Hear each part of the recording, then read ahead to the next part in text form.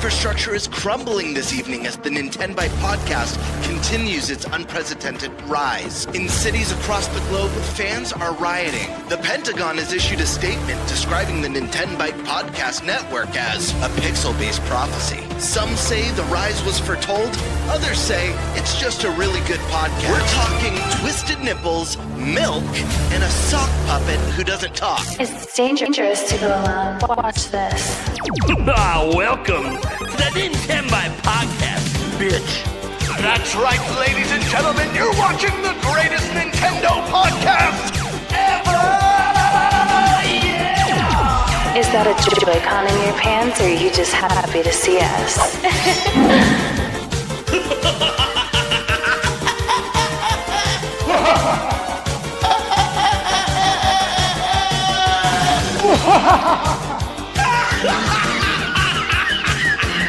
Shut up! Now feel the power. Everyone, do you feel that? Oh my god, I feel it! I feel it too, Gamer. What is it? It's the power of our podcast. I feel it! This is rad, NintenByte. So rad. Power.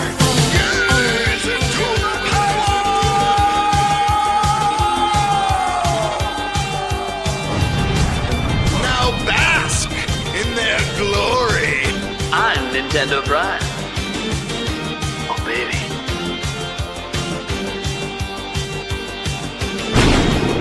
I'm Thunderstash.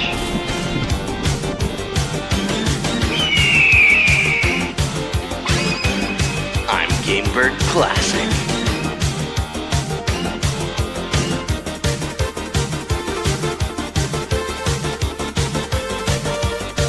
NintenByte rules. Let's rock. Hey everyone, welcome to the NintenByte Podcast, Season 3, Episode 36. And just a small little note, I don't know if people are paying attention. We are behind the scenes. We're creeping up on Episode 100 for the whole show. So, stay tuned. We're talking with preliminary about some special plans for that 100th episode. That said, welcome everyone. We got a killer show for you today. We got a bunch of big topics to go over. Talking some Nintendo Direct goodness, talking some Ocarina of Time remake, because we have the man who literally feels like weekly is making videos on the possibilities of Ocarina of Time remake. And Andres Restart, how you doing, buddy? What's up? I'm chilling. I could have introduced him as former co-host of the NintenByte Podcast, Andres Restart. But he's back. That's okay. Birdman's smiling because he's like, I took your spot, buddy. It's mine now. Man. But I'm excited to just talk with you guys tonight. Like it's been too long. It has been way too long. Yeah, and we got a dealer's choice in there that I have no idea what it's going to be. And then we're also at the end of the show, before we do the Q&A, our final topic, we're going to go over an update on our Fantasy Critic League. For those that don't know, everyone on the crew plus one additional person is part of a fantasy league for video games, and it is based on review scores. You are drafting games and getting points or negative points based on review scores, and it's publicly trackable. So I'll drop a link eventually in my chat. I hope the others doing theirs. You guys can go follow it, guys. We only need like 5 more followers, and we'll be on page 1 of the follower page. Yeah. And if we get like 112 followers, we'll be number 2 right behind Kind of Funny Games. So I'm just saying, you can get our podcast maybe recognized by some other big podcasts out there. I mean, you got to create a free to create. Yeah, you got to create an account. That's the problem that sucks, but it's free. It's free, and it's not that hard. Yeah. So, anyways, that we'll be talking about that because there has been some updates, some games added, not potentially, a game challenged. That was by me.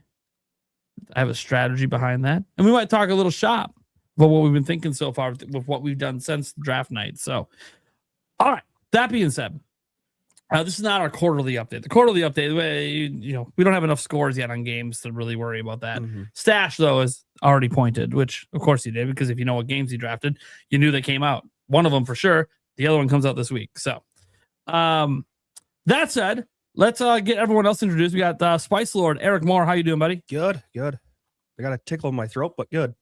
Yep, you sure do. Thunderstash Gaming. What's up, guys? Happy to be here. Busy week as always. That's it.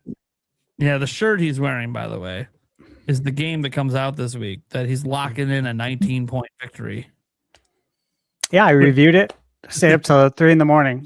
to get the review ready for embargo at 4.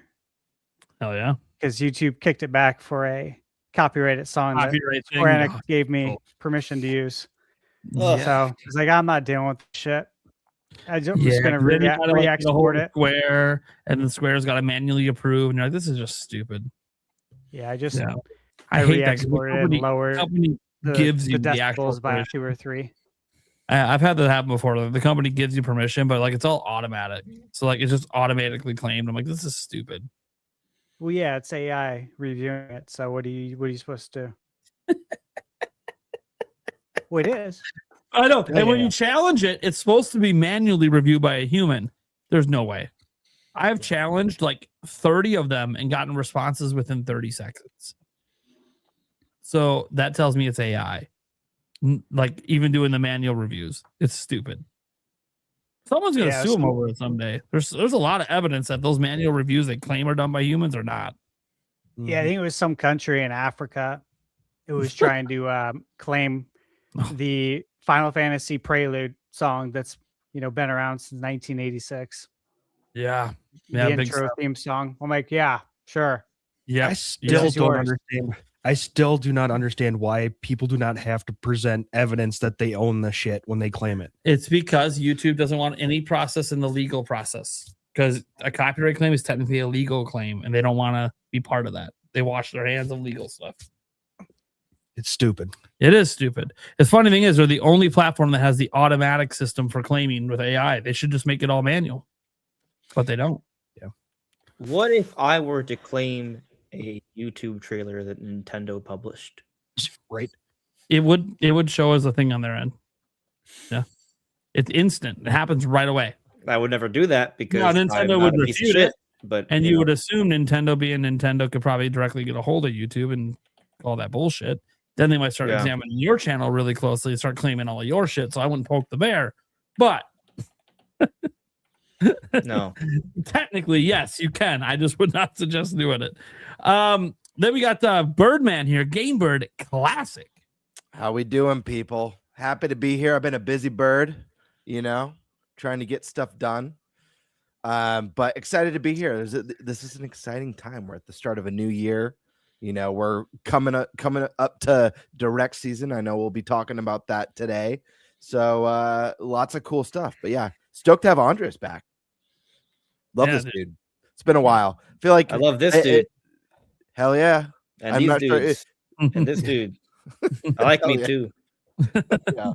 But yeah, stoked to have Andres here. Always a good time. Known Andres for a while. Way back. It's kind of crazy that you're his replacement. Even smaller. I'm not his replacement. I'm you knew each other. Well, you replaced. Well, technically, I don't even want to bring up who you replaced. That's why I say you replaced Andre. We'll leave it at that. There was nothing in between. Nothing else happened. I would have given it away, but I actually don't know who I replaced. I don't remember, unfortunately. Sorry. Technically, you replaced someone that we actually liked. Andrew Collette. Technically. That's who it was. Yeah. And he's very nice. He reached out when my son was going through stuff as well. He's a very nice guy. Just didn't fit his schedule, which is totally fine. But he was on trial, and then the person before him was on trial, and then it was Andres. So you replaced Andres because you're the only one that survived the trial of, hey, do you just want to do this? There is no trial. I didn't get a trial. That's wild. You didn't get a trial. You just in. Yeah. We were done with it. We were done with the bullshit. I lost many nights of sleep trying to figure out, is that because they're desperate or is it because I'm so badass they needed to lock me in? Well, you were on a couple times. You were on a couple times, and we enjoyed when you were on. We could tell you were a little bit timid, but that's okay because you're a small creator, new, being in front of thousands of people. It's new, and then And then it was like me, Stash, and Eric just had a brief conversation, and then you said, "Oh, I can't do it." Then you came back like, was it the same night? Some shit. Yeah, it was the same night. It was like an hour later. I was like, "Don't ask me because there's no way I can do it." And I'm like, "I'm in." An hour later. And then our conversation I think lasted like 5 minutes between us. We're like, "Yeah, we're just fuck it. Yep, he's in. We're just gonna roll with it. Yep, we like him. We hope he's as dedicated as he claims he's going to be." So, and hey. He's been here ever since. It is what it is. Something that are meant to be. That said, it is nice to have Andre Streetstar back on the show.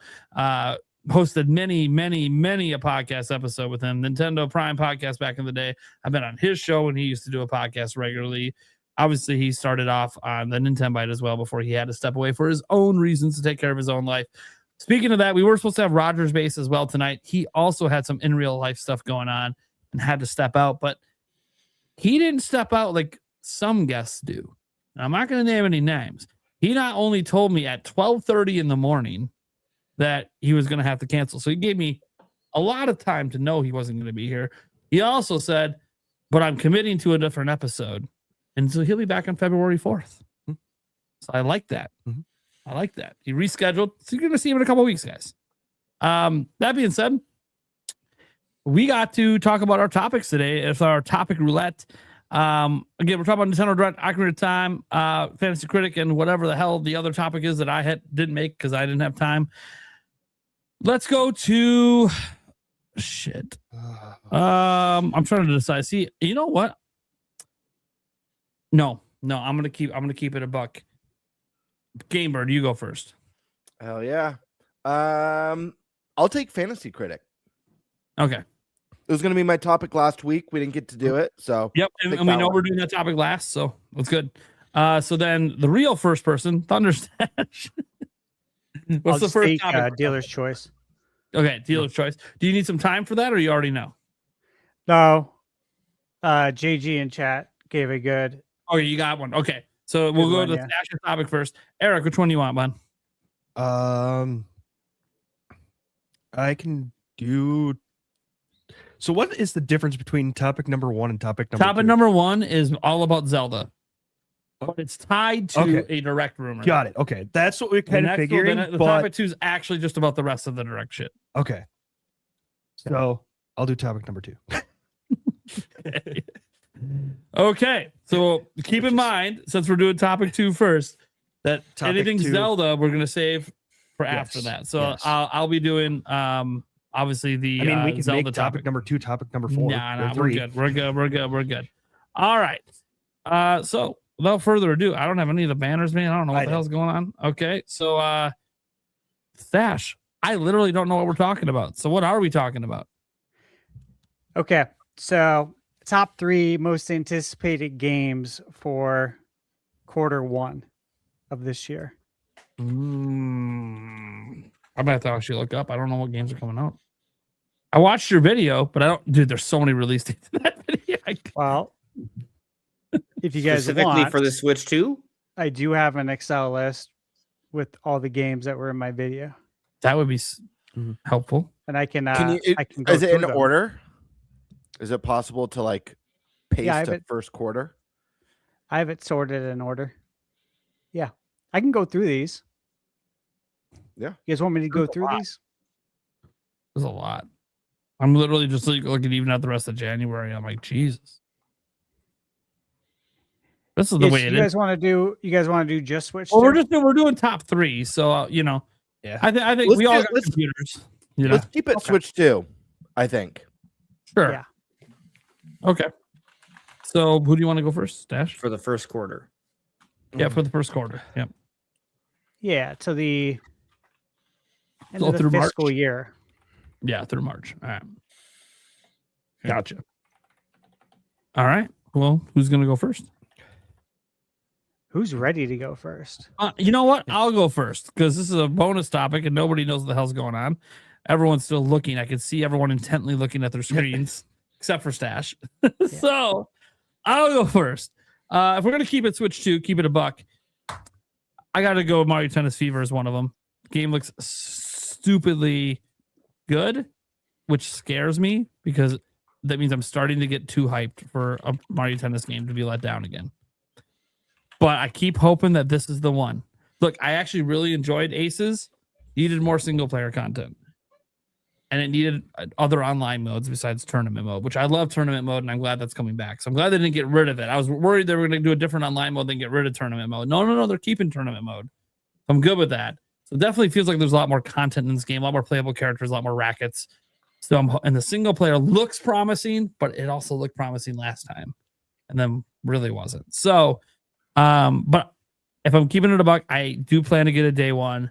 So that is definitely on my list for the first quarter. And trying to keep it just to Switch 2 sometimes is a little difficult for me because I play on all these different platforms. So I'm trying to remember what exactly is coming to Switch 2. But one I want to throw on there, and I don't know if I'm going to get to it during the first quarter because I just started the Dragon Quest 3 is Dragon Quest 7 Reimagined. Literally super stoked for that game. And I only just started my very first Dragon Quest game. Like I've done builders before, but like actually mainline games. Just started Dragon Quest 3 2D HD yesterday. Having a good time. You know, I'm not that deep into it. Obviously, I just started, but I got a feeling I'm going to fall in love with this series and might become a Dragon Quest addict the rest of this year. So, because like after that, you know, you got to go to 1 and 2. And then 7's coming out in a remade way. So then I got to jump to 7, and it is what it is. It's going to be fun though. And I'm hoping 12 gets announced at some point. I always knew I was going to love this series. I don't know why I've been avoiding playing it my whole life. And then if I'm going to go to another one, I don't know, that one's not on Switch 2. See, I got a kind of a list here. I'm gonna. So this isn't very. I was gonna say Crimson Desert, but technically not announced for Switch 2 yet. So I'm gonna hold on. Or was it? Is Crimson Desert slated for this March? Yeah, March 19th. So I guess technically it would be in this first quarter, but Yeah, that seems unlikely to come so early for Switch 2. Yeah, I don't think it's day and date for Switch 2. But you never know. It could get announced in the February Direct. Yeah. So you know it's day and date. Yeah. And again, we were hinted at it. Kiwi Talks came on our show last week. It literally said it's coming to Switch 2 this year. But he said this year. He didn't say launch day. So we'll see. So I'm not going to count that yet because it's technically not confirmed, even though I'm very, very confident it's coming. So I'm just glancing at this list quick. I think I'm going to go with Resident Evil Requiem. I know it's kind of weird. I'm going with big name games. I was trying to find an indie title. Like I wanted to throw Mina out there, but we don't know if Mina's even coming out first quarter. So yeah, I'll go with Resident Evil Requiem because I know I'm day one-ing that game. I love Resident Evil. I always have. Played the demo out at PAX West with the boys, and it was a lot of fun. The demo was fun. You only got to play the Grace parts. We didn't get to play the Leon parts, which is fine. I know how Leon plays. I've been playing Resident Evil. I get it. It's more action oriented when you're him. It's more sneaking around, horror oriented when it's with her. And I actually kind of like that. It actually excites me about this game. Feels like it's going to be a blend of two things I love from Resident Evil, but never, in my mind, never mixed together really well in a single game. It's like Resident Evil is either really, really good when it's heavy action, or it's really, really good when it's heavy horror. And every time they've tried to like put them together, it hasn't worked. But I think this is going to work because they kind of separated segments of the game for each character to do the different things. So I think it's going to work out actually very well. And again, I got to play a demo of it, and the demo was great. So that's what I'm going to go with for me. Those are my top three that I'm anticipating for the first quarter for this year. Do you mind if I follow that up? Please go ahead. Yeah, I mean, I would say for this first quarter, I probably am most excited for Resident Evil 9 Requiem. I just started replaying Resident Evil 2 Remake. I've made the decision to play through the Leon S. Kennedy games. And by the Leon S. Kennedy games, I mean the remakes for 2 and 4, because I don't think I'll have time to also play, 6? And I heard 6 is not even that good. So not that one. But yeah, I've been playing through the remake of 2. I never actually finished it. And so it's been a good time playing with Leon. And it's interesting because we've sort of seen a little bit of that blueprint of what they're doing with 9, because in Resident Evil 2, they do have the 2 different characters that have their own campaigns. And they're kind of going back to like those scary roots, but I mean, it's still Leon. There's still the action. So it's fun. It's been fun playing through that, and then I'm gonna finally play the remake of 4. I've played Resident Evil 4 like 20 times, but not the remake. So that's gonna be fun to do in preparation for Requiem next month. So that's my most anticipated game next month. I still undecided if I'm getting it on Switch 2 or PlayStation, but definitely that's kind of like the game I'm most interested in right now. I think Yoshi and the Mysterious Book is slated for autumn, so I don't know if that falls into. Yeah, so that's probably I feel like maybe it slides into March, right? But there's no guarantee. April, May, probably. Yeah. So it probably technically isn't going to fit in before the fiscal year, and so in that case, nothing. I have zero excitement for anything else. I don't care for the Mario Wonder. I loved Mario Wonder, but the Switch 2 edition is just multiplayer nonsense to me. That's how little I care about it. But Fire Emblem Fortune's Weave, I'm very excited for, but also that's probably not coming out in these first 3 months. 7 Remake, I am interested in. I did have the original. And when I say the original, I mean the 7 Remake on PlayStation 4, but also I do have access to the original as well. But the Switch 2 version, I mean, I've heard good things, so I never actually finished the remake, so that's kind of maybe like my second most anticipated game for this quarter. And I mean, honestly, I don't think there's anything else I'm gonna buy. Like, tell me what you life problem. I'm not gonna buy that. I don't care when it's coming out. I'm just not. I know I'm not gonna buy it. Sure. The Dust Bloods also probably not coming out in the next 2 months. So, I'm really excited for the Adventures of Elliot, actually, but we don't have a release date for it yet. But if there's a direct in February, it's not. I don't know if it's out of the question that if it can make it out, like, you know, like a shadow drop or comes out pretty quickly. So yeah, I feel like it's got to be coming soon because I mean they have a playable demo and supposedly the save data is going to be transferable to the final game. So it's kind of like that feels like a soon game.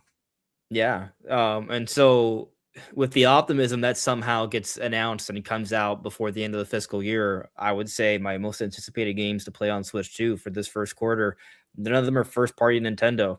Okay.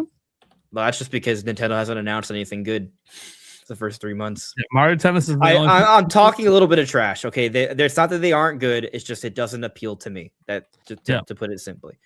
And Mario Tennis, I already know is going to disappoint me. So, I mean, I'll say that I don't want it to. I want it to. It does look good, but it's still Mario Tennis. So, I enjoy Mario Tennis. I just don't want to spend $70 on a tennis game. Sure, it's fair. Yeah. But I agree. It looks good. Like, as far as Mario Tennis goes, it looks great. But so did Aces. My expectations are so low. I might actually think the game is good. I'm expecting it to be trash. No, I mean, I think the game is going to be a good tennis game, but that's what it is.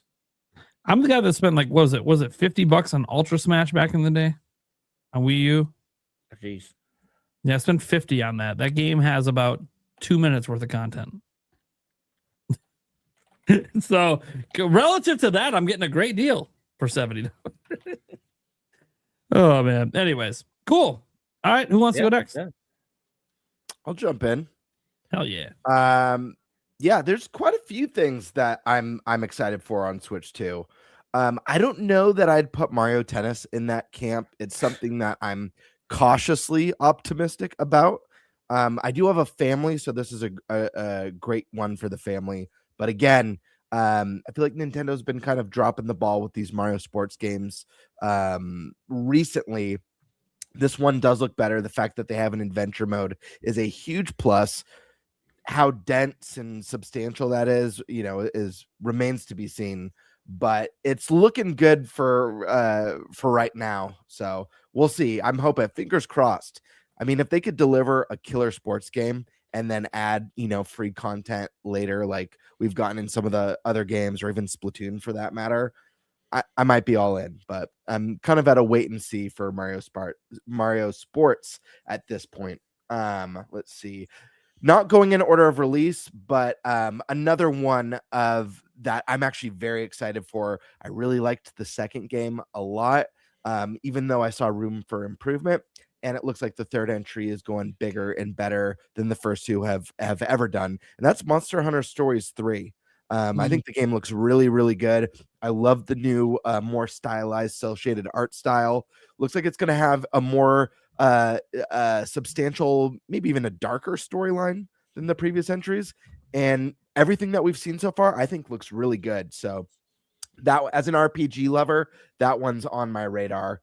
Of course, the elephant in the room, I'm sure everyone's going to mention this one today.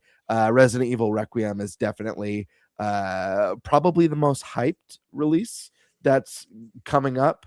I mean, Capcom's been crushing it on all fronts, and Resident Evil especially has just been kicking butt over the last handful of entries and with the remake. So very excited about that. Cannot wait to get my hands on it.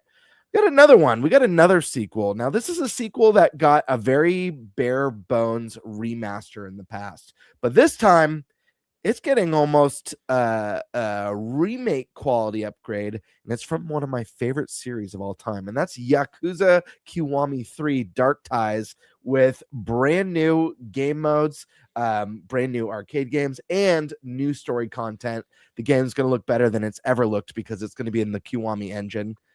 So I'm really, really excited about that. I just love this series. The story is unbelievable, over dramatic and a bit ridiculous at times, but actually a very dark and very character driven story that's really intense and really fun. Another one, it's another one that I think is going to get mentioned a lot, but Dragon Quest VII, the game just looks amazing. The art style alone reminds me of like dolls almost. I don't know how to describe it. I love it, but they remind me of like dolls. I love it. Another remaster landing on Switch. I missed this one. But it's from another great RPG series, and for a lot of people, one of the best entries in the whole series, Tales of Berseria remastered, coming to Switch. And check this, $39.99. People, if you love JRPGs, buy this game. It's dark, it's edgy. If you like the dark, edgy stuff, I know I do. I think that stuff could be really fun. This is a great game. It's one I never finished when it first, I think it released on the PS4 originally, and I never finished it. So I'm going to start over on Switch too. And this is going right into the backlog of games that I need to finish. Let me see. I think that's it for like big stuff that's coming now. I'm trying to see. I know there's some indies coming out. Stash, do you have any indies on hand over the next couple months that are coming out? Just because I feel like there's an indie or two that I'm very excited about, and I want to make sure I shout it out because it's probably a lesser known title, if I'm right. Yeah. I mean, there's a lot. Reanimal, that's one. Reanimal. Yeah. Excited for that. That game looks fantastic. Let's see. For Switch 2, is Dave the Diver in the jungle? Is that the first quarter? DLC, yeah, it's supposed to be.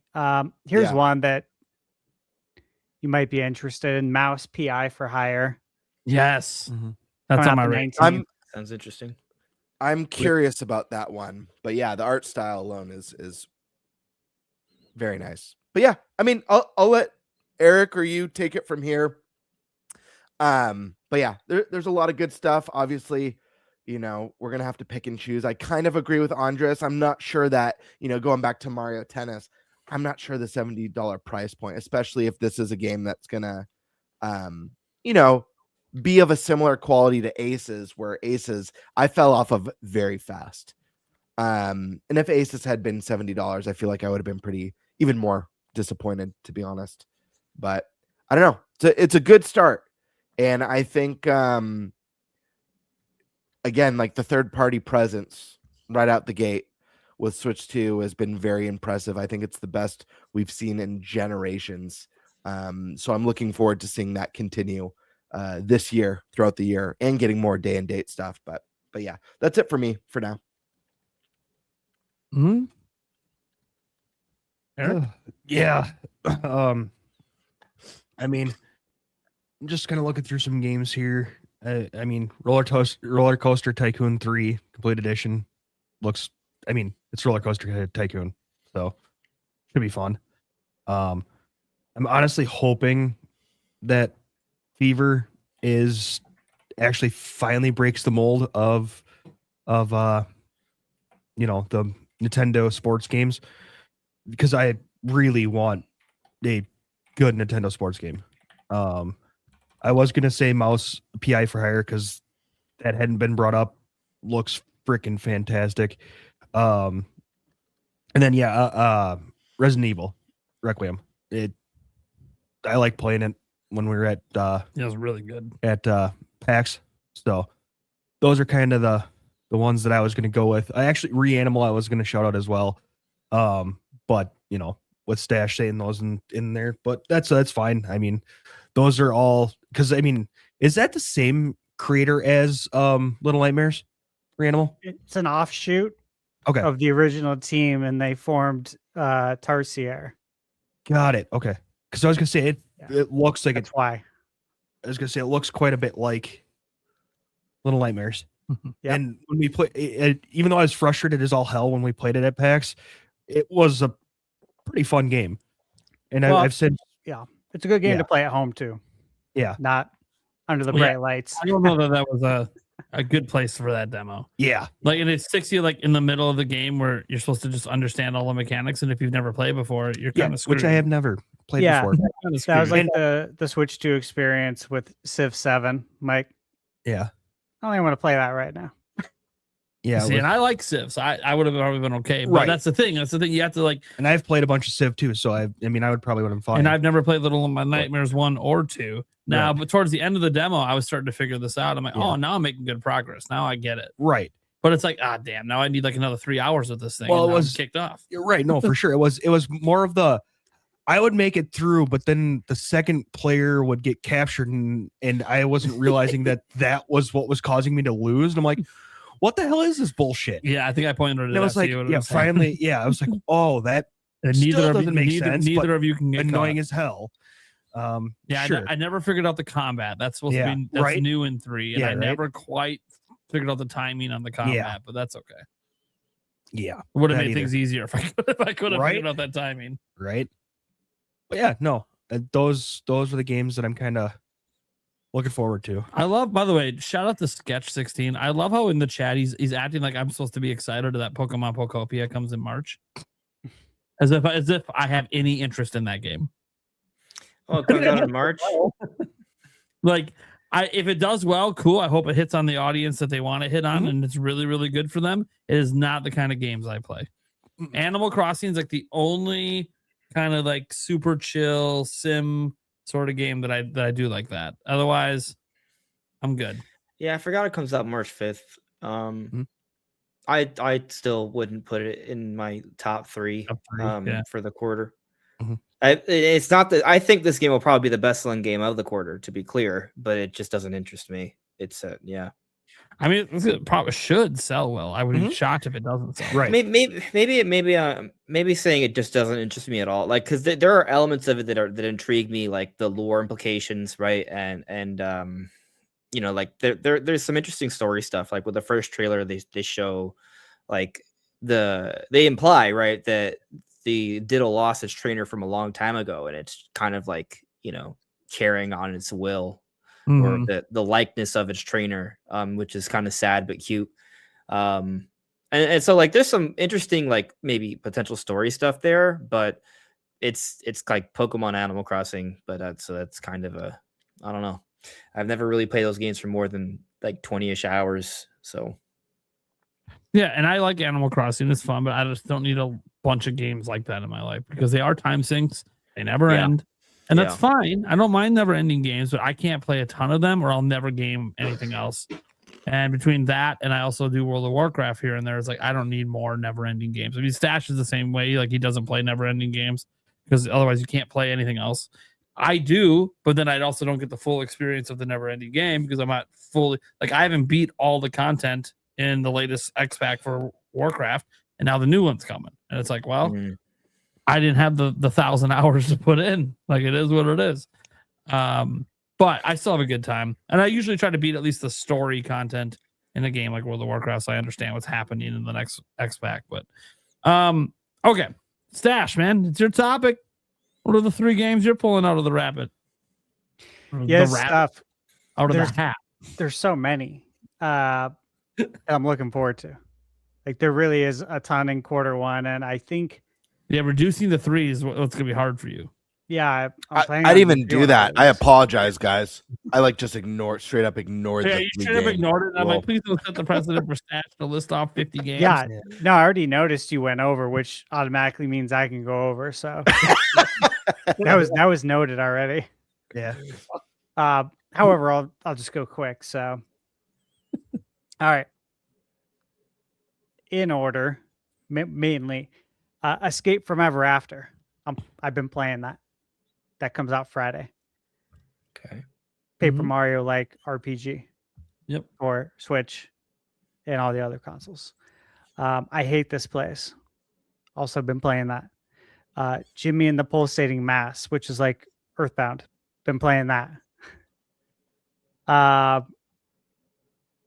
Which I'm surprised that you didn't know about. Yeah. That was crazy. I know. I saw it. So I saw it on Eric's. I'll tell the story. I saw it on Eric's list for what do you call it? Fantasy Critic. Fantasy Critic. Yeah, I saw it. I'm like, what is that? That sounds interesting. And click on it. Of course, it's an Earthbound style RPG, and I was like, oh my god, this looks awesome. And I messaged Eric. I'm like, bro, it's like because of you, I learned about a new game today. Like, congratulations, because that rarely happens. That's very rare, right? I took it as a compliment. Yeah, no, totally, man. So I did reach out to him like I said I was going to do. I did right after. Oh, and nice. They got back to me quick, and I've had a review code for like 2 weeks or a week, 2 weeks. But the same day I reached out to you, I got one the next day. Very nice. Yeah. Obviously, Dragon Quest VII Reimagined. That's on my most anticipated list. I'll be reviewing that early, and I'm very excited for it. And of course, I drafted that game in fantasy. Mario Tennis Fever, I am excited for. I feel like because the trailer really emphasized the story mode. Like if you go back and watch the trailer, which I was doing my most anticipated video. Of course, I got to go back and watch these trailers and cut them up. And when I watched it again, I'm like, they really emphasize the story mode here, which is obviously what we all want from it. And so I hope that that's what actually happens. Again, I know we're all cautiously watching that one. Obviously, Requiem, Monster Hunter Stories was on my list. The Virtual Boy NSO. I have it pre-ordered, of course. Fatal Frame 2. Crimson Butterfly. And then Tales of Berseria. Should be getting that soon, too, for review. But one of them that I've been looking forward to, and I played it briefly. So did you, Nate. Zach's Proud Nordics. Oh, yep. That was fun. 120 frames per second on Switch 2. Yep. And when I played it, Pretty it dropped in a badass. boss fight. I'm like, what am I doing? Oh, I got this. Okay, this plays like other games I played before. I got it. Yeah. East is awesome. East is, Yeah. is great. Yeah, I picked up the control for it super quick. It was pretty good. I wonder if they'll do any performance, just the free performance stuff for some of the other ones, because East 8 is so freaking good. If you're a Zelda fan, if you're a Zelda fan, if you're a Metroid fan, you need to play East 8 because it's a Metroidvania Zelda style RPG in a sense. It's very dungeon crawlery with areas that you can't get to until you have a certain upgrade. It's such a great game. It is. I really hope they do too. I'd like to see the Ys games and the Tales games. Like Berseria, that would be really nice to see a Switch 2 edition. Which you never know, because of course Bandai Namco has their own Nintendo studio, so maybe we will get one down the line. But Yeah, that's for Switch too. You know, obviously there's so many more games too on the other consoles on PS5 and PC. I think there's even an Xbox game, possibly, as long as it stays on track, that I'm looking forward to that comes out in Q1. But lot of games, guys. A lot of games. I'm getting tired just looking at this Excel sheet. Like, holy shit. It's gonna be fun though. There you go. All right. That'll do it for our first topic on the dealer's choice. Let's head on over to Eric, I believe, is next. Are you sure you don't want to go with yours? Because it makes more sense to go in that order. Fine. All right. I'll go next then. It's fine. There's a reason I don't like going early, but it is okay. Okay. Let's go then with the topic. So, yeah, there's a Nintendo Direct supposedly happening soon. I don't think anyone is shocked by What? this revelation. Like, if you are shocked, I guess you just don't know that Nintendo pretty much always has one in February for the most part. I had no idea. That said, this is kind of split up into two different topics. One, we'll talk about other Nintendo Direct stuff. This first topic, though, we're going to be talking mostly about Zelda and 40th anniversary stuff and Ocarina of Time remake. I say all this because Nintendo Talk is actually one of the leading people right now for a Direct in February. There's been some others, but he dropped a tweet that says the following: expect a Nintendo Direct in February with some anniversary announcements in the show.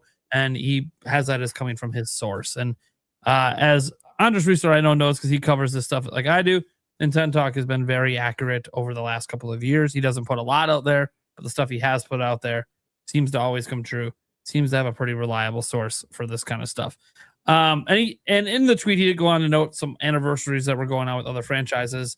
But, you know, we have a ton of third-party rumors for Switch 2 right now, and even a leak that led to us, led to them just straight up announcing High on Life 2, which might have been in the Direct, but who knows now.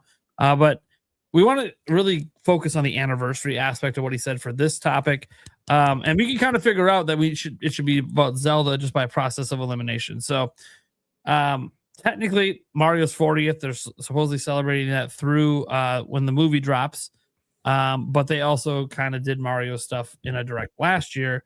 Also, Pokemon's 30th is right now, Metroid's 40th, and Animal Crossing's 25th, along with Zelda's 40th. Animal Crossing, though, just got like an update to the game, and they didn't really talk about the anniversary, so I don't know that they're going to do anything for that.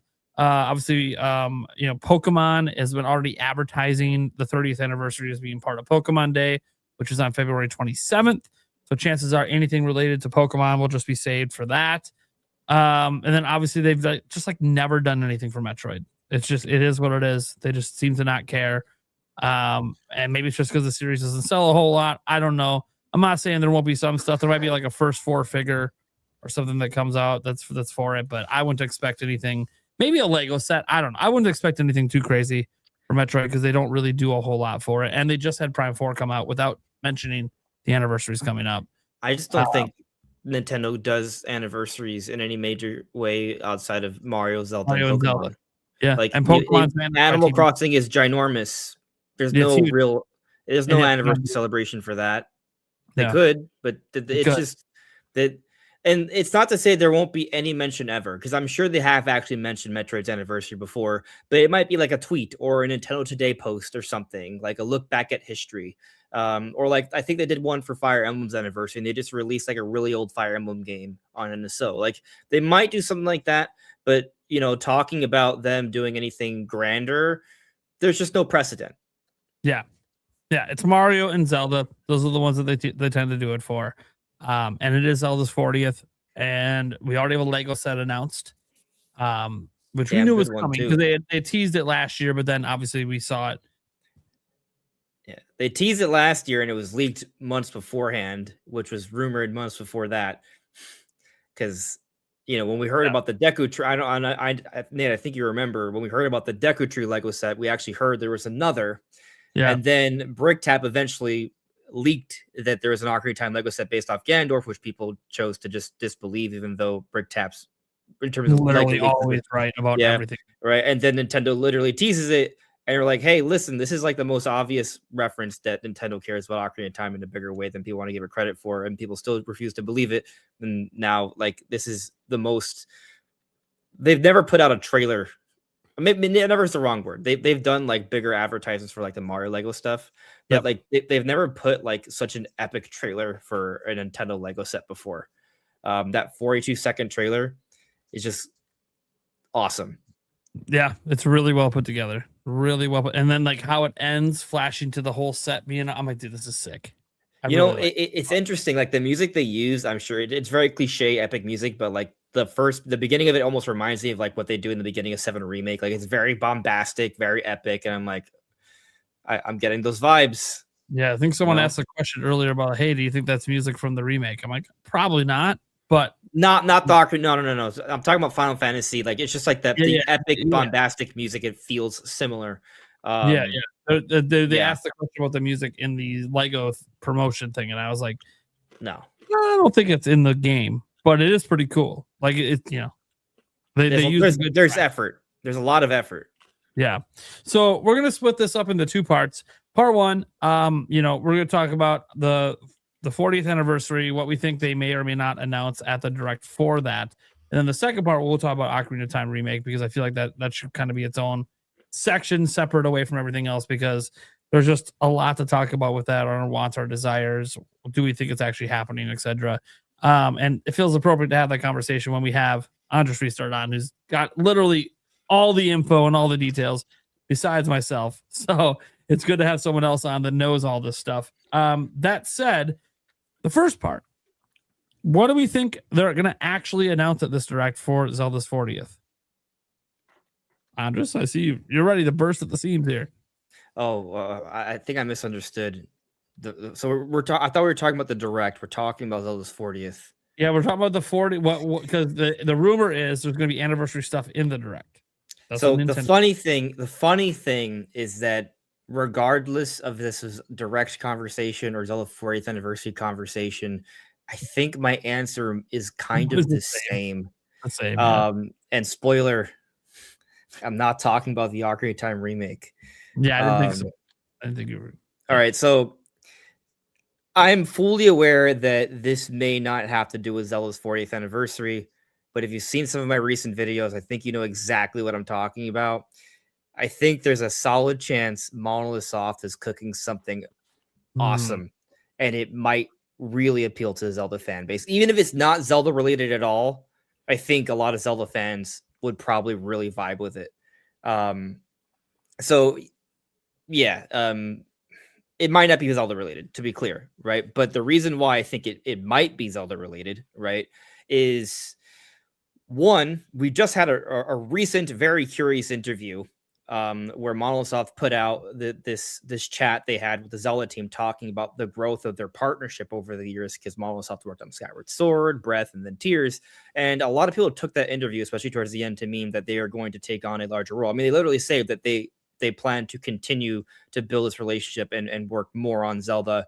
So there is some indication perhaps that they're going to do something even bigger in the future. Does that mean just doing more, taking on more of a role with the mainline 3D Zelda projects? Probably. But does it also mean something else?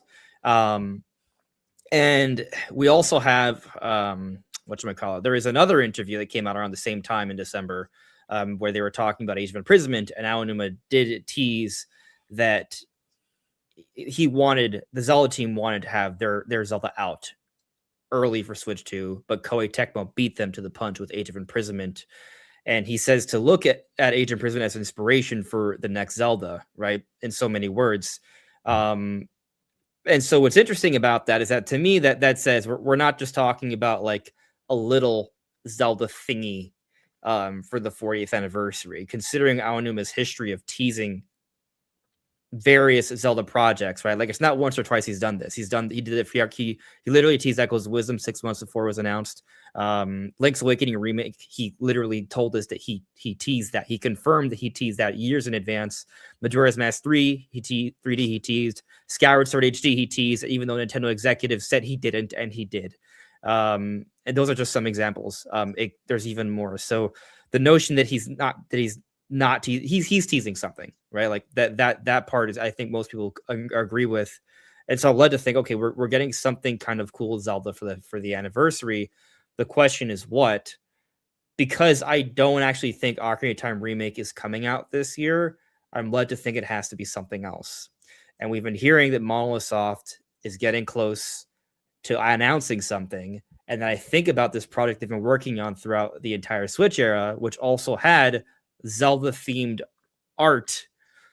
I'm like, all right, well, what if they do something that, like, when I say they, I mean Nintendo does something that they probably should have done a long time ago, and is have a spin-off series that's kind of like big, kind of like how Luigi's Mansion is to Mario, or Donkey Kong is to Mario, right? Like, these are technically Mario Universe series, but they're also their own big thing. So what if Nintendo and Monolith Soft announce a new thing?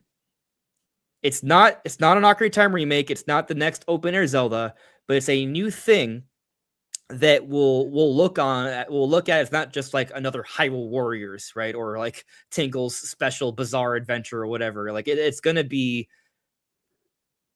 just something that's based off the Zelda universe, but its own IP. Because we've heard about the hirings. They've mentioned they're working on an action game. We've seen LinkedIn profile listings.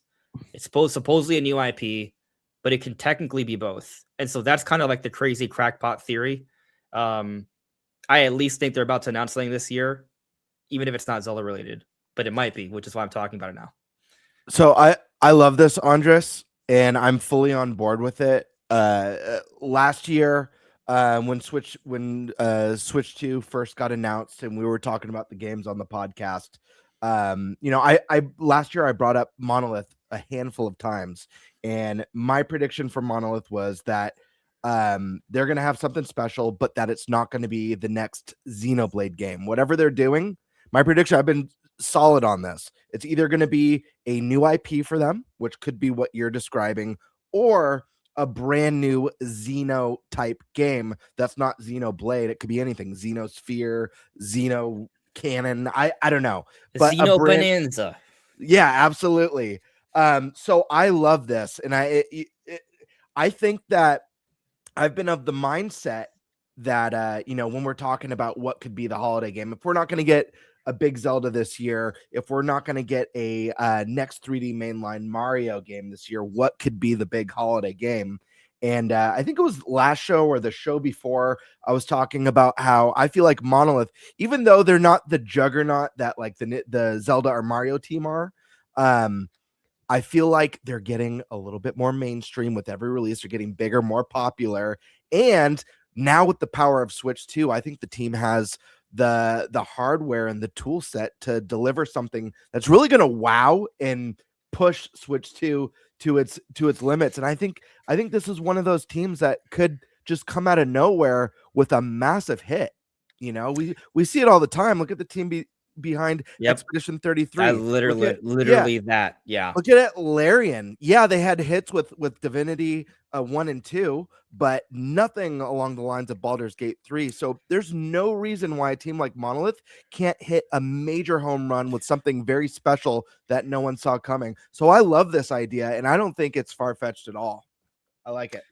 I'll say that Xenoblade Chronicles 3 did receive a great deal of nominations when it came out. But at the end of the day, it was a Switch 1 title, hampered by being on the Switch 1, and it was anime, right? So, I mean, I love anime, right? I when I was eating dinner, I was rewatching My Hero. But my point is simply that anime aesthetic takes away from its mainstream allure, to an extent, especially with it may sound kind of contradictory, right? Because Xenoblade Chronicles 2 is the most anime, it's the best selling, but in terms of like winning awards and stuff, it has limited it, at least here in the West, right? Sure. And so you look at something like Expedition 33, it's very similar. If Xenoblade Chronicles 3 was made for better hardware, it might have gotten the same kind of level of treatment as Expedition 33 has gotten this past year. And I would also argue, I think the thing that would be so exciting about this idea of yours about Monolith working on some sort of a Zelda game, a Zelda spinoff, a Zelda RPG, whatever it could be, is that, as someone like Zelda's my favorite series of all time, but as someone who has a deep, deep love for RPGs and JRPGs and lore and stories, like thinking about what sort of, story's never been the strong suit in a Zelda game. Some are obviously better than others, but it's never been like, you're never going to put a Zelda story next to a story of like Xenoblade Chronicles 3 or Baldur's Gate. Yeah. Monolith Soft is the best studio from Nintendo in terms of telling story. Yep. Hands so down. Imagine Not close. what they would do with that world if they had creative control to build a story with those characters. To me, that's pretty exciting stuff. I don't know if this is something that's happening. I don't think it's far-fetched, and it feels right. I'd be stoked. I'd be in 100% all in on that. Yeah. So I mean, that's kind of like my big wish slash theory. I mean, if it's not that, I think our most exciting thing I'm trying not to touch the remake, right? Like Twilight Princess HD. If it's gonna happen, it's gonna be this year. If it's not this year, it's not happening until Nintendo decides to remake it, like actually many years from now, probably. So that's kind of like the most notable thing outside of a big new spin-off, I think. Okay. That's good. All right. Who wants to go next for just the direct predictions for what they might reveal for Zelda at this event? Let's see here. Let's go to Eric. You got anything? Yeah. We're talking about what they're going to do for Zelda for possible in the direct here or for their 40th. Yep. I could see them, going, if the direct in February, their one last thing might be like a tune into, the next direct, which is discussing the Zelda movie. It goes over more of the casting, gives us a title, things like that, and kind of shows off a little bit of the movie. Gives us an actual trailer, things like that. That I think that would be really fun. Eric, you got me you got my brain started to turn, right? Because I'm starting to think about it. Like I remember in what was it, 2021? Technically, that was Zelda's 30th anniversary. The February Direct did have a pretty substantial announcement. I don't think they marketed it as a 30th anniversary announcement, but it may as well have been. Aonuma came out and he had some words. He suggested that we'd hear more about Tears of the Kingdom later in the year. At that point, we didn't even know it was called Tears of the Kingdom, just a sequel. But he did spend a lot of time kind of sharing with us Skyward Sword HD. Like he had a presence. It wasn't just a Skyward Sword HD trailer, but it was also a Skyward Sword HD trailer. And so we could get something like that. And what's interesting about that is that there may still be more, right? If they follow a similar framework this year, where we have something like that in this direct, and then we still get like a big teaser for something else, maybe in the summer presentation. And then towards the end of the year, there's like another little anniversary thing. Like they did the Game & Watch, right? So they had Skyward Sword HD, the Tears of the Kingdom teaser, and the Game & Watch. Now, this time I think they're going to go bigger because, like, you're right. You brought up the movie. It makes sense to talk about the movie at some point this year. I also think I don't know if this will be in this direct. I think these things probably happen later in the year, but like I think that we'll announce like Zelda for Super Nintendo World. I think that's the next expansion. These things I think are going to be happening throughout the year.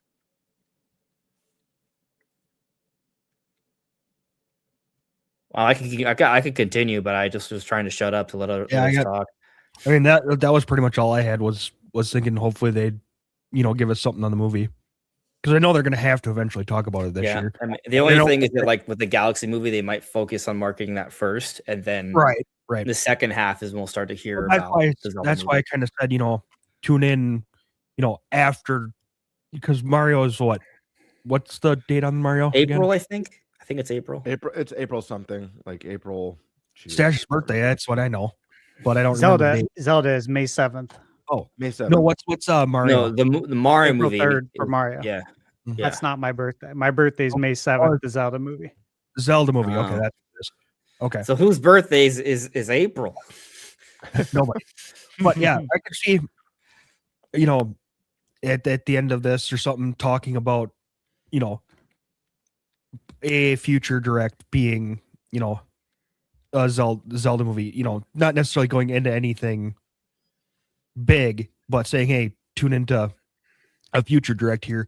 That would probably happen after the Mario movie comes out. For that, Eric, that's similar to something that I was kind of wondering about this direct. I'm wondering if we don't get all the Zelda 40th goodies in this direct, but they make mention at some point halfway through to near the end of the direct, like, hey guys, guess what? The 40th anniversary is coming up for The Legend of Zelda, and we'll have a lot more to share about that at a later date. I would love that. They kind of love that. set up that, hey, like, you know, we're not necessarily going to have this celebration in time for the anniversary, but it's coming. And to me, that feels more plausible than just getting the Zelda anniversary dump in February before the Mario movie, you know? And if there is going to be an anniversary movie, there is Mario stuff that they could have in this direct, even though we know about what's going on for Mario. 1, we could get trailer 2 for the Mario movie, because we have trailer 1, and like 2, we have a tease and a TV spot. So we could get like the final trailer, you know, which is the big juicy one. We have stuff that we're still waiting on, like the Wonder Flower toy. I know that we don't have a release date, as far as I know, unless I'm wrong. I don't think we have a release date for Mario Wonder Bella Bell expansion, but maybe I'm wrong on that. We don't have one, right? Yep. Still spring.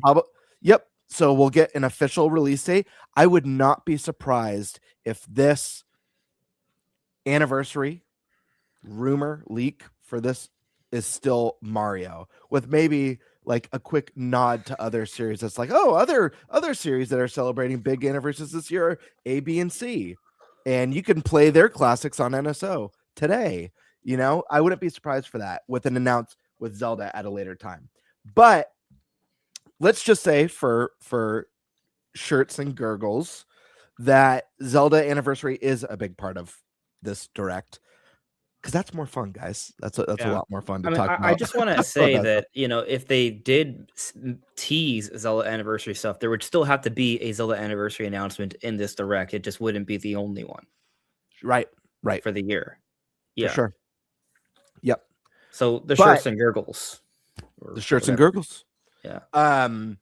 But let's say that they are gonna do their kind of Zelda anniversary drop. I do think, I mean, I made a video on this. I think you made one too, Andres. I think a bunch of people did, about why we think this has potential to be the best Zelda anniversary to date. And it's kind of just that the pieces have all lined up. I mean, you guys have already all mentioned it. We got a live action Zelda movie, which is like a childhood dream come true for most Zelda fans, people who grew up with this series. I mean, that already alone, you throw out everything else, a live action Zelda movie alone elevates this, in my opinion, already better than most Zelda anniversaries, because this is something I never thought we would ever get. It's filming in New Zealand, where they shot Lord of the Rings and The Hobbit. Unbelievable. The set photos look fantastic. Fingers crossed. I really hope they don't drop the ball with this movie. I hope it kicks butt. On top of that, what's the other childhood dream? We've got a Super Nintendo Land theme park now, and they've already expanded into Donkey Kong. And we have in the Orlando location, Zelda Stained Glass, Aonuma making visits there. It seems pretty clear that there's going to be more expansions to this park, at least in Florida and probably some in Japan. I know Hollywood has limited real estate, so it's likely we won't see any of that unless they add attractions in different parts of the park and tear down old attractions.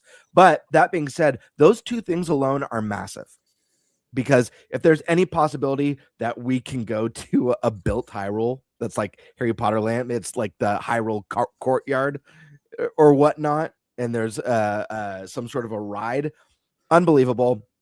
Then you've got to factor in, we know merch is always a part of the Zelda and Mario It's so common, whether it's golden Joy-Cons or a golden Pro. I'm willing those into existence, by the way, because I want some gold with my Switch 2. Whether it's a Zelda themed Switch 2 that comes bundled with a digital code for maybe we're getting a remake this year, maybe we're getting a special port. So I definitely think hardware and accessories is going to be a big one. Additionally, we got to talk about the games. This is where I have a hard time because the pieces are lining up. I'm an Ocarina of Time remake believer. I've been forever. Andres, we've talked about this years ago. Yeah.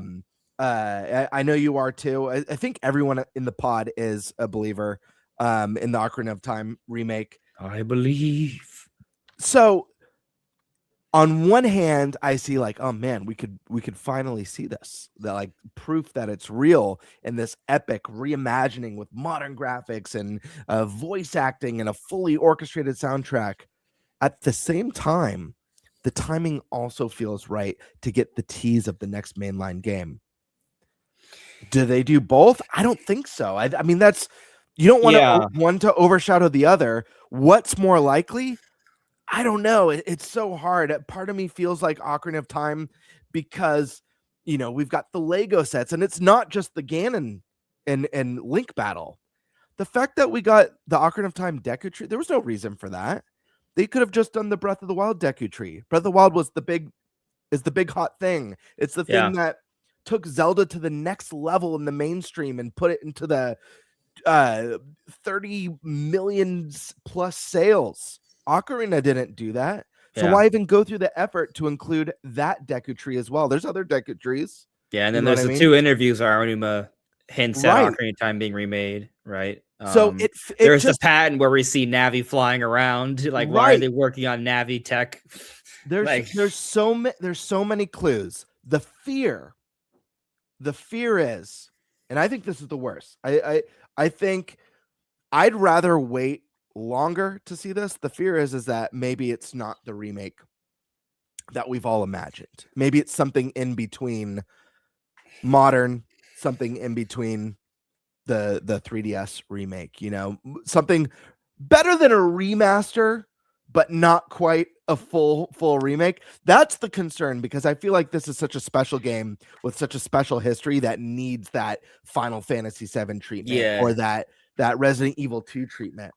But the timing does feel right. But the timing also feels right for the next one. So maybe I'm wrong on both, and maybe it's the monolith thing that you're pitching, because I think there's something there to that. But there's no way we get 3. There's no way we get 2, I don't think. So what's it going to be? I don't know. I'm curious to know what you guys think. I just want to say that I feel that there is a solid chance that this remake would function as a little bit of both. It would be the remake, that we've been waiting for, right? It would do a good job of exciting that fan base early on, getting us invested in the system early on, but also in and of itself be that teaser for the next Zelda. Wind Waker HD, that was birthed from working on Wii U tech for 3D Zelda, right? It was a little bit of a showcase of some of the Wii U capabilities, and they use that as a testing ground to familiarize themselves with the Wii U to make Breath of the Wild. Now this would be on a grander scale, but I could see it kind of being a little bit of that. There's also what's interesting, like Wind Waker was also a kind of a primer for Breath of the Wild, because it was like the most open world Zelda in a long time. And then you look at Skyward Sword, they put that out shortly before Tears of the Kingdom. Shortly before they announced the expanded sky in Tears of the Kingdom. And so Skyward Sword was also put out to kind of tease the next Zelda, right? And we've heard from Special Nick about the next open air Zelda, how it's supposed to have to do with tears in reality, maybe a light world, dark world kind of mechanic, different portals, alternate realms, which is very much like, light world, dark world, or past, future, and Ocarina of Time. So Ocarina of Time could actually, if they were to do a remake ambitiously, right? Like there would be this opportunity to have it be something that showcases Switch 2 graphics, right? Get that Zelda fan base excited, do the anniversary stuff, hype up the movie or vice versa. But also be a little bit of a teaser of, okay, so this is the new graphics tech we're using for Zelda, right? This is also mechanically, there are some similarities here to the next Zelda, right? In the same sense that Wind Waker was a teaser for Breath of the Wild. It wasn't like a Breath of the Wild demo, but it showcased that open world exploration, right? Or how Skyward Sword showcased that sky exploration that we got in Tears of the Kingdom. They may position this remake like that. And so I think it could actually be both. And so if they were to do that, we probably wouldn't be seeing an actual teaser for open air Zelda until it's actually kind of close to coming out. For sure. Which I think is a better, because waiting 3 years, with It's nothing. painful. Yeah. But that's all assuming the remake is this ambitious thing. If it's not an ambitious thing, then that all goes out the window. Absolutely. Yeah. And we don't have substantial evidence. I mean, we don't have a lot of evidence to say it's an ambitious remake. I just think it's happening. I guess, are we trying to hold back from the Ocarina of Time remake conversation? We're still like getting into it. Yeah. We're gonna deep dive into it in a bit. All right, so I've already kind of probably said too much, but yeah, I'll pin that. Those were my thoughts for the direct. Ultimately, just to bring it full circle again, I'm not convinced we see Zelda Anniversary at the direct. I really can see the possibility of them teasing this celebration at a future date. Well, you're wrong. I'll go last. Stash, have you gone yet on this part? No, not yet. All right. What are your thoughts on 40th anniversary Nintendo Direct? Yeah, so as far as May or February, I don't see it really happening in February. Yep. It doesn't make sense. It goes against everything that I've been saying for, I think, once again, like over a year. What did I say? That the Mario movie was going to run a marketing cycle for the 40th anniversary all the way through the movie, which would take us to April, and that the Zelda 40th marketing would run from May to May. So May 2026 to May 2027 when the movie hits. That is the absolute most logical way to go about it. So I agree. Yeah, and why would we use a direct to talk about Zelda in February when we're pushing Mario? We already have the Yoshi game coming out in spring. We have Super Mario Wonder Switch 2 edition coming out in spring. Like it's illogical. It's going to be Mario Direct. It's going to be Mario Anniversary stuff in the Direct. That makes the most sense. Yeah, because Zelda's going to have its time. There's a time for this. There's a time and place, and it's not in February. I do think they will most likely say this, though, in the Direct, that you can look forward to hearing more things about Zelda throughout the year to celebrate the anniversary. Look forward to this. I also think that in the Direct, there's a good chance they'll say, look forward to the Pokemon Presents. Because if we have a Direct in February, it would make sense that they would say, hey, look forward to hearing about some great things with what we have going on here. That's where I'm at with this. Are we on the same page then? That so you think there's a good chance they would make reference to eventual announcements regarding both anniversaries, right? But don't you think that would have to come with some kind of announcement for each particular series? Not a full-on focus on the anniversary, but some kind of game for each series would need to be have a segment in the Direct. Wouldn't you think? I think the way they're going to do it is, I think Mario's was going to be the focus. They're going to tease the Zelda Anniversary stuff, but they're going to say something along the lines of, check out these other games that have big anniversaries, and it's going to show like like a montage of the characters or the games and saying, and you could play the classic entries in these titles on NSO. I think they'll do something like that, and that'll cover like Metroid and Kirby and I don't know what the whole bunch. Yeah. Okay. I just think this is going to be more focus on the games that are coming out, third-party games, getting updates on the games that they've already shown us. Like, when are these games coming out, right? Things like Elden Ring, when's that coming out? Splatoon, Raiders, anything that they announced at the last two directs, we need to get an update on. Because then the next direct is going to talk about some of the newer games that are going to be coming out in the future. I mean, that's historically how they've always done it. So I don't expect them to stray from that. I do still think we get obviously Zelda news later this year. I do still expect a remake / remaster. Obviously, I've seen the news about the Ancient Stone tablets. I have it right behind me on the shelf. Physical edition. Played it. It's awesome. I think people would love to play it. I was gonna ask you if you think it's good, but you just Oh yeah, dude. It's awesome. I have that, and I have the broadcast satellite Legend of Zelda as well. That's redone in Super Nintendo style, the original. I think that's so cool. Look, again, if you rewind to probably a year ago when we were talking about stuff to come out on NSO, what did I say? Broadcast satellite. Everyone thought that was crazy, but I think it's going to happen. I really some people do. still think it's crazy. Yeah, they do. But Virtual Boy exists now. I still think DS is coming. Still think Wii's gonna come. Wii's it's the 20th anniversary for Nintendo Wii this year.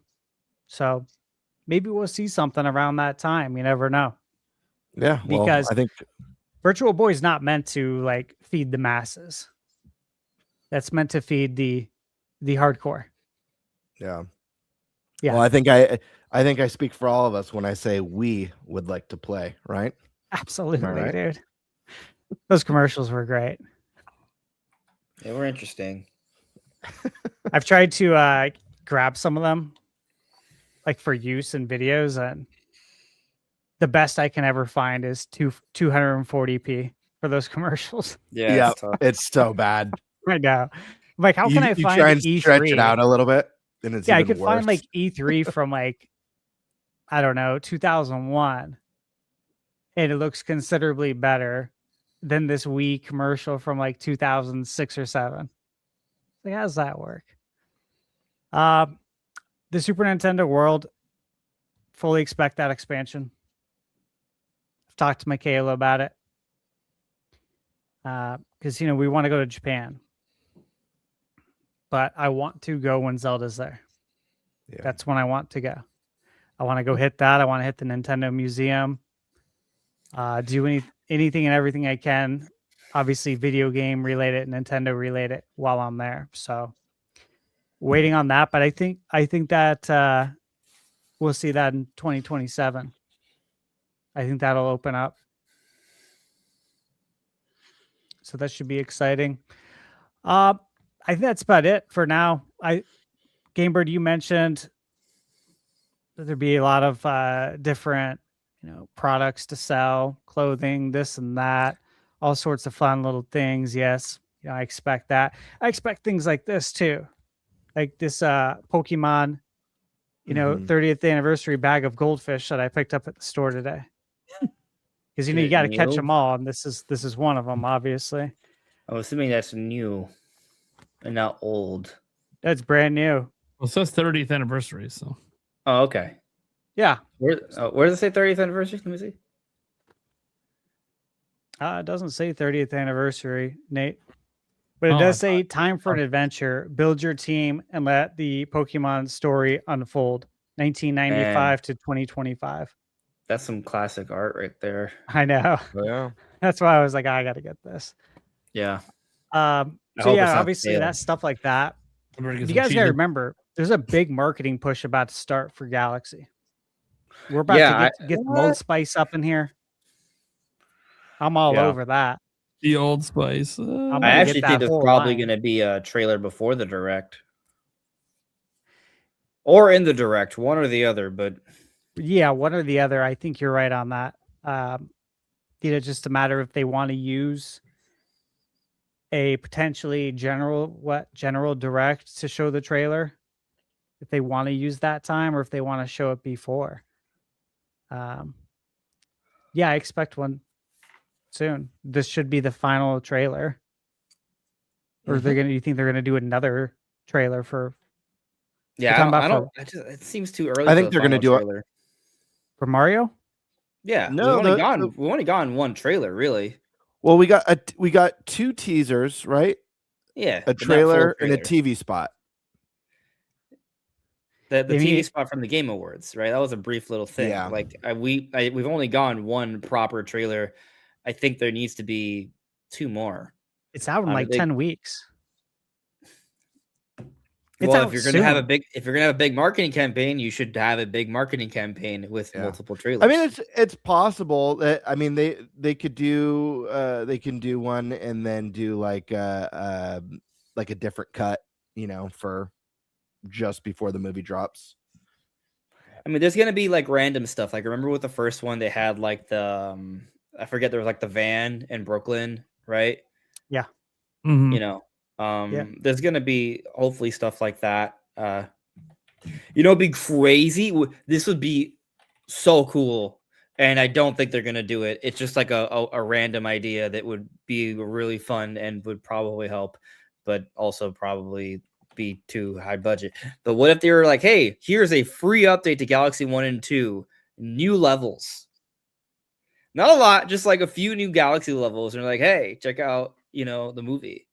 That would be cool. Maybe it showcases like Bowser Jr.'s new look or something as kind of like a reference to the movie, and it's like, hey, check out the movie coming to theaters soon or something. Like, that would be probably completely unexpected, and I doubt anyone's actually going to believe this, but I don't know. It would be fun.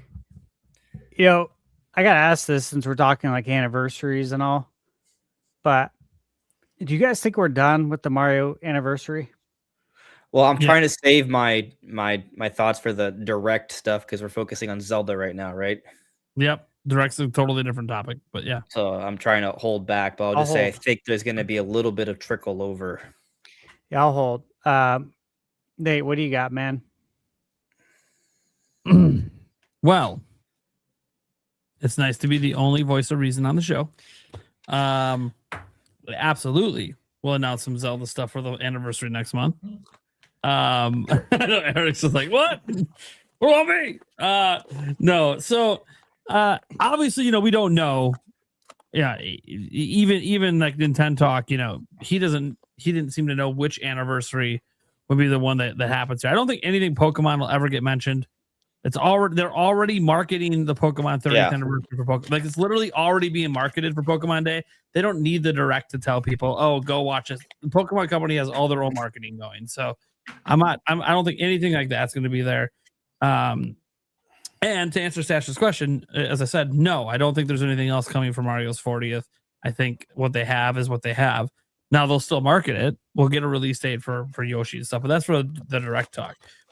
For the Zelda stuff, I personally do, obviously, I made the topic, do think there will be Zelda stuff in this Direct. And that is for a couple of reasons. But Nate, I don't want to cut you off. Do you think there will, because my argument, I know you had to step away. My argument was that I don't think this is going to be the big 40th dump of everything. This is all the stuff. So that's what I was arguing. I'm not saying that there won't be anything Zelda in the Direct. I just don't think it's going to be the dump. I think it will be the dump. Okay, you think it will? Okay, I just want to clarify. So I understood. So a couple of reasons. One, it actually is the 40th anniversary next month. I know they haven't always done Zelda stuff on the actual anniversary, but it quite literally is the 40th anniversary next month. So there's that. Two, I'm on record saying that I don't think 3D Mario is coming until 2028, and I think that would be the only other thing to reveal for an anniversary that would be exciting to most people. So with that being the case, I know Andre Tristar hasn't heard this take before. He wasn't on that episode. So I'm not going to go over that right now. Obviously, why all my reasons behind that, but because to frame this, because I don't think that that's getting revealed in February or even coming out this year. And I think that's the only other thing that could announce. There is this thought process I have that, look, Nintendo needs a big direct. They need a showcase direct. And the way I believe, there's nothing else really coming for Mario this year besides what's already announced, then I think they have to have something else. And that something else could be the blowout for Zelda. This is where I get crazy. Okay, because not only do I think, and we'll get into the Ocarina of Time stuff later, not only do I think that will be revealed next month. I don't know if it's going to be coming out this year. That's a different conversation, but I do think it could be revealed next month. I think they also, and this is the one I'm not sure about because I think it could happen in June instead of now, but I think they could tease the next big 3D Zelda. Just a tease. Again, I know what Andres Research said, and it makes more sense. I know we when it comes to Zelda, the big ones, especially the big 3D ones, kind of throw all sense away. They're always revealed years before the game comes out. And that's not always the intent. Sometimes the intent is to reveal it now, it comes out next year. But that's what always happens. They reveal and it's years out. And the reason I bring this all up is because I do think that Nintendo needs a showcase direct. And the best way to have a showcase direct is to showcase the games that everyone would always just universally be excited for. And that would be a big new 3D Zelda, even though it's years away. But even just a 2014 style teaser where you barely see a glimpse of the art style of the game. That would be hype. That would be very, very hype. And that's all we would need. They won't have to talk about this shit again until, I don't know, end of next year, maybe September direct of 2027. And they can get away with that because it's all about teasing, hey, this is why Switch 2 is here. Look at what we're doing with Zelda that we could not do on Switch 1. And the same with the Ocarina of Time remake. Even if it's not this year, showing it is just going to blow people's minds away. And that's what I mean. They need something to blow people away. And you could use Zelda's 40th as the excuse to be like, fine, let's dump a couple massive Zelda announcements. We already have the Legos coming, supposedly in March or something. I don't know. That's when the website says it's starting to ship out. So it's not like they're shying away from releasing Zelda stuff while the Mario stuff's going on. They literally had the announcement in January, which is something that Nash Riedel said was going to start. Announcements related to the 40th would start in January. Lego, it just happened. Now, they didn't label it as under the 40th anniversary, but that could be because they're waiting to reveal Ocarina of Time Remake, and they're just going to tie that all in, being like, hey, we actually already announced the 40th anniversary. We're doing the Lego thing. We're also doing this. We're doing that. And I think that'll be the brux of it will be those two announcements. But there will be like something for this year, whether it's that now rumored Ancient Stone tablets coming back, whether it's NSO or otherwise, or whether it's, maybe this, just because I'm speaking this right now means it's not going to happen. But Wind Waker or Twilight Princess coming back, even in just like 4K or something, 120 or 4K 60, would be cool. But it's kind of like, well, it wouldn't be 4K 120, it'd be 4K 60, maybe 1080 120 if they decided to do that. But I kind of feel like, there will be something that comes out for Zelda this year. I'm not just 100% sure on what that something is, but I think it'll be the least hyped of the announcements they have. But no one's going to give a shit because Ocarina of Time Remake and the new 3D Zelda are going to look so incredible. Everyone's just going to be like, oh, who cares if it's not this year? Who cares if Ocarina of Time's next year and it's coming out around when the Zelda movie does? Who cares? Like, this is hype as shit. Look how hype this is. And that doesn't solve them needing a big game for this year. Again, I still think there's going to be at least one, besides Gen 10 Pokemon system seller coming out this year. Maybe it is Ocarina of Time, but it might not be. So it could be something else. And there's a lot of chances to announce some of that. And then the announcements might still happen in the direct, by the way. That big game is still going to announce in addition to the 40th stuff. So that's what I think will happen. One thing I hope happens, because that's what I think will happen. Like, I expect this. People can call me crazy for it. This is what I expect. What I want to happen is a new Symphony of the Goddess announced. A new concert tour. Because I never got to go to the original. Couldn't afford it. Couldn't travel. It wasn't anywhere near me. I can do that now. I want to go to it. I want to take Yulia to it. She'll really appreciate it now because she's into Zelda. So I want that to come back. They ran that for like what, the 25th all the way up to the 30th. It was like 5 straight years of concerts. Yeah. Worldwide. I went to that first run of Symphony of the Goddess. I saw it at the Pantages in Los Angeles, and I mentioned this in my Zelda anniversary predictions video that I did on my channel because very special memory for me. One, getting to hear music from my most loved series fully orchestrated live was, something truly, truly special. But the other part was in the lobby, Nintendo had set up kiosks with demo stations for Skyward Sword.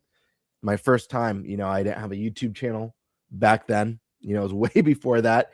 And so getting to demo a Zelda game early at a special event was one of the coolest things to me ever. And the demo was that first dungeon in Skyward Sword. So I hope they bring it back too, Nate, because I would love for you guys to experience that. It was definitely a very magical experience. Bro, imagine they do announce a new concert series this year, and they do announce the remake, even if it comes out 2027. They have a demo later this year, and you can play the demo at the event, and it's like the Deku Tree dungeon, the first dungeon, you're fighting Goma, but this is all completely like reimagined, right? So it's kind of like the Wii U tech demo vibes, but actually playable, and it's Ocarina of Time reimagined in that initial thing. That would get so many people like, oh, I gotta get a Switch 2.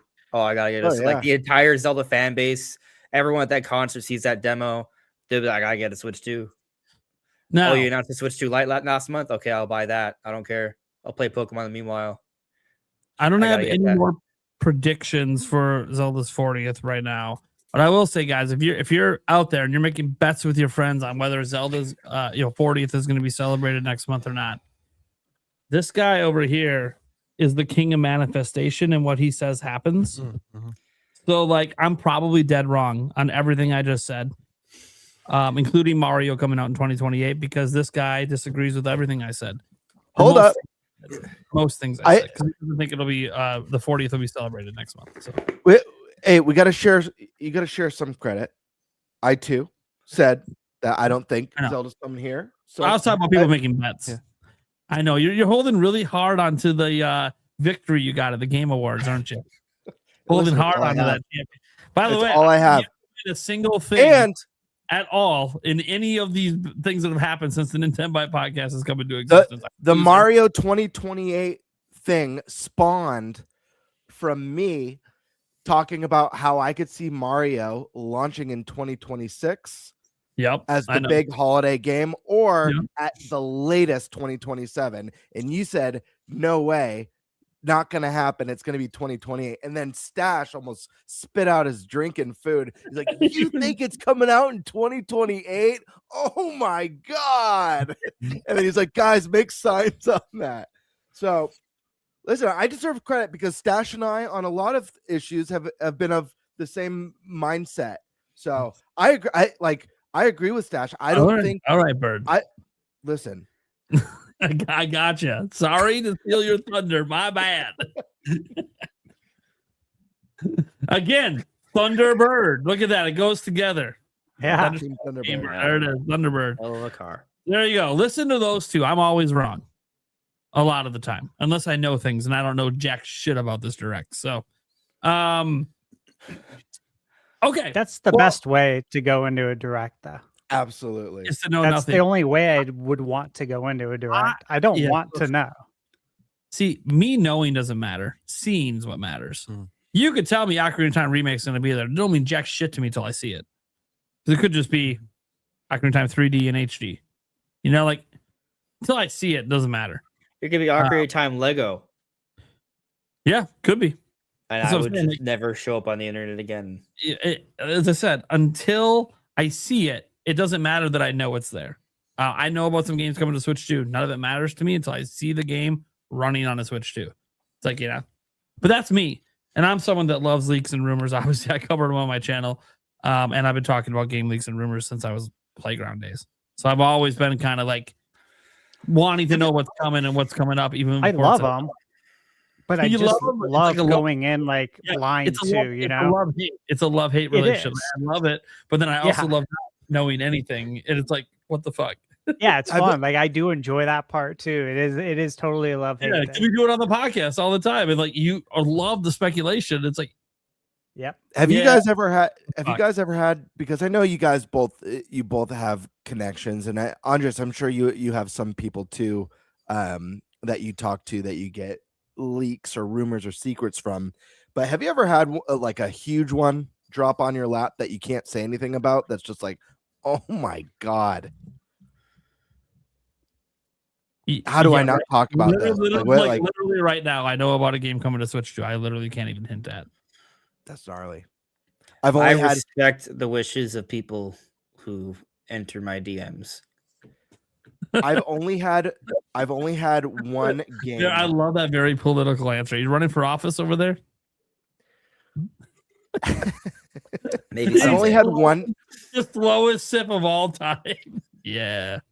I've only had one game leaked to me in advance, and it's not in the way that I would have ever thought it would have happened, because I knew about the game maybe 8 months before it got announced, which is pretty wild. And that was I forget which one it was, whatever that first like big Tony Hawk remake that came out last gen. That first remake for Tony Hawk. Yeah, 1+2. I knew about that 8 months in advance because a friend of mine, who does some admin work for multiple companies, would see information that would get information literally describing Tony Hawk. So that was a pretty cool one. My buddy, I have a really good friend who works at Insomniac, and he just won't, like, I've known him for years.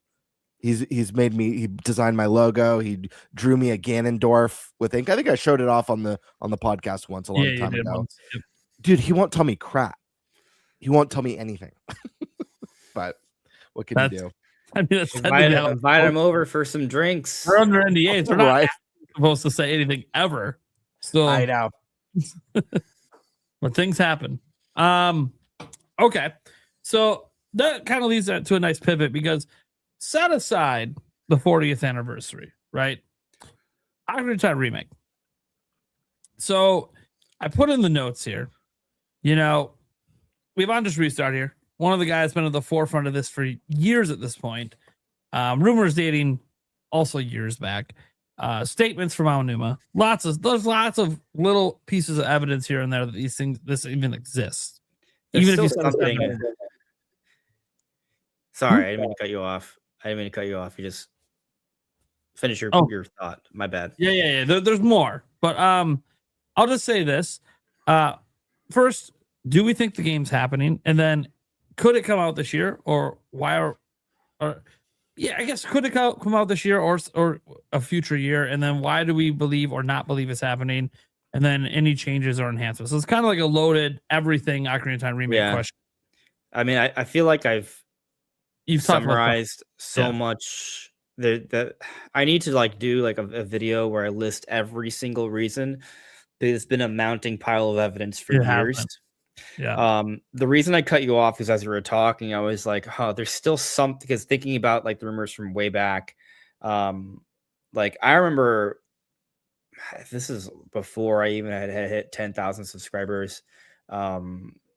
This is around the time 7 Remake was getting advertised or something. I don't remember the exact timeline, but I was like, Nintendo needs to do this for 7 Remake. Like, it was just like, it wasn't a rumor. It was just like, this just makes sense. Nintendo needs to do this for Ocarina of Time. But then I also remember there were Ocarina of Time HD rumors, and they came from Game Over Jesse. And unfortunately, Game Over Jesse, you and I know him, right? I think you know him better than I do, but like we've done some shows together. We've talked. There was even a time he was going to come on my podcast and we're going to talk about some things. And he said some things in my live chat before. I'm like, oh my God, I need to get a one-on-one with you, because there's some things you're suggesting here that are actually like a really big deal. Haven't gotten a hold of him. He's very hard to get a hold of. But like, so there's something there that I kind of like, I want to go back and be like, hey, what's going on? He's very busy. But and I can let him know next time I see him around. He he does pop in my live chats sometimes. I'm like, dude, why didn't you answer my last 10 DMs? I'm living life, man. Yeah. Okay. Anyway, to answer the question very simply, I do believe in the Ocarina of Time remake, and there's so many reasons. There's a multiple teases from Aonuma, who has teased many future Zelda games. That alone should be enough reason to believe it. Literally, forget rumors. Like, just Aonuma himself. That's enough. But I mean, I do think there is a common sense perspective. Like, at some point or another, Nintendo's going to need to revisit these games. They need to think about what they're going to do in between every opener. Zelda takes 6 to 8 years. That's not good for the brand. They need in betweens, and 2D Zelda is not enough. 2D Zelda is good, but it's not the same thing. You need to have more Zelda stuff coming out in between. And so remaking things. I mean, you look at what Capcom has done with Resident Evil. There you go. It just kind of makes sense. And the first 3D Zelda was Ocarina of Time. So if we're going to start going back to remakes, that is it. Actually, also interesting, going back to one of the interviews where Aonuma did apparently tease Ocarina of Time, the Game Informer interview, when he was asked point blank, are you going to remake Ocarina of Time in a modern way? He didn't say, oh, well, we already have Ocarina of Time 3D. He said no comment. Right. And I think that has various implications. One, that, yeah, they're probably, like, he's not denying it, even though and Cameron, you brought this up a couple of years ago, that like during that time, like he was denying a Dungeon Maker at the same there was an interview the same month. Right. So the fact he didn't deny something like that, fueling that fire, is already a big thing. I lost my train of thought a little bit. Yeah, I definitely lost my train of thought. There's just too much here. Yeah, that's why you need to make a summary video. Sorry, I'm gonna make a summary video. Much. I know you like every time you cover it, you bring up some of the stuff from the past. It's like, yeah, I know all this stuff. I made videos on it, but dude, it just I can't. And people get mad if I summarize things, but not everyone has seen everything. Yep. Right. And sometimes you need to kind of remember. Anyway, so okay, I got back to my point. Thank you. So when he was asked about remaking Ocarina of Time and said no comment, right? Not only did he have the opportunity to deny it, and he didn't, and he did the trademark laugh thing, which if you watch that video I made a while back, you go through the history of all this Numa teases. He laughs or says no comment in English, typically when he's teasing something. He goes out of character because normally everything's being translated in Japanese. But also he could have said they've already remade it, and he didn't, which suggests that he agrees that there needs to be a remake at some point. He doesn't look at the Ocarina of Time 3D as a remake, because it's not. It's a remaster, but that's a whole other thing. Anyway, you have the patent with the Navi flying around. That's recent stuff. You have the Lego sets, right? You have the fact that historically speaking, there's always been some type of major Zelda release to push hardware. In the first couple of years of every new Nintendo generation, we have not gone that yet. Breath and Tears of the Kingdom have not pushed hardware. They're not even blips. Like it's not the same thing. So you got that. You have the 40th anniversary. You have a live action Zelda movie. There's a lot of reasons. Anyway, I think it's happening, but do I think it's happening this year? And that's where I'm like, well, we have this rumor from Nash Weedle, right? And so, some people don't want to believe him. He keeps getting things right. So I'm like, well, he keeps getting things right. And from what he suggested, it's an ambitious remake, but he doesn't expect it until next year at the earliest. So, if we choose to believe him, then it's probably not coming out this year, right? But it would also be an ambitious remake, which is exciting, and maybe they could still tease it this year, and that could, we could still at least see it. And so, even though it's a rumor, right, I kind of feel like he might be right. So, that's kind of I feel like it's safer to assume it's not coming out this year, but there is a part of me that's kind of like, it is the 40th anniversary. We do need something big. I think the interesting thing here is that, Aonuma making that comment that they were hoping to get a Zelda game out first. Yeah. Sounds like there's something that's near completion, but they just didn't quite make it to the finish line before Hyrule Warriors. That's the part that throws me off. Same. But I mean, and actually, I think I saw Attack the Backlog in the chat. He had a podcast with Nash Weedle where even Nash Weedle was like, "Oh, I saw that interview too. I don't know what that means." Right? Like he agrees it means something, but yeah, based off what he's heard, he's not sure it's this, right? Which has me going back to the Monolith Soft thing, which could be another Zelda project, right? Which watch it all be Twilight Princess NSO for GameCube. Is what he was referring to. Well, that I just wouldn't make any logical sense. That's not what I'm sure some people are going to assume that, but yeah. Anyway, my prediction is that we're gonna at least hear about the remake this year. That Lego set is just that's just too loud of a scream. I think we're getting at least a teaser this year. And it's the second Lego set to have Ocarina of Time in it. Yeah, it's crazy. And it's not the big mainstream Zelda series. I mean, it is for like core fans, but like I said earlier when you were gone, Nate, like Breath of the Wild is the one, and Tears are the one that really blew this series up and took it beyond to the mainstream to be 30 million seller. There's no reason to add a Ocarina of Time Deku Tree. They could have sold it for the same price with just the Breath of the Wild one. So it is interesting that they keep choosing to revisit this game. I mean, it's not interesting because we've been talking about this for years. We've all seen it coming. And I like my answer is, yeah, I do think we're getting an Ocarina of Time remake. When is the question, not if. Yeah. It's just a when. Something else to consider is they're going to have a live action Zelda movie trailer. And I don't think that live action Zelda movie trailer is going to happen in close proximity to this teaser. Like there's got to be at least a few months of a divide, right? Like let's say the live action movie trailer is late this year. Then I would say if we're going to get a teaser, it would have to be either in this direct or summer. If we get past that point, either we're not getting live action Zelda movie marketing until like January or something, or we're not getting it. But I just don't see them happening in close proximity. I don't think Nintendo would want to have those conflate at all. Yeah. I think we're for sure getting a trailer, at least a teaser trailer this year. They only need to release a teaser this year near the end of the year, late summer teaser. But you want to know what's even perhaps a more interesting conversation about this? And I kind of pulled back on it earlier. Like the idea if this is an ambitious remake or just kind of like Ocarina of Time 3D upscaled or something in between. That's the worry. Yeah. That like because I feel like we're on the same page, right? It's happening.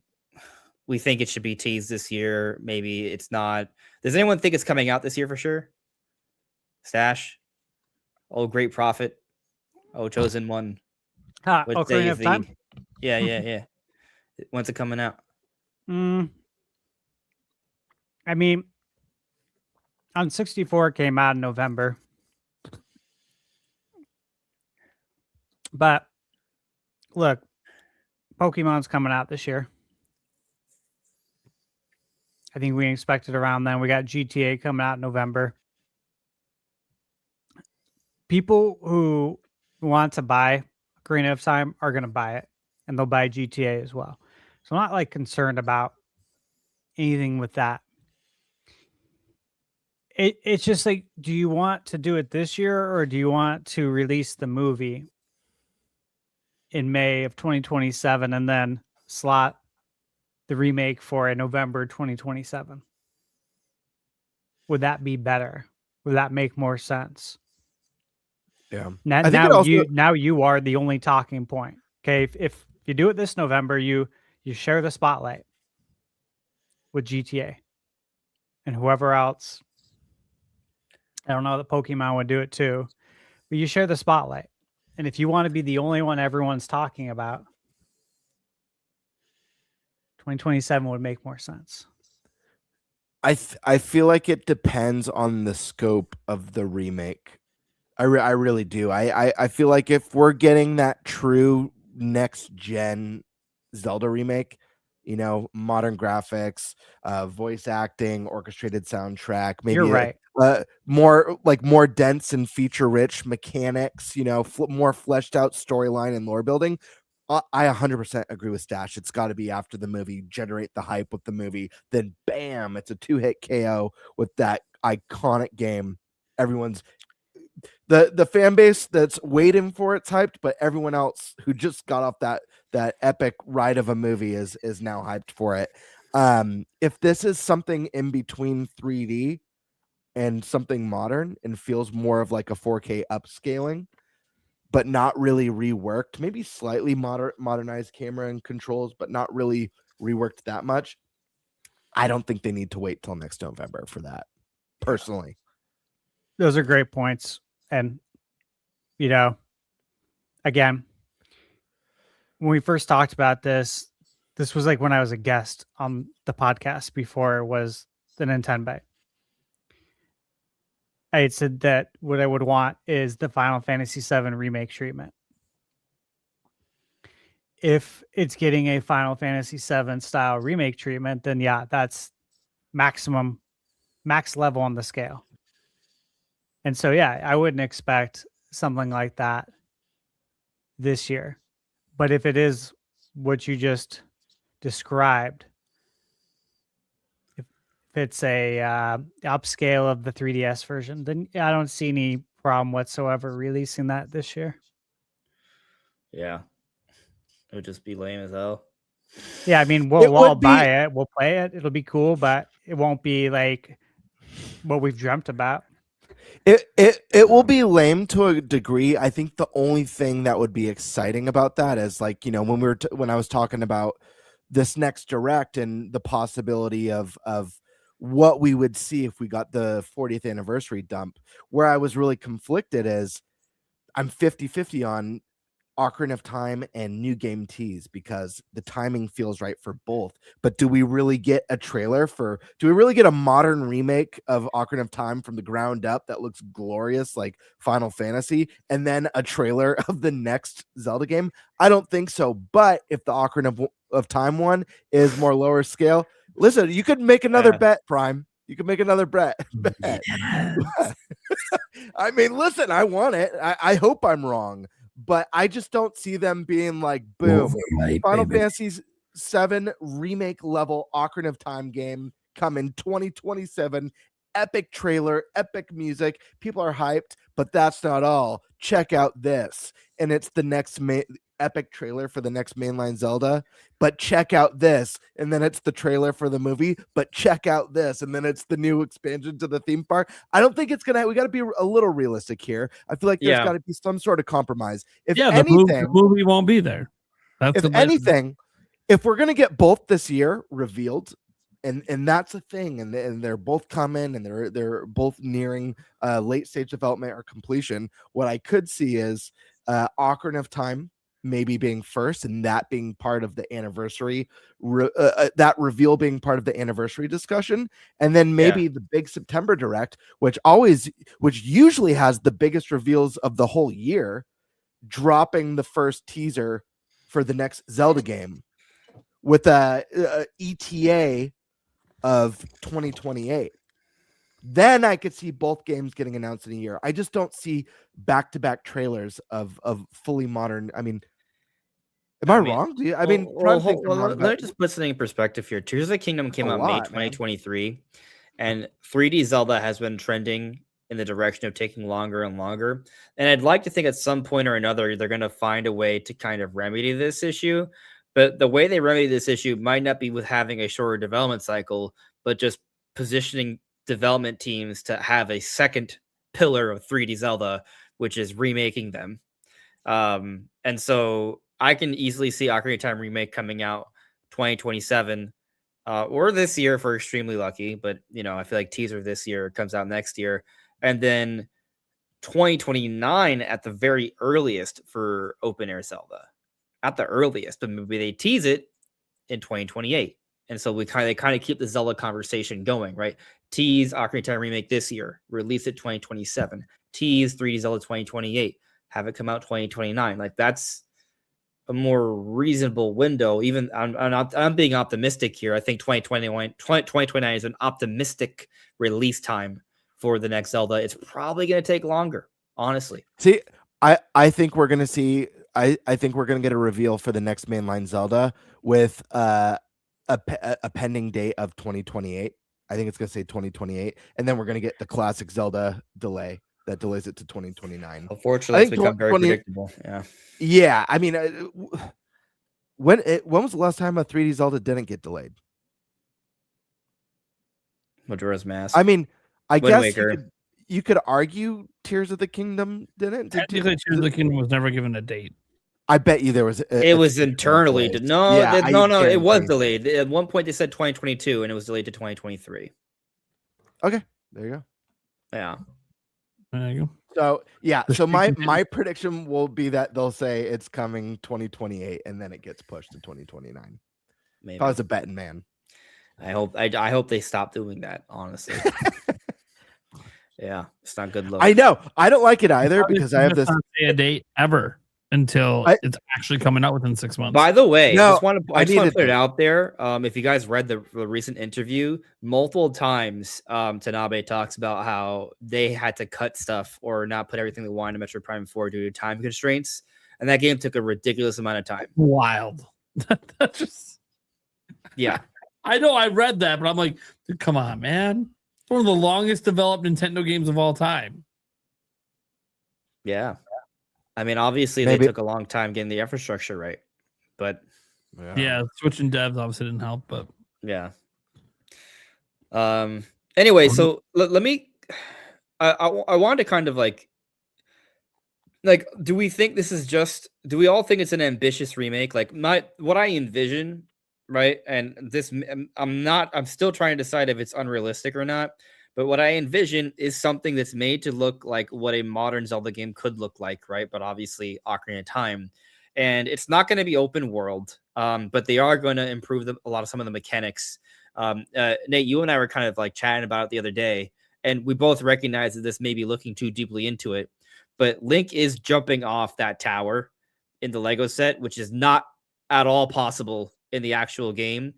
But if they were to implement modern Zelda mechanics, it would be being able to run up walls and jump off them. And that would actually be relatively, I don't want to say it's easy, but relatively easy to integrate into the gameplay, right? And then if you also were to remix all the dungeons with redone boss fights, you know, that could be like a pretty, that would be very like Resident Evil 4 remake, Resident Evil 2 remake style kind of thing. Like you take the core structure, but you look at some elements and you kind of redo that, up the visuals, redo the gameplay, but this core structure is an approximation of what it was. That I think would be kind of like the best case scenario. Is it the most realistic scenario? That's a whole other that's a whole other debate. yeah, Ocarina of Time remake. It's obviously I believe it's coming. I've said this for years, and it could come out this year. Sure, I won't rule it out. I mean, the only reason to rule it out is Nash saying he doesn't think until 2027. But then he used the word "think," which means it didn't sound like he was told it's coming out in 2027 or beyond. It's just he doesn't personally believe on what he been heard told. of an art style change a couple years ago, Yeah. and that would lead him to think there's no way it'd be ready that quickly. Yeah. And we have no idea how big the art style change would have been if it was a thing. We'll probably never actually officially know about it. But I'm thinking it's more along, look, I think it's a from the ground up remake, but I think it is more along the lines of like RE2, RE4 rather than Final Fantasy 7 remake integrate. And I say that one because I don't want it to be segmented. I don't need 3 games. Right. That's a little wild. I also don't need them to basically take the structure of the game and then basically make a new game, which is basically what Final Fantasy Remake and Rebirth have been. It's basically a new game in the same world. I don't want to spoil too much about it because it's all connected. It is all connected, but it's the way they did it. It's very much, if you play the original and then you play these games, it's not the same thing. So I think they're gonna want it to feel like it is the same thing, just upgraded and modernized, which is like what RE4 and RE2, those remakes did, and people love those remakes because it didn't take away what made the games great. It just added to, and even some of the things they did differently. Some stuff was optional, so you didn't even have to do it if you didn't like it.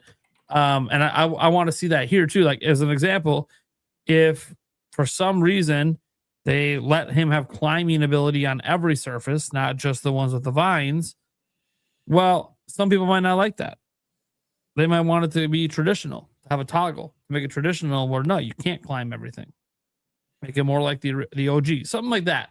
I could see them maybe doing that, but I do think like visually it's going to be impressive.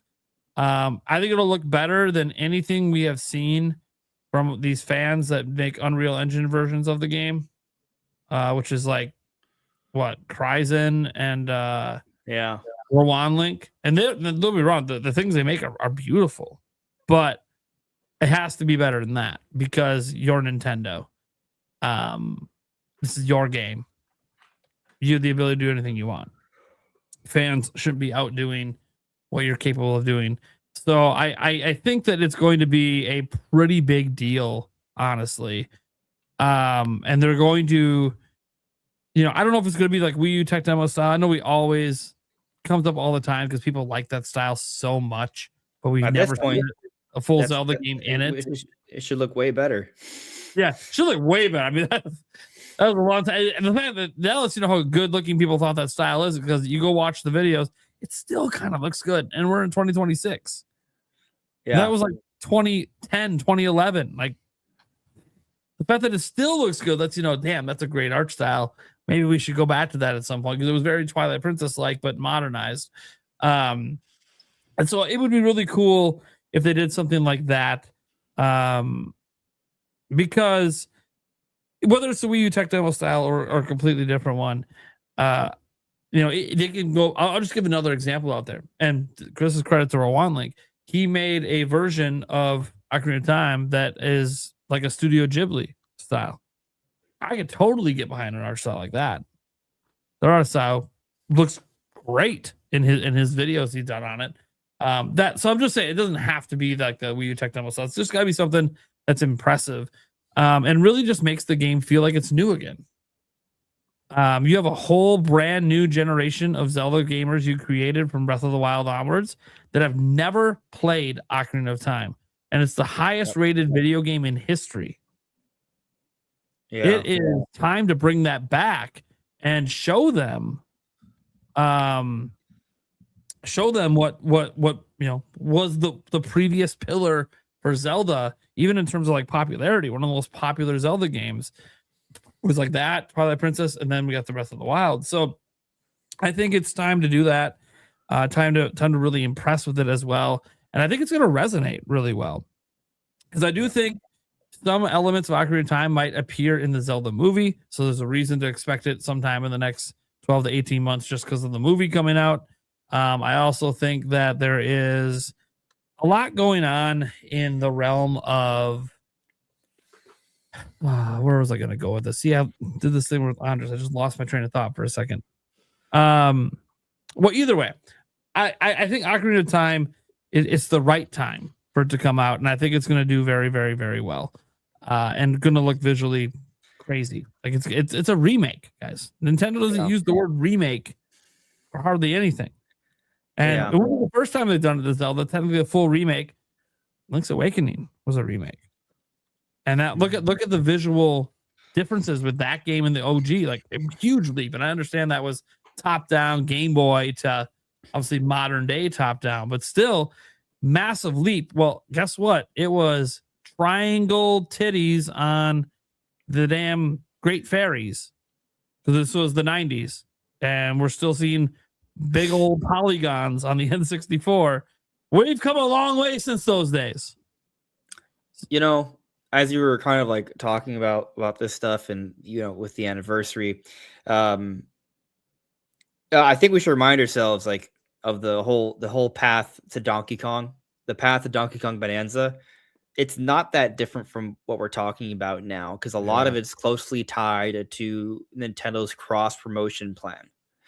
Right. We theorized for years that there would be a Donkey Kong game coming out alongside the expansion to Super Nintendo World. And we waited so long, you know, we had the date for Super Nintendo World, right? The Donkey Kong expansion. And we're like, oh, where's this Donkey Kong game that's been rumored by the Odyssey team since like 2018? Like, where is it?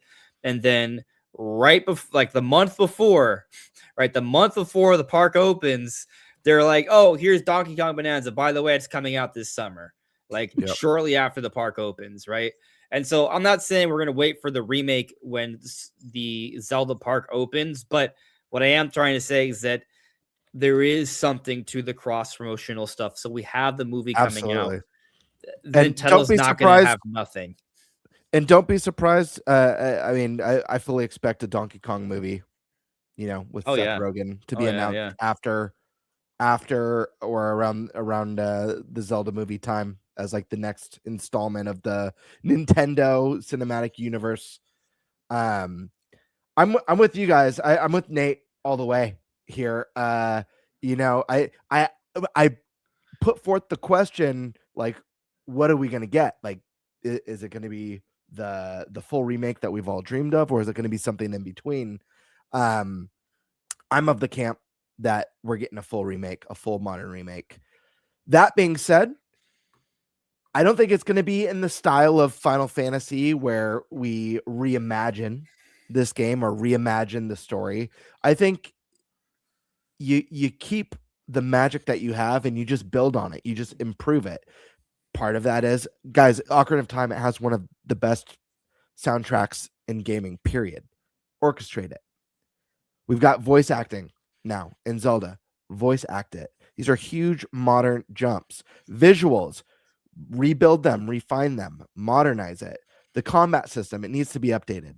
It was fun for the time, but it needs to be updated. And the big one that I've talked about 100 times on this channel is add a jump button. Adding a jump button is going to require a lot of work in development, you know, whether it's puzzles or the way the world's built. But this just comes with rebuilding the world, making it more dense, feature rich. And I think the additions you add to it, instead of changing the story or reimagining or coming up with a new ending or any of that stuff, what you do is you build on this amazing foundation by making the world feel more alive and lived in. Maybe more NPCs on a schedule, traveling, you know, merchant carts and stuff, traveling around Hyrule Field. Make the game feel alive. And then flesh out the boss fights a little bit more. You know, they're iconic for the time, but they are a little bit simplistic.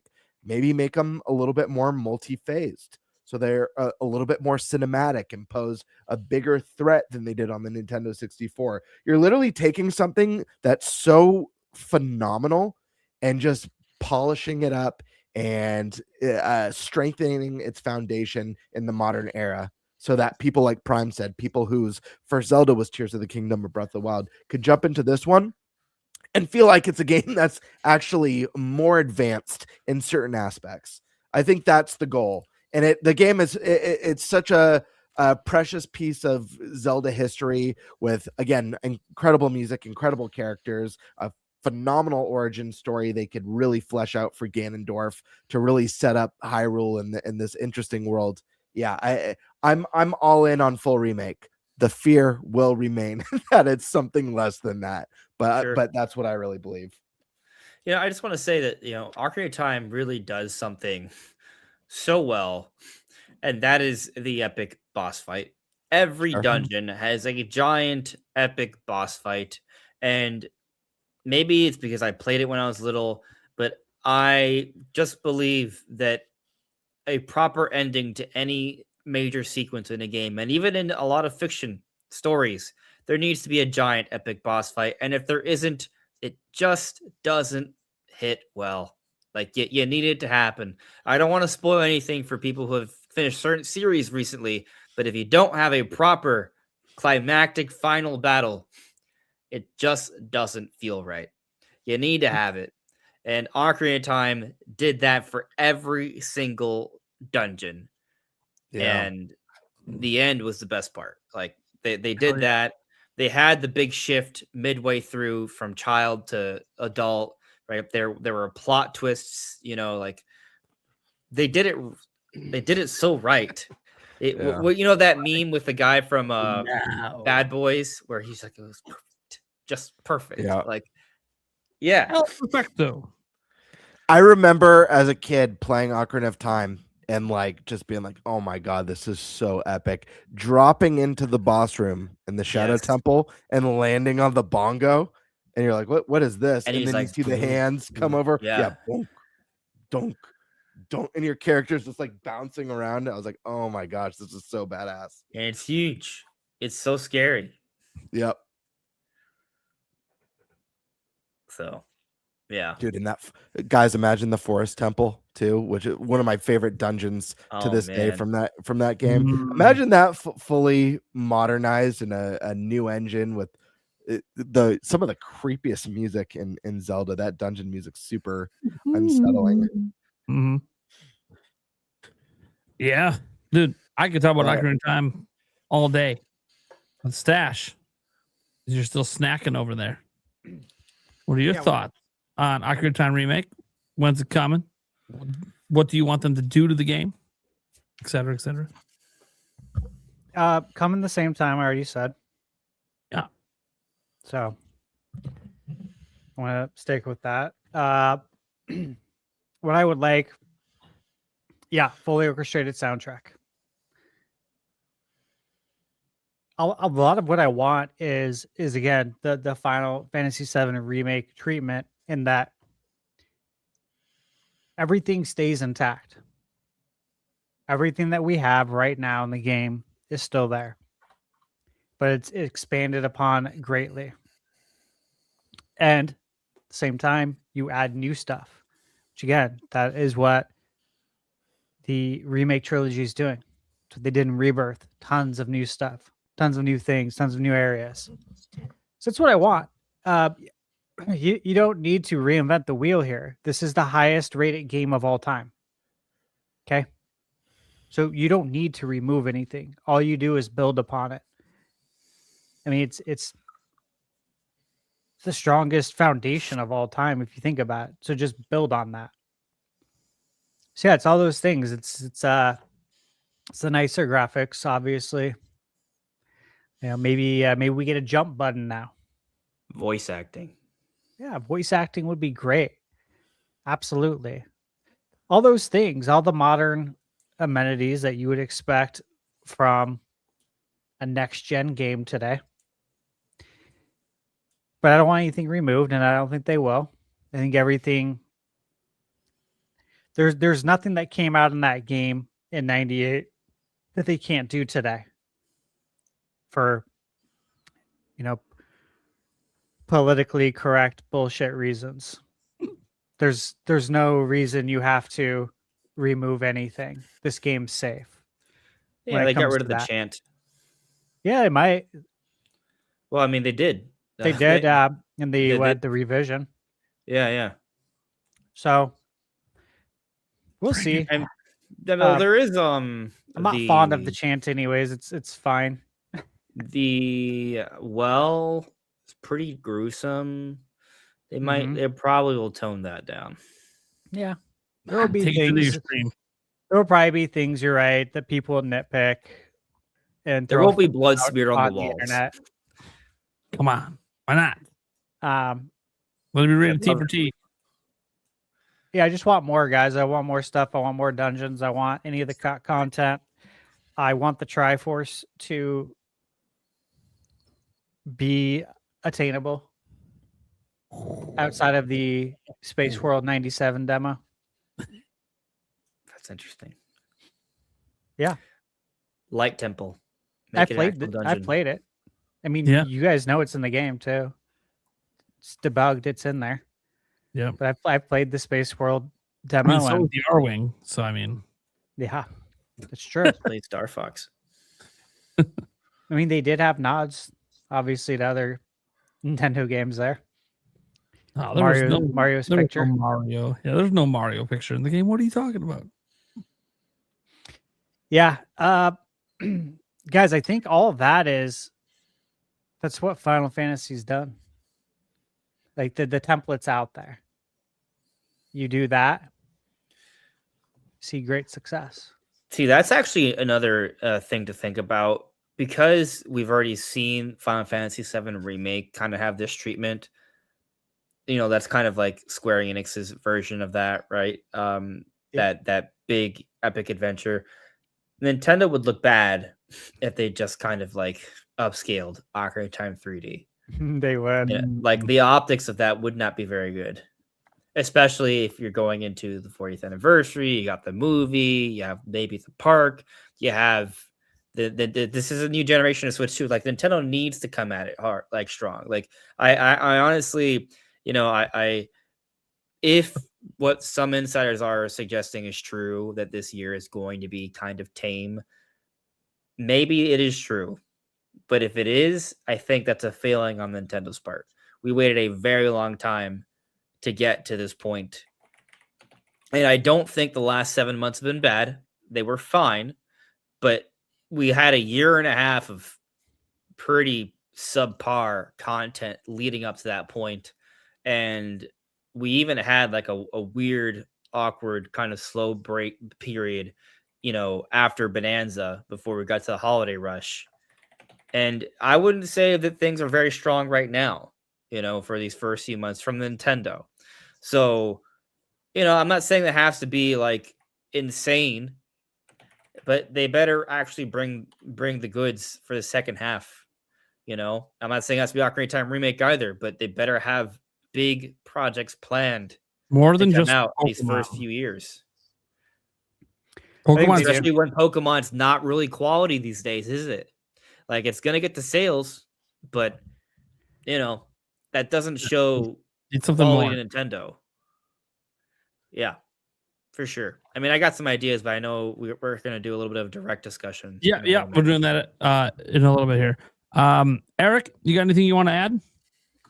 I saved you for last because you also run the next topic. So yeah, I mean, I don't know. I'm hoping it happens just for people who want it.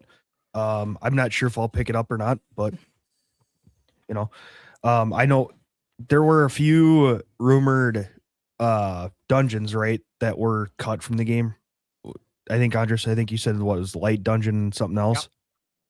That would be really. I don't want to say it was cut, but yeah, I think there's definitely room for a dungeon. Yeah. It feels like there's a whole corner of the map that could have had a dungeon that they just didn't do. Because maybe it didn't fit N64 limitations too. The size of the game and whatnot. I actually heard recently there was a video that did like some research into this, like the way the game is structured, like the ice arrows were kind of it's speculated the ice arrows were planned to have a much bigger role in the game, but they basically had to just shoehorn it in as a bonus in like that side dungeon, that optional dungeon in the Gerudo hideout. At one point the ice arrows were supposed to have like true meaning. But you can play the entire game without ever getting the ice arrows. Well, that makes sense. Yeah. Because everything else has a purpose and a meaning. Yeah, I definitely there's been cut content in like all the Zelda games. So bringing some of that back, or even just making new content would be nice. Right. Yeah. Something that's just not in the original game. Yeah. I mean, always adding a couple more dungeons would be the way to go, I think. Or some shrines. Add an overworld boss fight. Interesting. In Hyrule Field. Yeah, I mean, you have that giant plant thing. Like you could develop that. They could put something else in there. I'm serious about the shrines thing, by the way. And I think it actually would make a lot of sense because if, Ocarina of Time is supposed to take place, after the imprisoning war that we just got a spinoff of, right? That eventually it's the Tears of the Kingdom. Like showing evidence that these are all part of the same world would be kind of cool. Now, obviously, they would be different shrines, but that could be a way to kind of fill up the overworld to give us more to do. Be interesting. Sure. Yeah. So it's possible.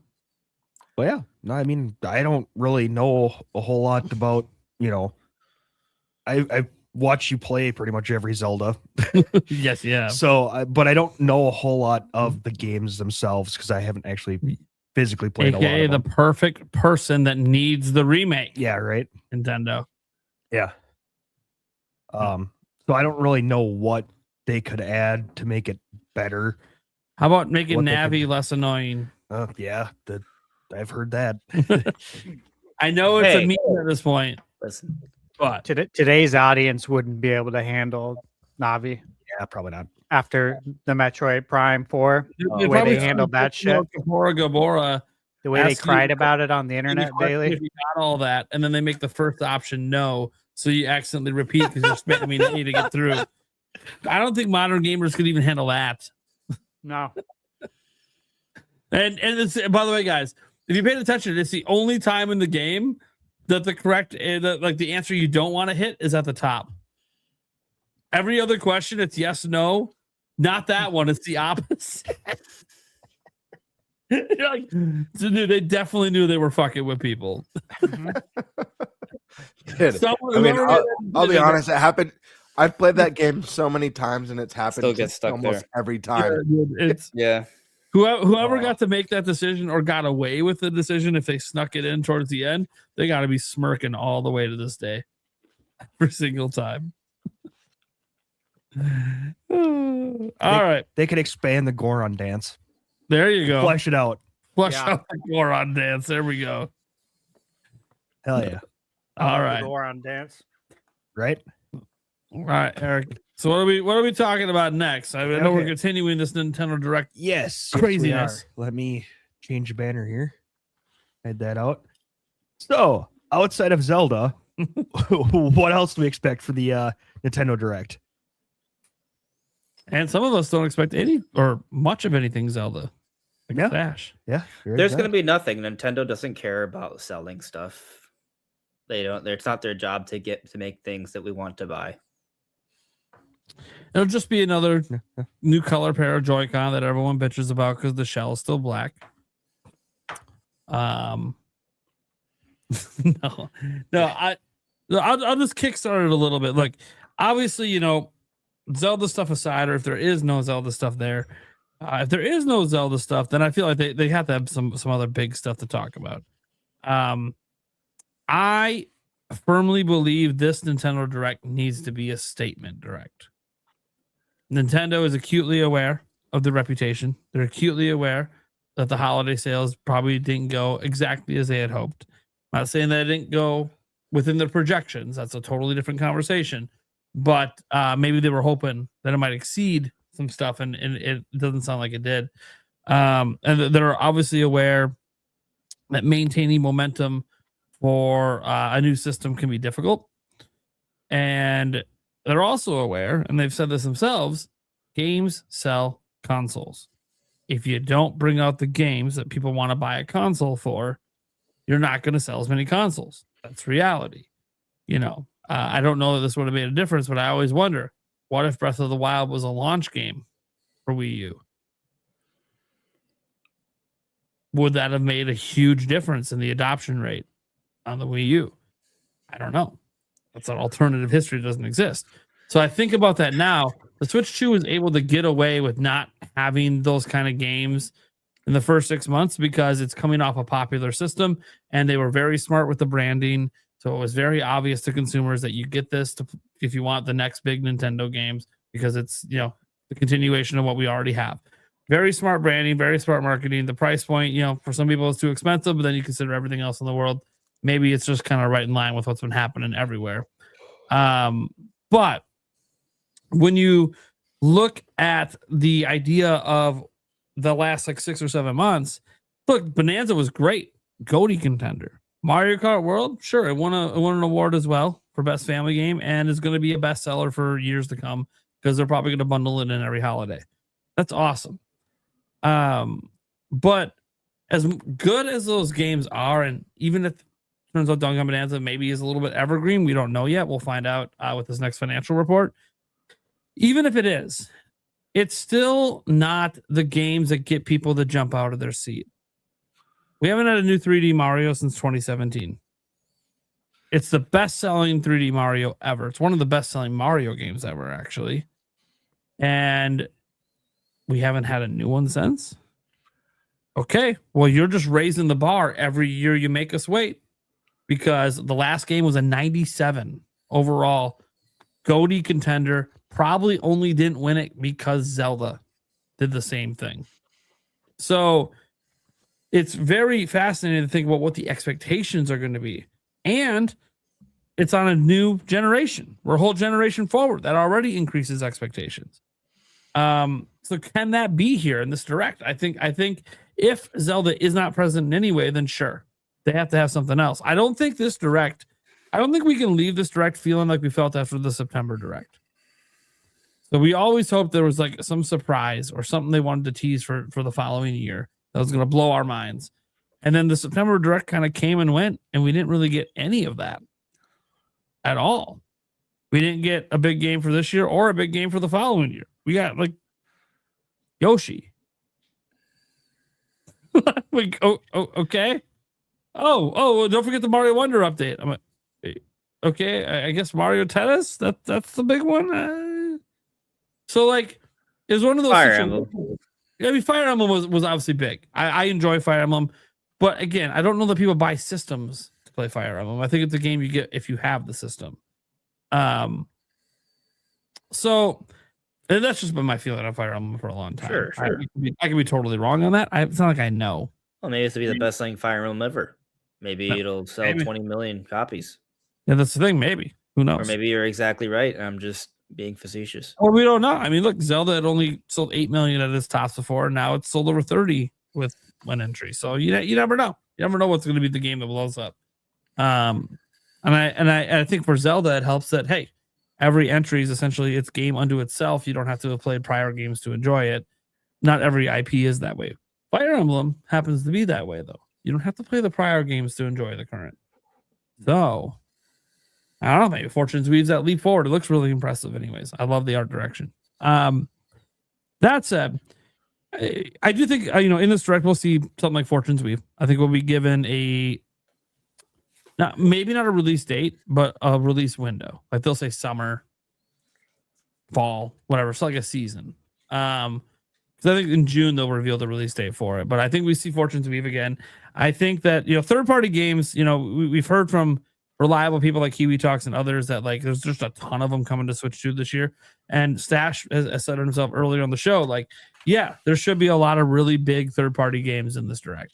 But there should be no shortage of big AAA third-party games lining up to try to get in that direct marketing cycle. And Nintendo's task is to, what do we put in this and what do we put in a partner showcase later? Because we'll probably do both because we have so much third-party stuff to show off.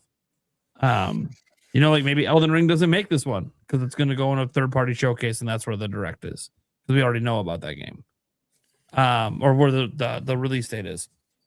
So I do think that this is a prove it direct, and as such, it needs massive games. I want to see 2 games. One of them that is a guaranteed system selling game that people will always buy a Nintendo system for, whether it's Mario, whether it's Zelda, whether it's Animal Crossing, whether it's Smash Bros. Things that people will buy system for. You need one of those, and then you need your second game can be a same thing. It could be a huge system seller. Splatoon 4 for some reason, even though Splatoon Raiders is still on deck. I don't know. You announce something else, but I think the other game has to be impressive, not just in terms of wanting to make you buy a system. It needs to be a visual showcase.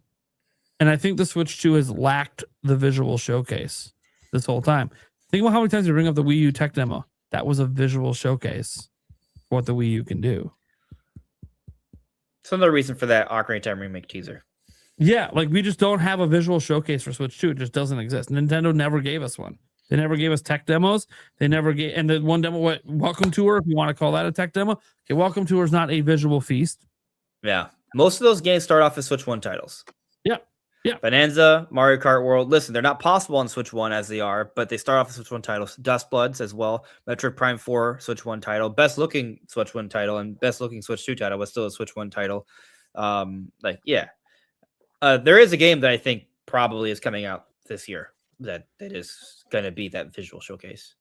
What's that? Louise mentioned 4. Mm-hmm. I'm very curious if it can be. And I say this not because it's not going to be absolutely fucking gorgeous.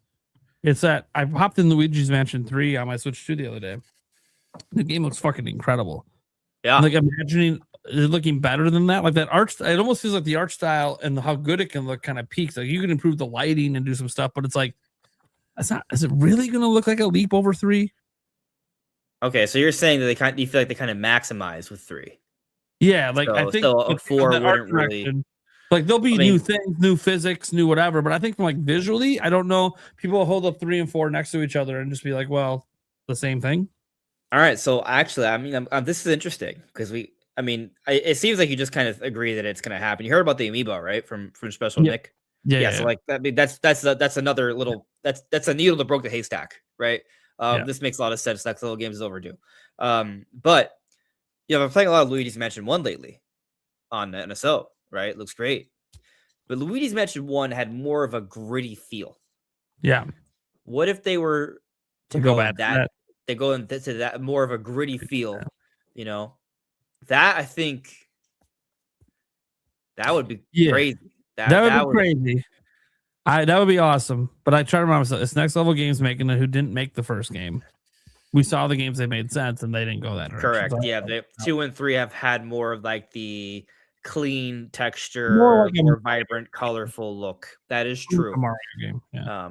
But I mean, maybe I don't know. Next Level 3 was stellar, right? Oh, awesome. Beautiful. Yeah, absolutely beautiful. Yeah. It's tough. It's tough because someone in the chat brought this up. A Monolith Soft anything would be a visual showcase. I agree. It can be that as long as there's another system selling game in the direct coming out this year. I mean, it's interesting about Monolith Soft though, right? Because I feel like the argument you made for Next Level's Luigi's Mansion 3 is the opposite for them, because they are so held back by the hardware. Were not close to maximizing. You go back and play 3, you're like, man, this could have been a beautiful game if it wasn't a blurry mess. Yep. Right. And it's blurry mess because the Switch sucks. Like they had to do a really low resolution to output their vision. Do what they wanted to do with the game. Yeah. And it still looks good, but it could look so much better, which is why I'm like hyped for just Switch 2 enhancements or additions for 1, 2, 3, and X. Yeah. And I think it is. I think there's some evidence for it, but I earlier I talked about Monolith Soft maybe being involved for the 40th anniversary. Even if they're not, I think what they have for this year, assuming they have something for this year, rumor has it they do, that could be huge. And if it is a new IP or something Zelda related, then guess what? That could be a big seller. We don't know. Yeah. That could. Remember when Retro Studios moved on from Metroid to Donkey Kong, and they're like, "Oh, so this is what sales are like." Like Monolith Soft moving away from Xenoblade for a little bit, they could have that same experience. Sure. Not saying that they should go away from Xenoblade the same way I'm not saying Retro Studios should go away from Metroid, but there are other IP that just have better selling power. Sure. Well, Birdman, what are we thinking about this direct? Some stuff you might. Oh man, does it? Yeah, I do. Say that last part again. Does it need to be a prove it direct? I think to a degree it does. I mean, dude, how many videos did I make or mentions in the podcast last year about like what's Nintendo's big holiday game gonna be? I wouldn't shut up about it because it was fully expected. And I think not having that obviously did hurt Switch 2 to a degree. So I fully expect that big wow game this year, whatever it may be, whether it's Mario, Zelda, a new IP from Monolith, or Mother something 3. else entirely. But I do feel like Nintendo's needs to have a solid show, and I think it needs to include a few things. One, I think continued third-party support, but more specifically, third-party support that continues day and date release, because that's the most important third-party support you can get. It's fine and dandy when Nintendo gets third-party games, but when they're games that came out a year and a half ago, 2 years ago on every other platform, Like, obviously the sales aren't going to be stellar. It's not as exciting. So I think something like what we're seeing with Resident Evil, that's a huge deal. So I expect to see more of that. I also expect to see something from Platinum. You know, this is a company that has very strong support for Nintendo Switch. This could be Bayonetta, like enhanced Bayonetta Switch 2 editions. This could be a new Bayonetta. I know there's belief that we might be waiting a bit longer for that. I know Astral Chain 2 is another one, obviously, that would make a lot of sense and would be very interesting to see what they could do with that game. I also wouldn't, this is, again, guys, this is Platinum. This is another company that I wouldn't rule out a new IP as well. Like, that wouldn't surprise me at all if they had a new Nintendo exclusive IP. Or it's a scenario where we get one of those Nintendo crossovers where Nintendo lends their IP again, you know, like we've seen them done. But I think Platinum makes a lot of sense. Strong third party. I do think we need that banger. I think it makes sense to see Splatoon Raiders again, although I do fully believe we're going to get a standalone direct for Splatoon Raiders that goes over what makes this game different, what makes it stand out. As far as the big one more things, this is where it gets interesting. Because I'm not convinced, obviously, that Nintendo is going to be doing the big 40th anniversary dump. And I already gave my thoughts on if they did, this is what I think they'd show. So I'm going to leave that out here and instead kind of speculate at what could be really big announcements that I could see happening here. One of them was already mentioned by Andres, and that's Luigi's Mansion, the next entry in the Luigi's Mansion series. I think one of the strongest candidates for wow factor is Monolith's next game. It just makes a lot of sense to me. I think the timing too makes perfect sense. Another one that probably is really unlikely for most people, but I would not rule this one out. I don't care what anyone says. And that is a tease of the next entry for Super Smash Brothers.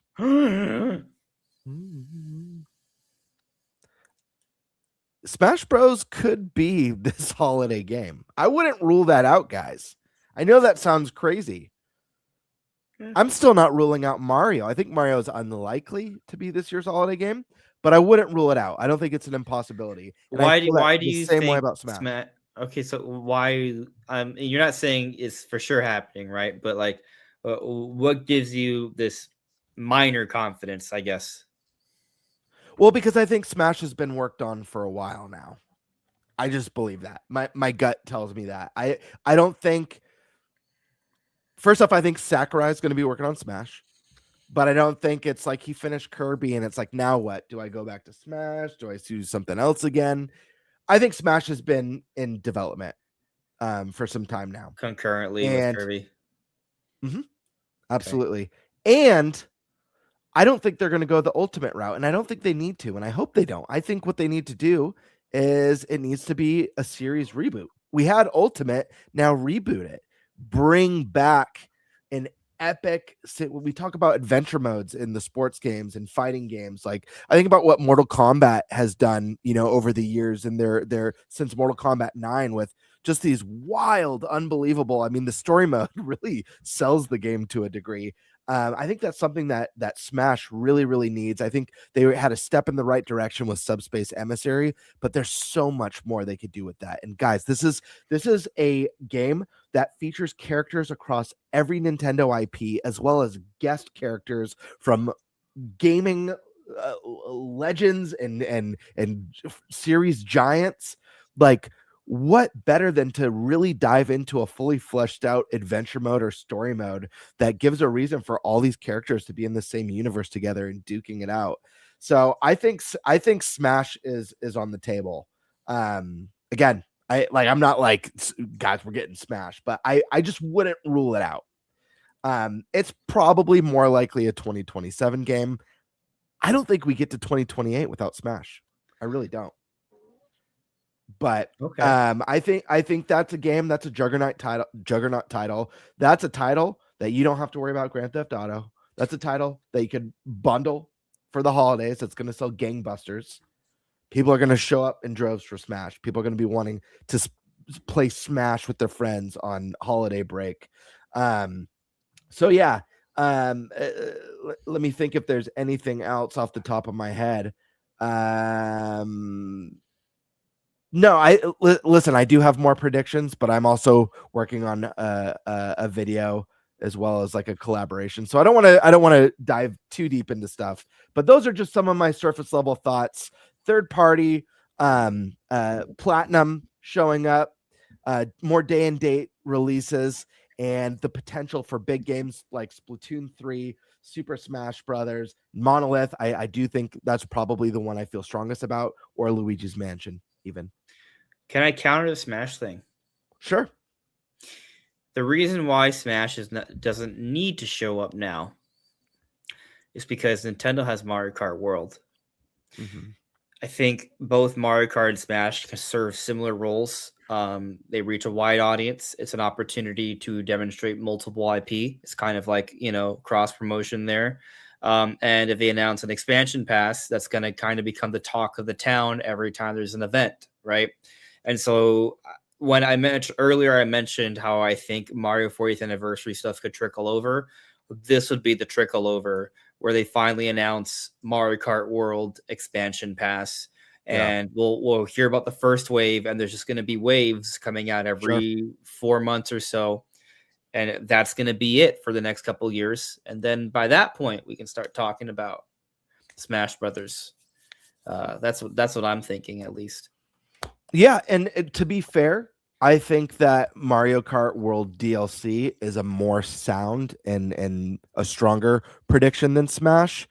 I just personally don't see. Hey, man, stick to your gut. I'm not trying to just sway you. No. You're not just swaying. Yeah. My ultimate point is I wouldn't rule out the possibility of it. And sure. what my gut tells me about Smash is that we won't be waiting longer than the end of 2027. That's what my gut tells me about Smash. So I mean, if we're waiting a while, I wouldn't be surprised if we get like a Switch 2 edition to hold us over. Sure. And that's yeah. I mean, even if we are only waiting till 2027, I wouldn't be surprised for a Switch 2 edition. I think Switch 2 edition makes a lot of sense to tide people over. So that's kind of my basic predicciones. Who's up? Let's go to I think Stash, right? My last one. Yeah, I think so. Well, Eric, technically, it's his topic, though. Yeah, that's fine. Go ahead. Okay. Obviously, we're going to get updates on games. Elden Ring. I think Borderlands 4. I think Professor Layton in the New World of Steam. So all deserve updates. What's funny? Video version got just restarted. Just disappeared. Just vanished out of fucking nowhere. Oh, I didn't even realize he was gone. He just disappeared. There he is. There he is. He's back. Did you close the tab, buddy? Yeah, I did. I closed the tab. Anyways, go on, Stash. So for Smash, yeah, this has been a steady prediction for me as well. I think we're gonna get Smash Brothers, and I do still think we're gonna get Smash Ultimate Switch 2 Edition to hold us over. I think that if they Stash, are you saying you think we're gonna get a new Smash reveal in this direct, or are you saying that I want to make sure I understand? No, because this is basically a leak, right? No, I'm not saying that it's going to be a new Smash. Okay. It's going to be the Smash Brothers we have. Got it. Okay. Switch 2 Edition. We're talking about smashing? Yeah, I definitely think we're going to get that. Just checking here. I think we would have received a free update for it already around launch if there wasn't a plan for it. Similar to like Metroid Prime 2. I think there's a reason it's not on the GameCube NSO, and there's a reason it wasn't teased at the Nintendo Switch 2 Direct. There's reasons for these things because there's other plans for this stuff. And I do think it's to hold us over. That's how they're going to present it. And then they're going to wait and watch and see how it develops. Because if this can turn into Mario Kart 8 Deluxe, they will allow that. Because that will allow Sakurai more time. I mean, they could just announce a Fighter's Pass. That's what I think. Yeah. That's what's in some of the collaboration videos I'm working on right now. Actually, I've already recorded, but that is my big prediction, really, is Smash. I do think we're going to see that. And look, it might not be at this Direct. It could be June. But I think we're going to get it. I would presume this year. Yo, just got to say, edition. Leon S. Kennedy. Leon S. Kennedy needs to get into Smash Brothers. Yeah, I think Leon would be a great fit, like considering the exclusivity on GameCube and the significance of that back in the day. Yeah. Let me throw this out at you guys. They could have done so much with the Shadow Fighters in Ultimate, and I think that would make a lot. Like, dude, we never got Shadow the Hedgehog. You know what I mean? Oh yeah. Or Knuckles. Like, there's a lot of the Echo Fighters. The Echo Fighters. Yeah. I felt like they so we have a separate classification, and there's like 3 of them. I think there's like technically 5, right? So it's right. Ken's his own character, so he's not an Echo, right? Now I'm confused because I think either way Ken's an Echo. So yeah, Ken's an Echo. Crom is an Echo of Roy, right? Yeah. And then Dark there's Samus. Hector. Is it Hector Beaumont? Richter. Richter. And Simon. Richter and Simon. Yeah. So Dark Samus, Richter, Ken, Crom, and there's a 5th one, I think. Lucina? Yeah, Lucina. Yeah. From Marth. Yeah. They've never released the full edition with all of the Fighters Pass DLC. They never released a complete edition, which is obviously a really good opportunity to do so. But there's a ton of characters you can add. Yeah. I mean, you look at Halo, right? Yo. Do we expect Halo to come over? It's Halo's anniversary. It's the 25th. Master Chief. It's a perfect way to welcome Master Chief to the Nintendo community. I have 3 characters I've been wanting in this series for so long. The whole life cycle of Switch 1, I was making roster predictions, and I begged for these characters every time. We never got any of them. Obviously, Scorpion from Mortal Kombat with an Echo Fighter of Sub-Zero, maybe. But the fact of getting Scorpion and Ryu and stuff in a Nintendo Smash game is wild. Getting to see them fight together is insane. You know, it would be historical. The second one is Solaire from the Dark Souls series, Sunbro, the Sun Knight. You know, and I could already be surprised. Praise the Sun emote or a praise the Sun finisher that sends people flying. And then this one's a personal favorite. I know this is a lesser known character, but if you played the series, you know how much this would kick ass. And that's Kiryu from the Yakuza series, which is an epic beat 'em up. He would be so freaking fantastic with Goro Majima as his Echo Fighter. But I mean, it's just 3 of many, you know. There's obviously you're going to have like the Geno people and the Waluigi people. I think you got to put Crash Bandicoot in there for sure. Yeah. Especially with Crash's, 30th anniversary now. Crash is on, obviously, Nintendo Switch. The Crash Insane trilogy sold very well on Nintendo. So there's big IPs that have, lived lives on other platforms. And I think now would be a really good time to bring them over, like Crash, like Master Chief. So this direct is supposedly the direct of anniversaries, right? Well, technically, they're celebrating Resident Evil in a really big way this year. It's the 30th anniversary this March. They already did the Resident Evil showcase. A lot of Resident Evil stuff. We know Resident Evil has at least three different games coming up next month for Switch 2. Obviously, Resident Evil's gonna have a presence in a February direct. What if you're right and there is I'm just going back to what I said earlier, right? What if you're right? There is a Smash announcement. They announced Switch 2 edition. They have to announce some new characters. Leon's part of it. Just kind of, it would just fit so well. So I hadn't thought about Leon. I don't know why I didn't, but as soon as you brought it up, I was just like, totally see that. To me, Leon makes more sense. As far as third party characters go, I can't think of a character that's more fitting that isn't already in the roster.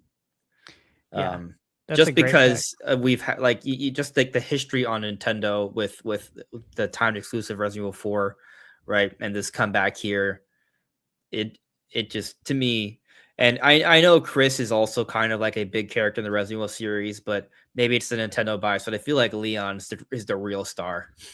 He is. Everyone loves Leon. Everybody. All right.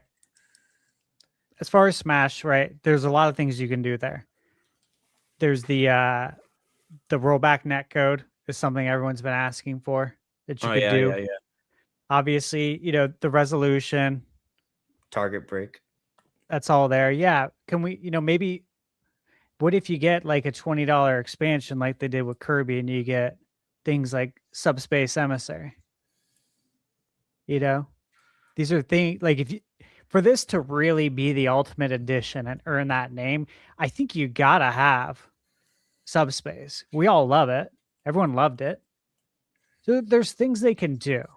I don't think the ultimate is tapped out personally. I just really don't. It's such a strong foundation. Why break it down? It's not broken. It doesn't need to be fixed. Oh, by the way, adding more costumes, like maybe 2 more costumes for each character. You could add in some Prime 4 Samus costumes, right? You could add in some more Link costumes. Maybe we need more characters. Look for DK. Like we need Luigi's Mansion. We need that Luigi in the game as a fighter, not as an Echo, like as an actual fighter. We need updated Nintendo characters based on like their current games. Yeah, that feels like I think we need like Cappy, though. Mario and Cappy. I think we need less versions of the same character and more characters from those worlds. And exactly. Listen, for the Zelda roster in Smash, we have Adult Link, Young Link, and Toon Link. Now, you guys all know Wind Waker is my favorite game of all time. I love Toon Link. I play him all the time. But Toon Link could be a skin for Young Link. There's no reason for that to take a third character slot when there's so many great Zelda characters throughout. So many, like Girahim, Tingle. You take that back. Yeah. Tingle would be hilarious. Way better than Toon Link. Yeah. Darunia, way better. You know what I mean? Yeah, there's options. Like there's a lot. There really is a lot of options out there for more Nintendo characters. Like why don't we have a Paper Mario? There should be a Paper Mario.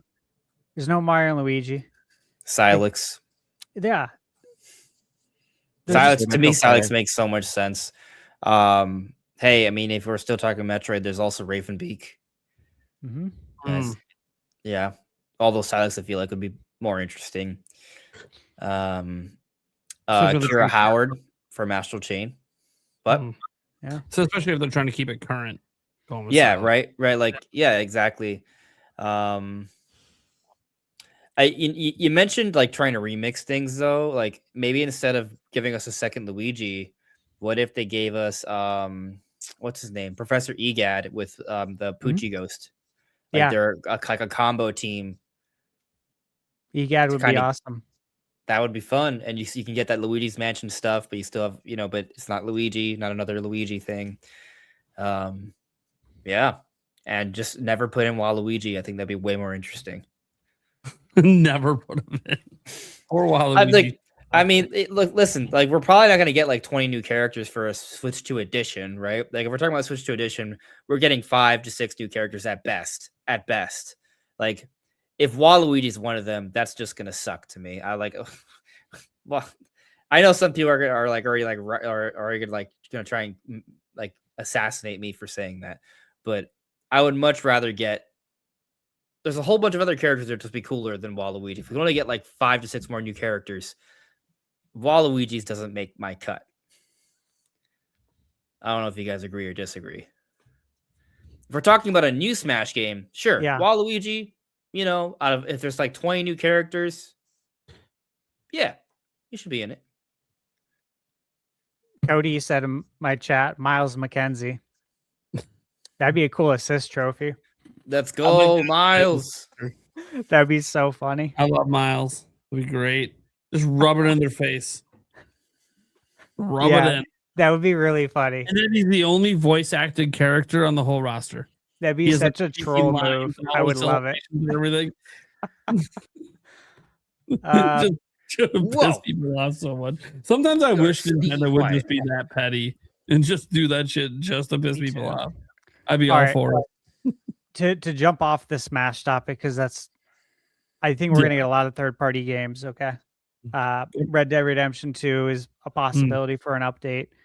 The Witcher Switch 2 edition, Kingdom Come Deliverance Switch 2. I don't know. I don't think we're gonna hear anything about Dragon Quest 12 yet. However, we might. Like, it just depends on how far along this is. Because they could announce something at the Direct and then release it on like Dragon Quest Day. Oh, that would be sick.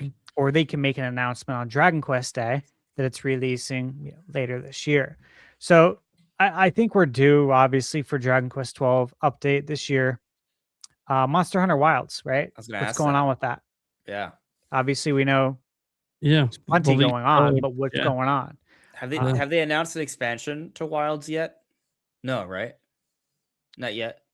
I don't think so. I think they announced it. I know it's not out. I would love it if the Switch 2 version could come with the expansion pass day and date. Just like Street Fighter did.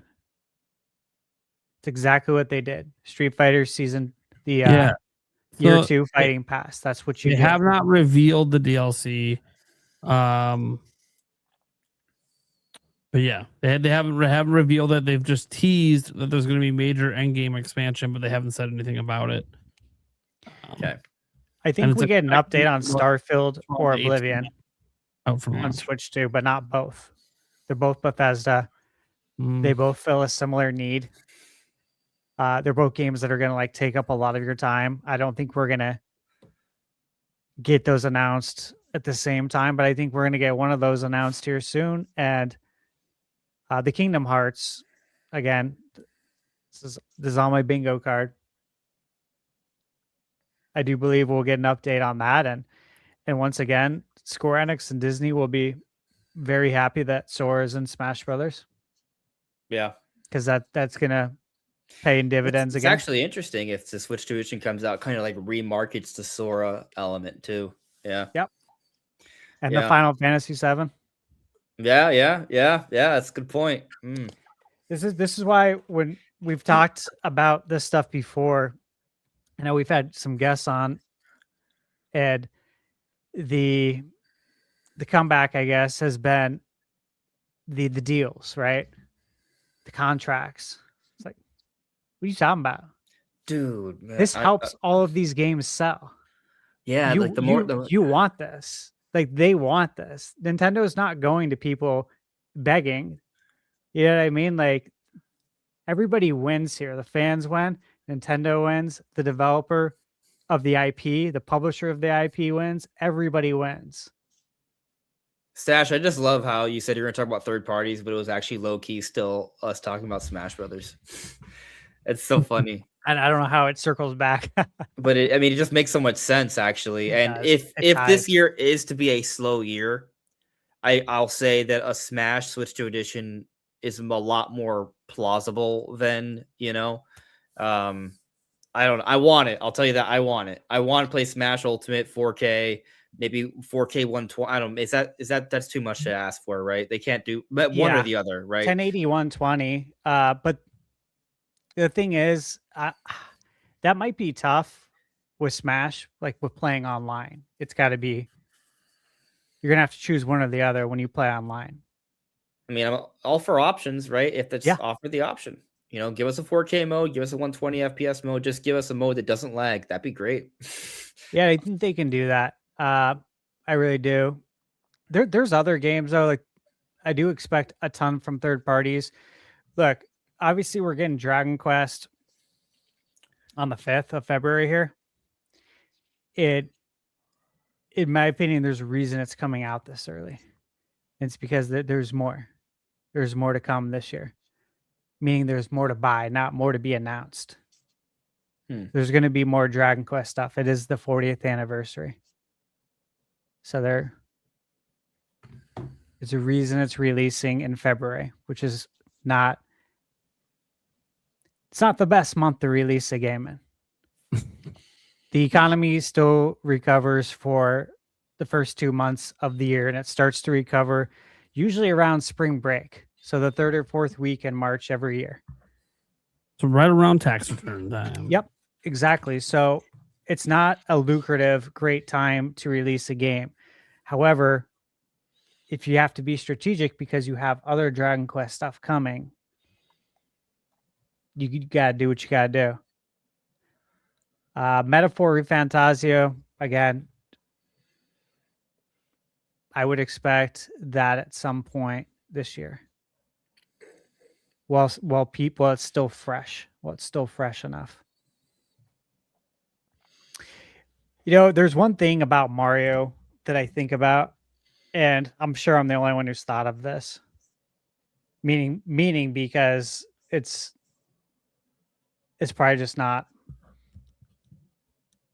something that will be plausible, maybe, but Super Mario 64, man. It's the 30th anniversary. It's the 30th anniversary of the 64. I would love to see them do something with Mario 64. I mean, again, I've said it so many times. The best place to play Mario 64 should be on Nintendo Switch 2. I'll leave it at that. I don't want to get into the details of that. But the fact that there's other places to play it that are better is not right. I do wonder if that's something they could do. If that's something they'd ever revisit. 60 FPS, 4K, something. Camera. Yeah. There's some things you could do to fill a gap there. What about Mario 128? Still waiting for it. Still waiting. This might be the year. I don't believe that tech demo. That Mario 128 tech demo. I'm like, no. We know there was a sequel to Mario 64. I mean, there was. We know that. You guys know that. Yeah, it's Mario Sunshine. You've seen the screenshots, I'm sure, from back in the day. What, Mario 128? Yeah, a sequel to Mario 64. I remember there was a tech demo. Or is there something else you're referencing? No, it was before that. What can I Google to find it? I probably have seen it, but Mario 64 sequel screenshots. Yeah, old. Let's see, old.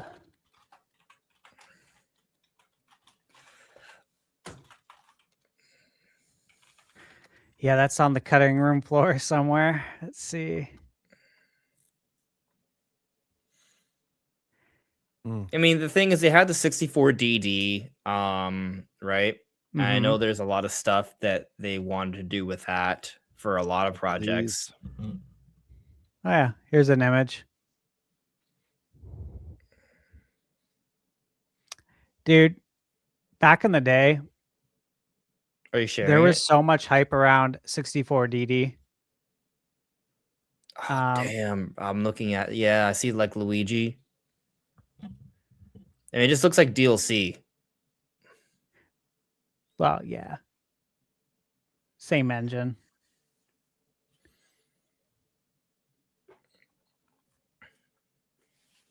Let's see.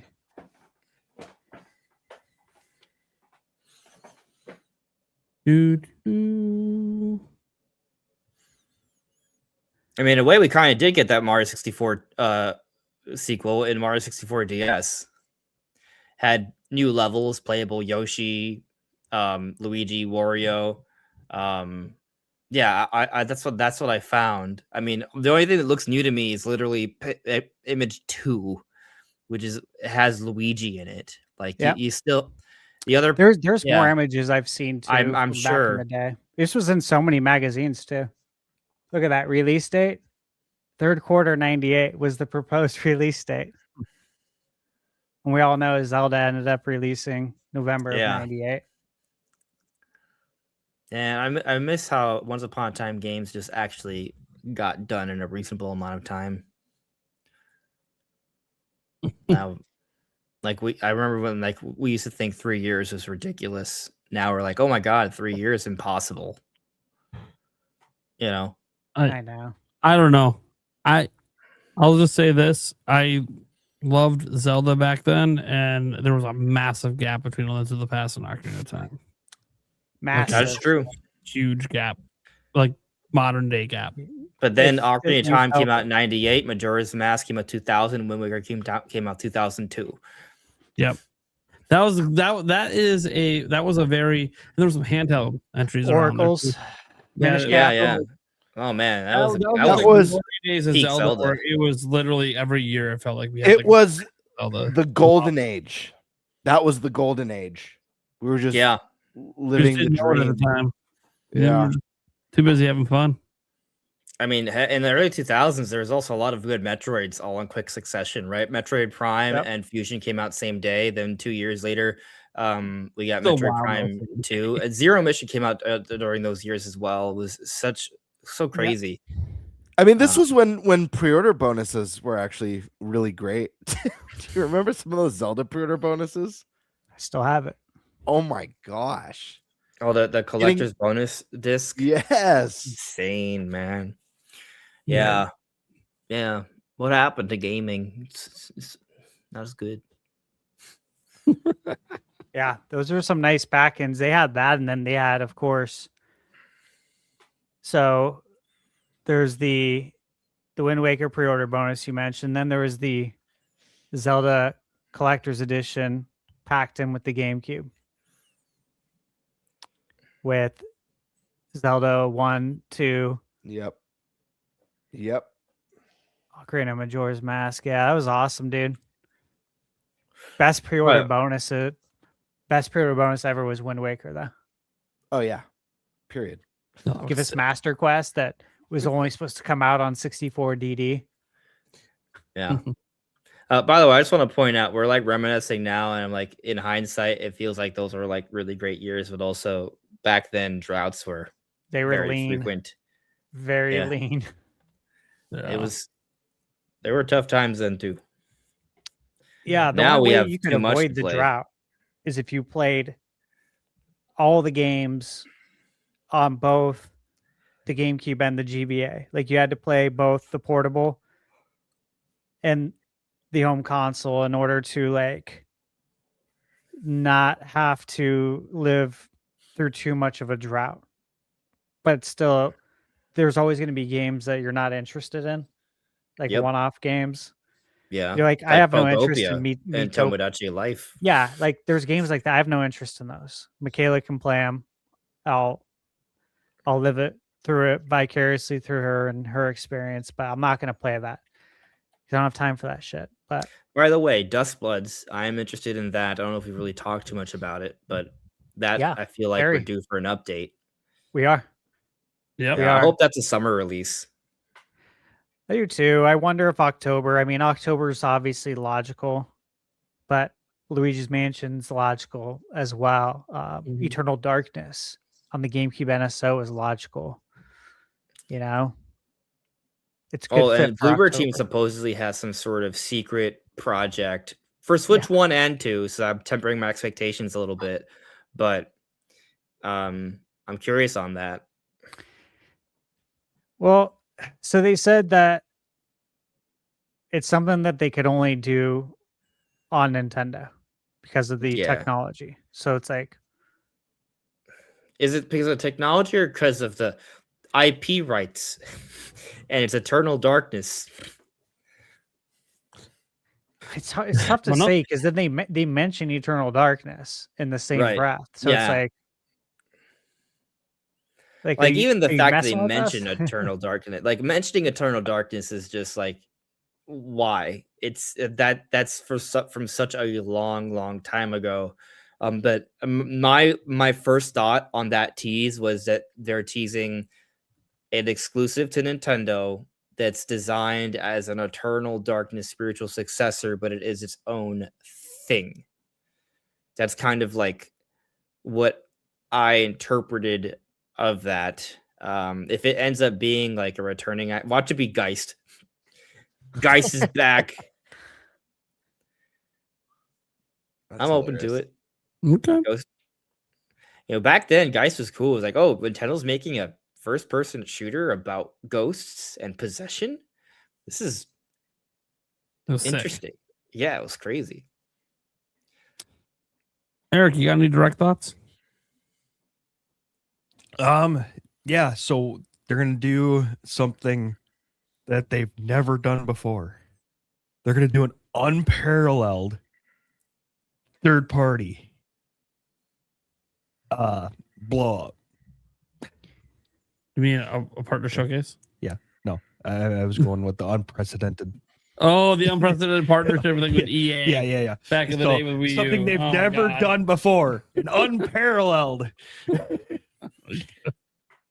third party blowout. I can't believe they said that publicly. Yeah, right. No, I mean, there almost has to be a partner showcase at some point in time coming up. I think Nintendo will get out their major hitters for themselves probably early in the month, next month, and then I would not be surprised at all to see a partner showcase at the end of the month. Just to get some of these bigger third party games coming out. A triple direct whammy. A triple direct whammy. Why not? That would be wild. I'd say unprecedented, but then Yeah, right. last year Unparalleled, happened. even. Unparalleled. Last year happened where we had a lot of directs last year. Yeah. It's kind of wild actually, just how many there were. Once we got to the direct right before the Switch 2 direct, it's just like, no, we got directs like every month. We What? know so little of what's coming this year. I like- would argue we know For a Switch lot, 2. actually, sadly. We know I mean, more about when? Nintendo third party stuff. I'm sure there's a lot. You're right. There's so much. I what can't I mean even. is like we don't have release dates Sure. outside of Mario Tennis. Yeah, then that's a Mm. clear sign that they have to have an event that gives us dates beyond Yep. that. Mhm. Well, I What? mean, we know about Nothing March to do 5th. with that? March 5th is Pokopia, right? So after that, we don't have a lot of dates, specific dates. We just have Yeah. seasonal windows. Yeah. I really do hope that everything we know about is summer. I don't know. I want to play Fire Emblem and Dust Buds this summer. That's what I want. That would be sick. Yeah. Mhm. Yeah. And afterwards, Yeah. I want to play things that are completely unannounced. Yeah. That would be nice. I feel like a good like Imagine Monosoft's title is September, Luigi's Mansion's October, Gen 10 is November, and December is Fitness Boxing 6. Ring That's Fit a joke. 2.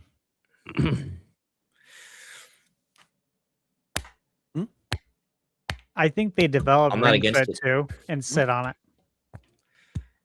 Yeah. Ring Fit 2. Sit on it. That's the title. That's no, so good. No, they wait. I They- know. I'm kidding. You know what they wait for, right? Switch Sports. Huh. Switch Sports 2.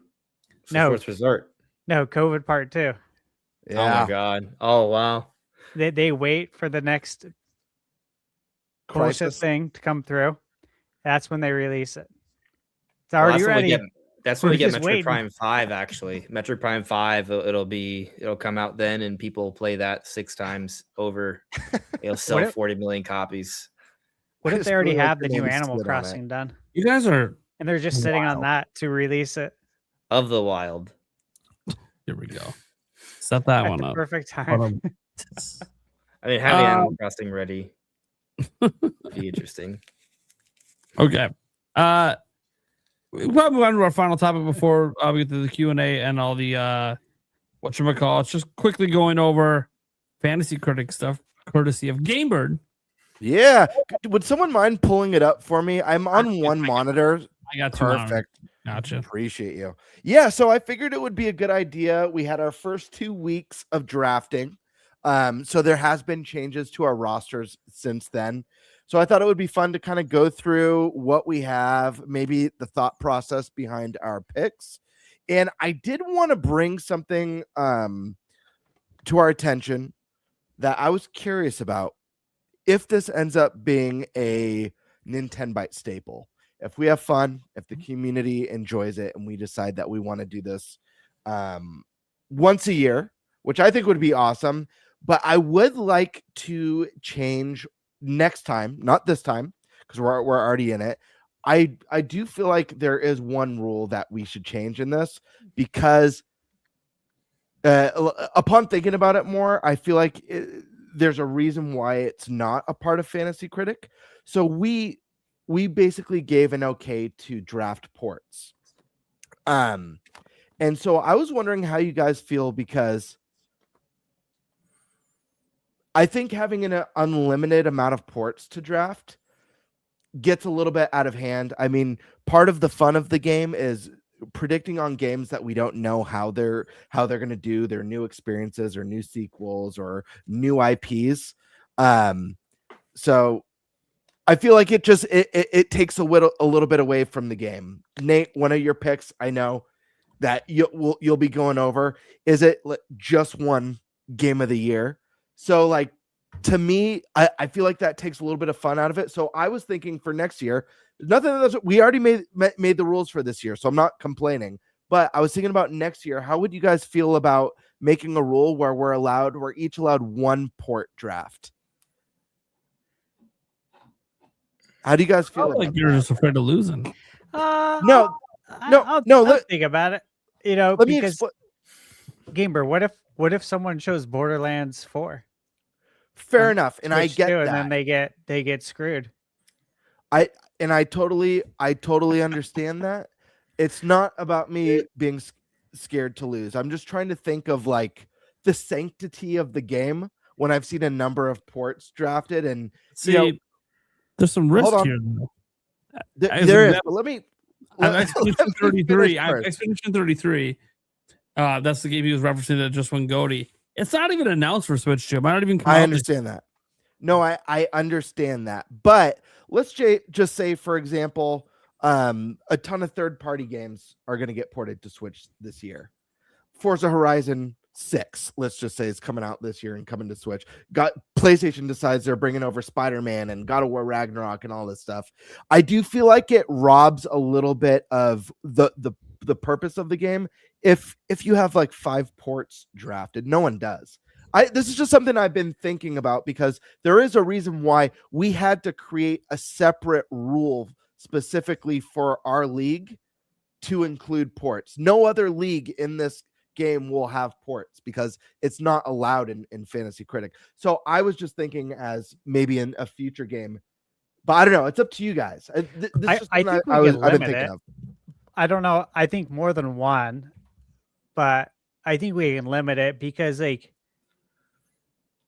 even a game you just mentioned, like Forza, I don't think I'd pick that for Switch 2. And the reason why is because I think everyone will cry that it doesn't have the triggers. The triggers, yeah. Mm-hmm. You know what I mean? Like, that's a trap pick, in my opinion. Unless he's your GameCube controller. Right. But, like, the reviewers, the people who won't buy a GameCube controller because the smallest things in the world upset them.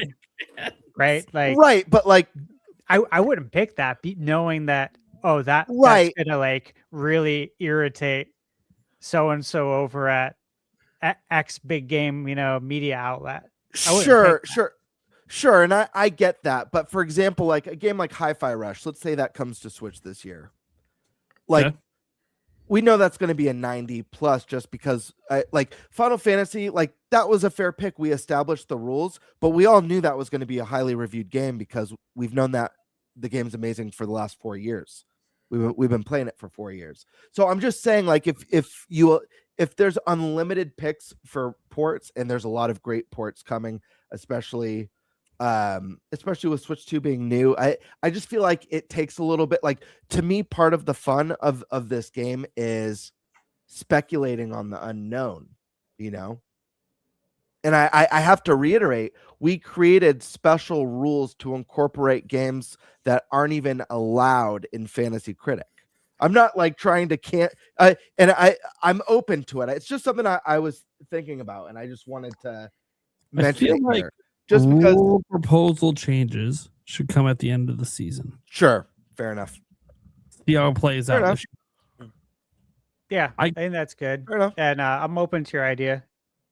Yeah, because there's plenty of games to pick from, anyways. So yeah, absolutely. But yeah, it was just a thought, and like I feel like when I was thinking about it, I was like, oh, one's fair because it gives everyone that little bit of an edge if there's a game that is just like, yeah, it's gonna get a 90 plus because it already did, and it's clearly gonna run phenomenal on Switch.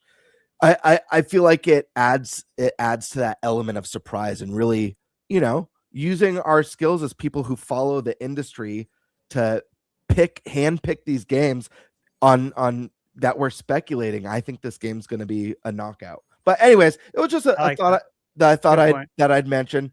But let's dive into we can go in order. I believe Eric is the first person, and you can, if you want to go back over like your initial draft and what you've picked since then and why. Yeah, I mean, all of the games up until Jimmy and the Pulsating Mass were the ones I drafted. And then I was actually searching for a topic, 2 weeks ago, and I found Jimmy and the Pulsating Mass, and as one of the articles was being written about it just coming to Switch. And I was like, heck, what the heck is this? So I'm looking into it, and I mean, the games it was compared to, it was an Earthbound like and stuff like that. There was just a bunch of different games that were really, really good. it's right there. There you go. And I'm like, heck yeah, sign me up for it. And that was the game that I'm like, I actually think it was the very first week that when we were drafting, I was like, how in the heck do I do, how do I add one that's not on here, because this was after we were done drafting and I wasn't sure if it was available type of thing. I emailed Colin and he said originally he wasn't going to allow it because of, I can't remember what, but then it was, he came back. It came out in 2017. Right. But then it was the port or whatever it was. And then, so he's like, well, what do you want? I'm like, yeah, just give me the Switch version on it. So yeah, that's kind of where I was like looking at that. And I'm like, hey, that could be either a really good pull or really bad pull. And then I've just kind of picked up, Yoshi, I think could be pretty decent, and Gears of War seems to rate pretty well. So I'm like, yeah, why not? We'll throw it out there, take a chance on it. So that's kind of what I've been thinking. I haven't added as much as you guys have, but I told Nate, and I know whatever, who cares about if I'm sharing my strategy a little bit. I kind of went on, okay, it's, the first quarter, first half of the year, kind of fill up, make sure, roughly about half of my team is full. And then I got about half my team left for the second half. Hopefully, I can pick, hopefully some good games come out in the second half of the year. Yeah. So it could screw me. It could be a decent move. Never know. But that's kind of what I'm thinking right now. All right. Next up. He's not here. He's Yeah, not that's up to here. you, buddy. All right. Team Birds with Benefits. if you guys remember. The best name. Yeah, great. I laugh. If you guys remember, every week, I'm like, God damn it. on draft day, I went with Marvel's Wolverine, Replaced, a game that I'm insanely hyped for. Dude, we have been following Replaced, I think, since 2017. Yeah. Dude. Yep. Bro. Development hell game. It's apparently finally coming out. I cannot believe We got a it. release I'm date, really man. excited. It looks remarkable. I'm really hoping for some high points on. I mean, the game's just absolutely stunning. Just watching I remember that I forget which trailer it was, but one of those trailers for the game, I must have watched it like 7 times. I was just like in awe of how good the game looks. But yeah, I'm hoping for some good points on that one. Onimusha Way of the Sword. This one I think is riskier, not in the sense that I don't think Onimusha is gonna review poorly. I think it's gonna review really well, at least mid 80s. But I'm not 100% that it's gonna launch this year. But I had to pick it, and there's a little bit of bias. This is was one of my favorite series of all time growing up. I loved it on the PS2, so I'm just happy to see it back. And I do feel like this one, with Capcom's current record right now, track record, I'm feeling good about it. Mixtape, really cool looking indie game, with a huge throwback to anyone who grew up in the 90s. It's got bands like Devo, I think, and Duran Duran, and a bunch of other really cool artists in there, with a really awesome, almost Into the Spider-Verse looking animation to it that's really beautiful. Control Resonant, guys, it's Control, but more of an action game this time around. I don't know how you describe it. It looks awesome, though. Yeah. Really excited for that one. Neo 3, love Neo 1. It's an amazing game. Reviewed in the 80s. Neo 2 reviewed even higher, I believe. And for the first time ever, the series is taking a more open world approach with that fantastic gameplay that they've developed over the first 2 games. I think this might be a high 80s. Who knows? Fingers crossed. Maybe this one could break 90. We'll have to wait and see. Pony Island 2, probably my riskiest pick, because there's a chance that we just hear nothing about this game and it doesn't come out this year. But if it does land, I think it's going to score well for me. If you guys haven't heard of this game, watch the trailer. It's wild. It'll trip you out. And this guy just makes really cool games. And the first one was 85. Yep. And Mugenics, this is a brand new indie game from the Binding of Isaac team. It is a tactics game, one that's very, very hyped, and people who have gotten to demo the game have said that it is one of the best tactics games they've played in years. I think that says something really nice. We'll have to see. Dave the Diver in the Jungle. Dave the Diver was one of my favorite indies. I think it was 2 years ago that it came out. Was it 2 years ago? Really cool game, especially when you're in the restaurant and serving customers. But the new DLC looks huge and looks to offer a lot. So I'm excited for it, but I also think it looks really good. That's why I chose it.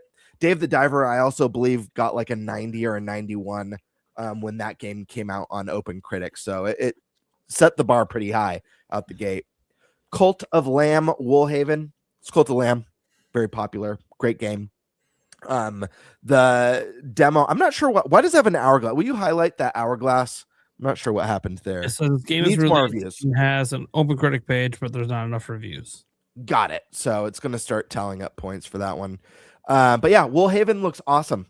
I've never played Cult of Lamb. It's a game I've always been curious about. The expansion looks really, really cool, so I'm feeling really confident on it. Zero Parades for Dead Spies. This is the next game from the team that brought us. Help me out, guys. I just brain farted. Oh my gosh, it's right at the Disco Elysium. There we go. The team that brought us Disco Elysium. So it's that kind of point and click adventure CRPG with incredible storytelling.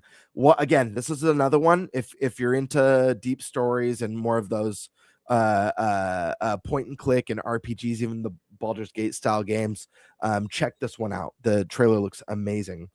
Neverway. I'm not sure if you guys remember this game. This was in a Nintendo Indie Showcase last year. It looks really cool. It looks like one part Zelda, one part Stardew Valley. The art is from the artist who did Celeste, and the music I think it might be the same composer from Celeste as well.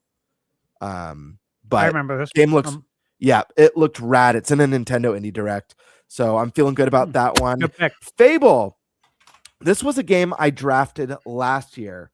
I was hesitant. I almost drafted this on draft day, but the reason why I didn't was because I wasn't confident it was coming out this year. But then, as soon as I heard that we were getting that Xbox showcase at the end of the month, and that the bulk of the showcase is going to be a deep dive on Fable, made me feel like, okay, if they're going to make the entire focus of the showcase Fable, it probably means Fable's coming out this year. And usually with those style showcases with Xbox, it's always games that are coming out the same year. So I'm feeling good about this one. It's the return of a classic. I know there's been some interesting discourse over the game, but when I see the world and I've seen some of the writing in the trailer, I'm feeling pretty confident about this one. We'll see come that showcase, but I just didn't want to wait around for it to get dry. Is it tomorrow? Oh my gosh. Well, I'll know soon enough if I made a wise choice, but I didn't want to wait around and find out, to be honest with you. So I went for it. But yeah, those are my picks, the reasons behind all of them. Yeah, Woolhaven Nice comes breakdown. out on the 22nd, so it's technically, I think, out in part of the world, but not yet in Got it. US. So cool. Makes sense. All right. Let's scroll down here. I believe it's going to be Thunderstash next year. All right. So I got GTA 6. I do 100% believe it's coming out this year. I don't believe the worry that was published by Jason Schreier. I think it's just him worrying. I think Rockstar is going to work their employees to the bone to get that out on time. And if you don't like it, you can see the door. Dragon Quest VII Reimagined. Very excited for that. Final Fantasy VII Remake. Obviously, enough said. Just reviewed that. The Adventures of Elliot.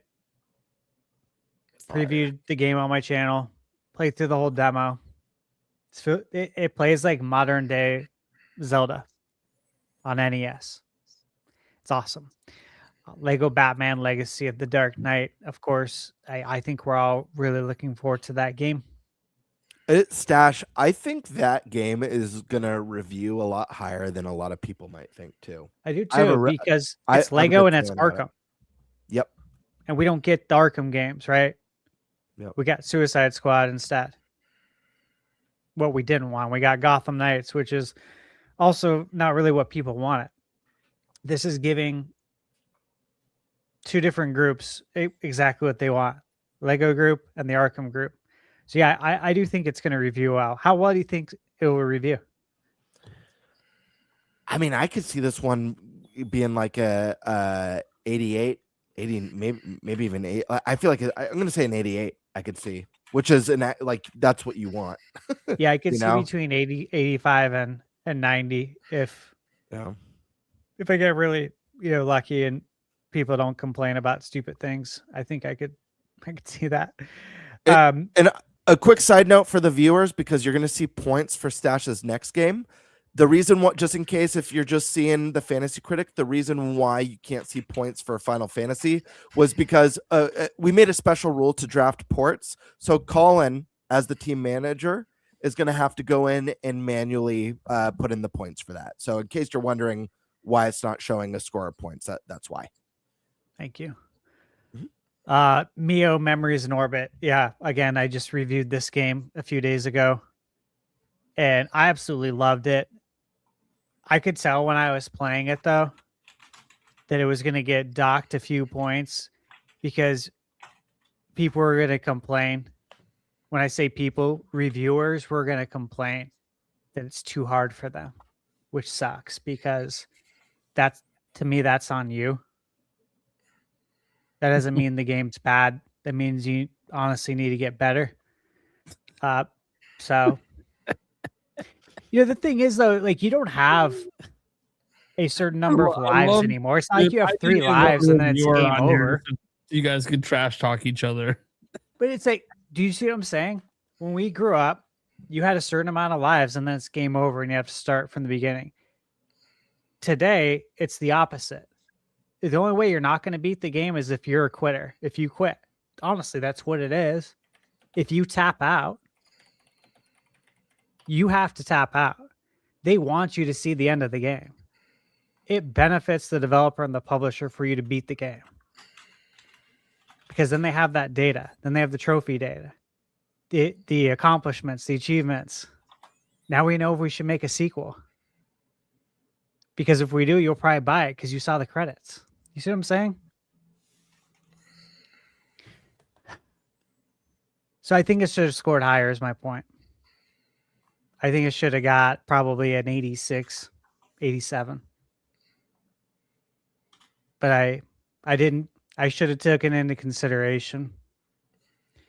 But I also didn't know how hard it was going to be. So that sucks.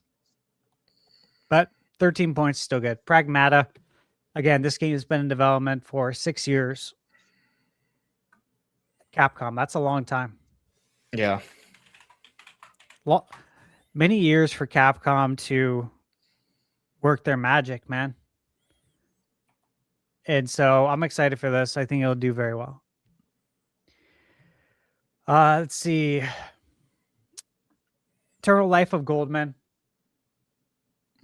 Again, I've had this pre-ordered since August 2024 at Best Buy. I checked today because Nintendo posted a trailer today. And I'm like, oh, I wonder if there's a release date. Probably not because it's not in the text, but I'll watch the trailer and there wasn't. But it prompted me to go to log into my Best Buy to see how long I've had this game pre-ordered. And I've had it pre-ordered since it was announced. So very excited for that though. DuckTales Metroidvania. It's basically what it is. Threads of Time. Do you guys know about this game? Absolutely. It's on my radar. It's a game I'm really, really interested in. Yeah, I'm so excited for this game. Yeah. Major Chrono Trigger vibes. And this is dated for I believe Q1. Which that's why when we were talking about our most anticipated games for Q1, I said, I do have one Xbox game on there if we were going to do all the platforms. And it's this one because it's only coming to Xbox as far as consoles go. That's sad. For now. It's it's going to wind up somewhere else. But yeah, it's a inspiration from Chrono Trigger. I believe they have former developers that worked on Chrono Trigger. Like they're basically making their Chrono Trigger. This, if you look at the story, the time travel, obviously the title, Threads of Time. This is like a modern day Chrono Trigger. It's gonna be very interesting. Mariachi Legends, dude, this game looks once again sick. Metroidvania. I featured all of these games were in my most anticipated games of 2026 video. Bloodstained, the sequel to Bloodstained. I think it's going to do better than the first Bloodstained. I really enjoyed the first one.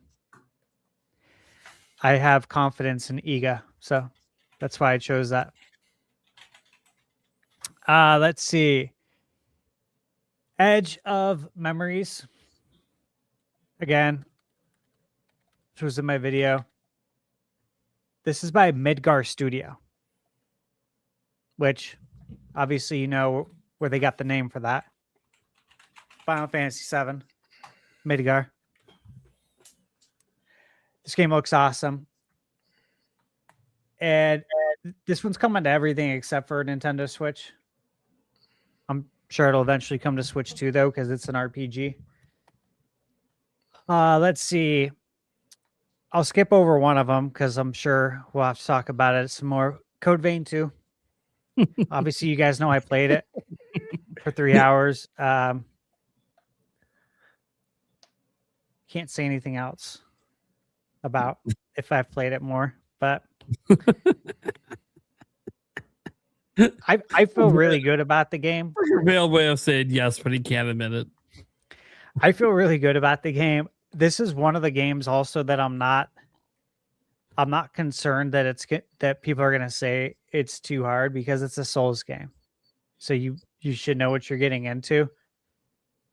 But like, I don't think it's harder than, I don't know, Elden Ring or Demon Souls. I think it's good. The difficulty level is good. It's challenging, but I don't think it goes past that. It's not like completely unfair like some other Souls games. It's not infuriating. I think people will be okay with this one. That was the only thing that would deviate me from picking that game, is if I thought it was going to be too hard for the reviewers. Because again, it really sucks, but that's how you have to look at it. Is how are the people who don't have a lot of time to play video games, even though this is what they do for a living, how are they going to react to this game? I could tell you how I think people who like Souls games are going to react to it. I think they're going to love it. Beast of Reincarnation. You know, again, this is level 5. This is unlike anything they've done. We're going to find out more about it tomorrow. It's in the Xbox Direct. Yes, it is. One of the headlined games. I'm very excited for it. I think it looks great. Nate, however, decided to use, how many of these do we get, Bird? 2? I think we only did one. I'll have to double check. Yeah, I think I opted out of 2 this year. That way we could be a little bit more both adventurous and forgiving our first time play. All right. So Nate blew his load on Beast of Reincarnation. He thinks of all the games that have been picked so far between all the teams, that this one is the one that's going to score the most points under 70. No. Not why I did it. Let's hear your expert strategy then.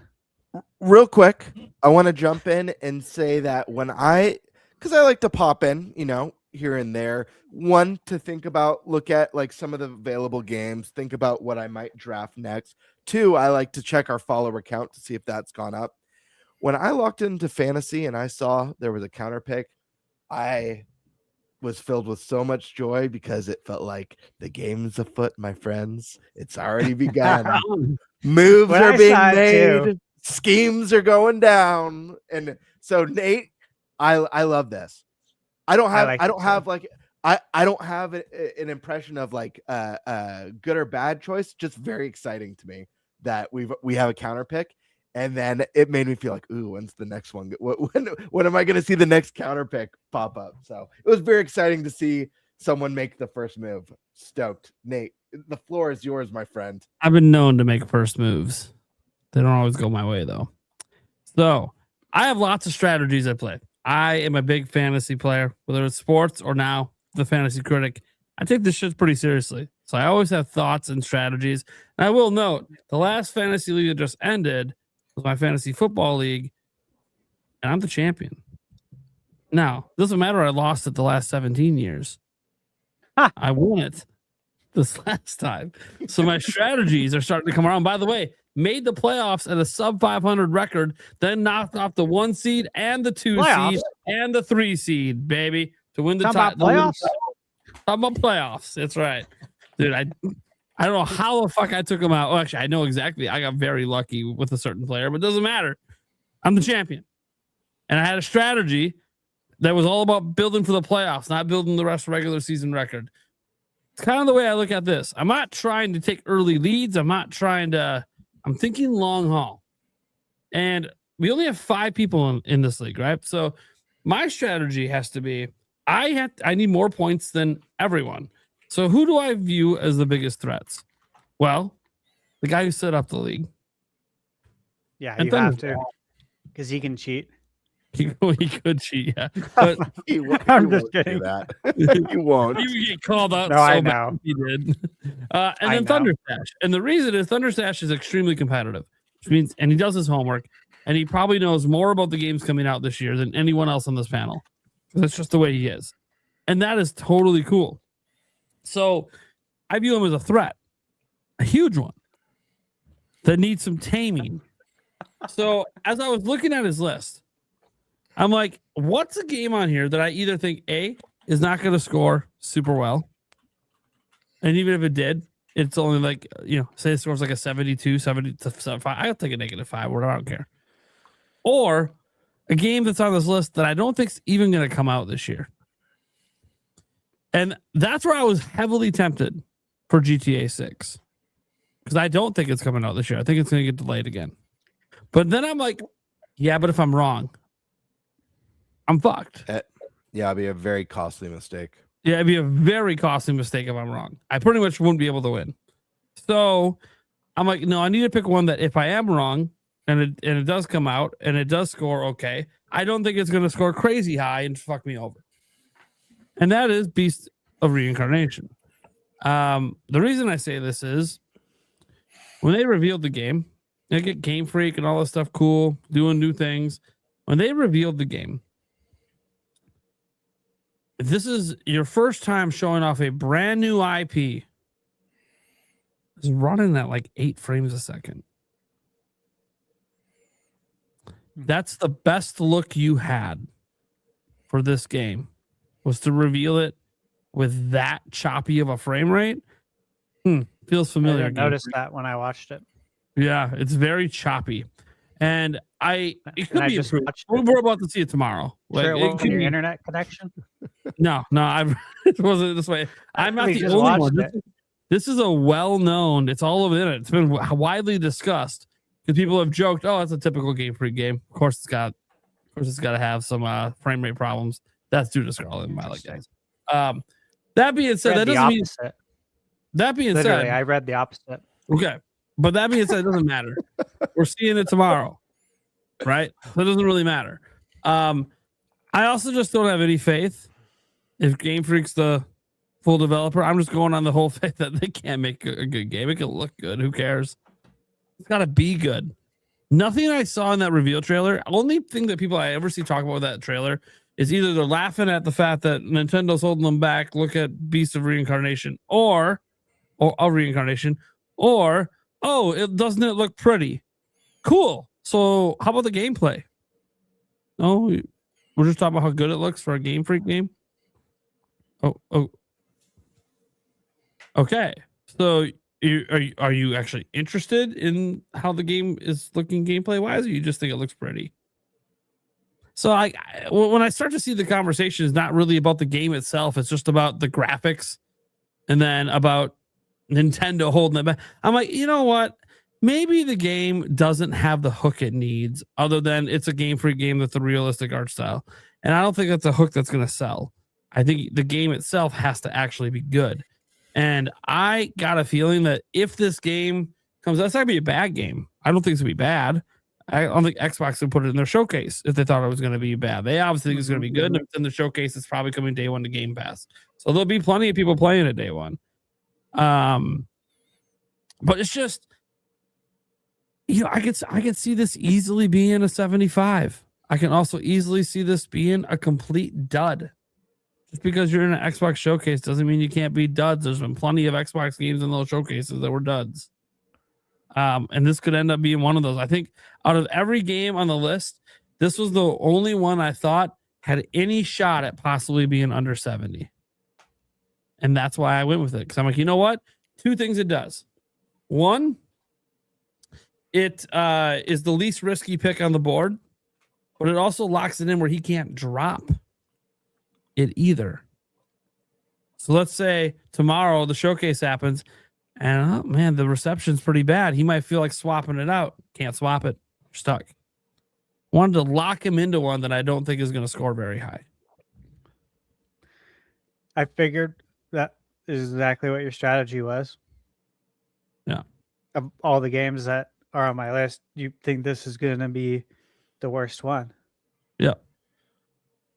Listen, I think the fact of the matter is this. I think the likelihood of us drafting a game that's going to be under 70 points is pretty low, to be honest with you. That's why it wasn't my only factor in the decision.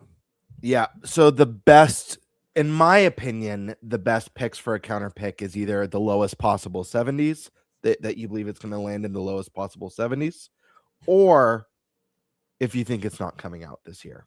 Yep. I also don't think it is, but even if it does, I'm cool. Why would they show it at the Xbox Direct in January 2026? They're not going to release it this year. Well, I agree with that, because that was my thought process on I better scoop up Fable, because why would they show that's the headline? I agree. Silk Song and say all the games here are coming out in the next 12 months, and then it didn't. Yeah, that is a one-off scenario. Well, I mean, if you go back and look at Xbox Directs, they've shown plenty of games that were coming out. But I also didn't think it was coming out then either. Well, listen, it's fair. As former fantasy critic champion, not of this. I just want to say, the game's just getting started, my friends. It's getting interesting. It's going to heat up. Yeah. You're going to see listen, and I've seen scenarios, because I've been playing for so many years, both just me and Colin, but also with other groups of people. Sometimes you see someone come out the gate swinging. I've seen people start with 290 plus and then get decimated, landing with a stinker, getting stuck with games that aren't coming out this year. We are so early. Anything is possible. Anything could happen. This is going to be an exciting year. And I love that we're all feeling competitive with this. Even Eric, I see Eric, having some interesting and unique picks. I think that's competitive. I think this is good. I think there's going to be some trash. Gamer's just saying he's having a good time, guys. I am. He's liking how year one's going. Outside of the fact that we had to open the topic by bitching about a rule in year one. Listen, it's not me complaining about the rule this year. It was me offering a suggestion for next year to have a more balanced game. And if you guys all disagree, then that's fine. It was just a suggestion. Yeah, as I said, we'll revisit at the end of the year. I'm like, when you brought it up, I was like, neat suggestion. This is our first time revisiting the league since we drafted. Fair. Can we talk about what's going on in the league? Fair. So I was like, feel like this conversation is happening 11 months too soon. For sure. That being said, yeah, so that was kind of my strategy behind trying to lock that in. Now, I had thought, obviously, I knew blowing it, because they only get one. Blowing it early, I think could be a mistake for me long haul, because as it plays out, maybe Stash isn't the person I should be targeting. I should be going after the guy running the league, or maybe Eric. These random picks he has that feel random to me. Turns out he just knows what the fuck he's talking about. And I gotta be honest, usually when Eric sees a game and thinks it's good, it does review well every single time. So maybe it's him I should have been worried about. I don't know. But this is me just trying to make sure, hey, if I don't win, sure as fuck Thunderstash ain't winning. That was my thought. That was my whole thought process. I already saw him win one title last year. We don't need to have another one this year for something else that I can have a say in. Because no, I'm not good enough at NBA Jam to beat Thunderstash. I still gotta post that video. I still have to edit that. He bled for that title. I'm just saying, I ain't got those kind of skills. As soon as my finger popped, I would have been like, yeah, I'm good. I had someone ask me if the reason I didn't post it because I lost. They're like, you lost, right? Like, no. They're like, why did you post it? I don't even know what else feels like. You want to edit this for me? Right. I got games I got to review. Then last we got my list. I'll make this a bit quick. Look, Dustbloods. I think it's Miyazaki. He's never made a bad game. You look at the history of his games and the review scores; they're always very, very high. So, yeah. I think despite what the fan battle, PvE or whatever, who cares? It's a Miyazaki game. It's a Miyazaki game. He's literally never made a bad game. I don't think he knows how to. So, yeah, I have no problem with that being a topic for me. To the Hollower, Obviously, it was supposed to come out last year, got delayed. I don't believe this is a year plus delay. How are you drafting a 2030 game? I mean, go look at the eShop, man. I know. Don't say that on the eShop. It's hilarious. Anyway, I didn't even know how it was actually going to come out this year. Know some stuff behind the scenes about it that I can't say. Sort of stash. And I think actually everyone does because we shared a little bit with the rest of the crew, but we can't really talk about it. But look, this is the Shovel Knight people. These are the people that just know how to make excellent games. And from what you guys have been able to play in the public demo and what we saw behind the scenes, very, very obvious. This is another one of those excellent games. I wouldn't be surprised if this is up for Indie Game of the Year. That's how much I believe in what this game is doing. So, of course, had to make it a high pick. I had to take Rebirth, which thank you, Nate the Hate, today, saying that Rebirth is coming to Xbox and Switch 2 this year. Saw that. Really happy to see that. Actually, and I think it has to because I think the third one's going to come out next year, so they have to get it out. I do too. 2027. Final Fantasy 7, 2027. Yeah. 7/7/2027. It's interesting. Yep. So I'm like, so I was already, that was before Nate the Hate said anything. I'm like, oh, it's got to come out. We already know, just like you took Integrate, we already know how well it reviewed. So yeah, got to get that on the list. Tomb Raider Legacy of Atlantis. Tomb Raider games have typically done pretty good. And this is just me looking at it and going, this one also looks in line with the recent ones that have also done pretty good in the reviews. So just kind of thinking that might continue. Could be way off on this. Yakuza Kiwami 3 and the Dark Ties. I don't think there's any qualms about that. It's very obvious. It's probably in the 80s somewhere with the review. The Blood of the Dawnwalker. Again, just one I've seen a few times. Looks really good. I think has a chance to maybe one of my lower games, maybe like an 81, 82. I think it's got a shot there. I think it looks great, dude. Yeah, I think it looks can't better wait to play it. But yeah, I'm just saying, I don't know. I haven't played it. I just feel like there's going to be like one thing that reviewers aren't going to like about it. That might bring it down because reviewers are sometimes overly harsh over like one minute thing that most gamers aren't even going to notice. Yeah.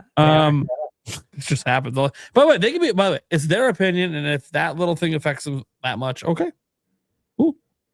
World of Warcraft Midnight. Look, it is part of an ongoing expansion pack series right now. That the first one came out and was a mid 80s. Then I looked at some other X packs, and they seem to always be, low to mid 80s. So I felt like kind of a safe pick, like a known quantity that's just consistently does well in the reviews. Because also it's really, really hard. Like what's funny about reviewing like the World of Warcraft expansion packs, like they review it, but the expansion pack's not complete because it's an MMO. So the content for it comes out over a couple of year periods. So it's really funny that they had to review it without having all the content. So this is one I added. And I believe the first week that we had the league going was Half-Life. Now, I don't know if Half-Life 3 exists. I don't know if it's coming out. I don't have any information, don't know shit. I know about the rumors, but rumors are rumors. This thing's been rumored since I was was I middle school? It was a long time ago they were rumoring Half-Life 3. So this is just me going, look, if Greg Miller had the balls to put it in his team, I'm going to trust in the Miller and put it on mine. Because if it comes out, oh my God, that is such a massive W. Not just for it existing, but like it's going to review probably very high based on the pedigree of the series and the pedigree of Valve. Sure. But is it actually going to come out? I don't know. We'll see. Mm-hmm. Persona 4 Revival, I think just a super easy 80s dub. I mean, even the predicting points here is saying the same thing, low 80s there. It just felt like a very obvious, hey, I can't always look to try to get all the 90s. That's not how you're going to win this league. If you're just playing to get 90s, because that's a high risk, high reward, you could be like, oh, this is for sure going to be a 90, and then all of a sudden the reviews come out and it's like a 75. You're like, what the fuck? You can disagree with the reviews. I gotta play the reviews. So I did a lot of research on OpenCritic, going through and try to figure out what tends to do well with the critics is I honestly don't pay that much attention. But for a league like this, paying attention to that stuff matters. I don't either. How do games tend to review? So Persona 4 just felt like an obvious, easy, free. It's going to be in the 80s kind of game. Like, It's my favorite Persona. like it's going to do great. Professor Layton and the New World of Steam. This is kind of a risky one because not all Professor Layton games review well, but they've been letting this one cook, and they definitely have not been trying to rush it out the door.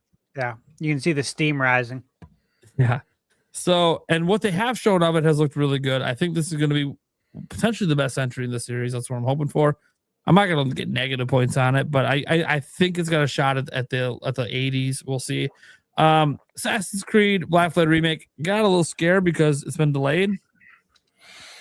But it's not technically delayed out of this year. It's delayed out of this fiscal year. But it could still be in the next one, and this fiscal year ends in March for them. So it's still, there's like 9 other months that it could come out this year. So it could just be pushed back to later this year in the summer sometime. And again, I know we don't technically know that because it's not technically announced, although it's been leaked. And then there's also been there's been a bunch of, the game exists. But yeah, if it comes out, look, it's one of the highest rated Assassin's Creed games. And I don't see a world where they really screwed that up because they don't have to do a whole lot. You keep the core game the way it is and upgrade the visuals. And it's gonna review well. So I don't see anywhere where this doesn't. So as long as it comes out this year, now I'm a little nervous it might not, but as long as it comes out this year, very confident in that one being in the mid 80s and doing What very if well. what if they remake it as a games of service? Well, then I'm fucked. Let's just be honest. That's gonna be a nice black hole for me over there. That might go negative. That might be in the 60s. They wanted to take another stab at a quadruple A pirate game. And right now, the game I'm nervous about the most is Expedition 33. Now, if it comes out, it's a brilliant pick because, again, it's going to be in the 90s. But at worst, high 80s if there's some hiccups on Switch 2. But I have no idea if they're actually making a Switch 2 version of the game, and let alone having it come out this year. Mm-hmm. Yeah. They mentioned last year it's like one of many things they're considering, which means there was no commitment at that time. So while I do think it comes to Switch 2 someday, I don't know what that day is this year. And I took kind of a leap of faith here. I kind of figured, look, when I look at our boards, the worst thing that I think I want is a game that gets me negative points, right? I don't want any negative points. I'm okay with a couple zeros. I got 25. I think I can afford 3 or 4 zeros and still pull out a dub. Well, if that's the case, then why not have one of those zeros potentially have the high ceiling of being in the 90s if it actually comes out this year? So that's why I'm like, you know what? I'm going to throw it on there before it's announced, and then we all have to bid like crazy to get it. Mm-hmm. Everyone's going to bid like crazy because it's an easy 90+ game. Like, it's going to be highly bidded on. Now I'm going to nab it now. Get it cheap. And so that's I got a few more that I'm adding for this week, but I'm obviously not going to reveal what those are right now because bids are still ongoing.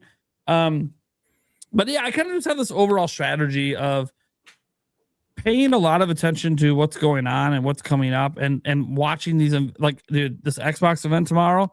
Guys, I plan to live stream it. We'll see if that happens. But even if I don't, I'm going to be watching it differently. I'm actually more excited for the events this year. All the summer showcases, everything. Because now I'm not just watching to see what I'm interested in playing. I'm watching to see what's going to review well, which makes me look at this a little different. Fantasy Critic does that to you. Yeah. So, like, even like genres fantasy you don't football. care about. great trailer, but that game still won't review well. I can still think that. So You'll find yourself rooting for genres that you don't even play or like don't even like. You know what I mean? So it's funny. Yeah, so I'm cautiously optimistic about what I'm doing. Obviously, this is my first year doing it, but it's like anything. This is a competition. Dude, I'm all in. I'm head for, dude. I make time for this every week, dude. I don't even make time for my fantasy basketball leagues right now. I make more time for this thing.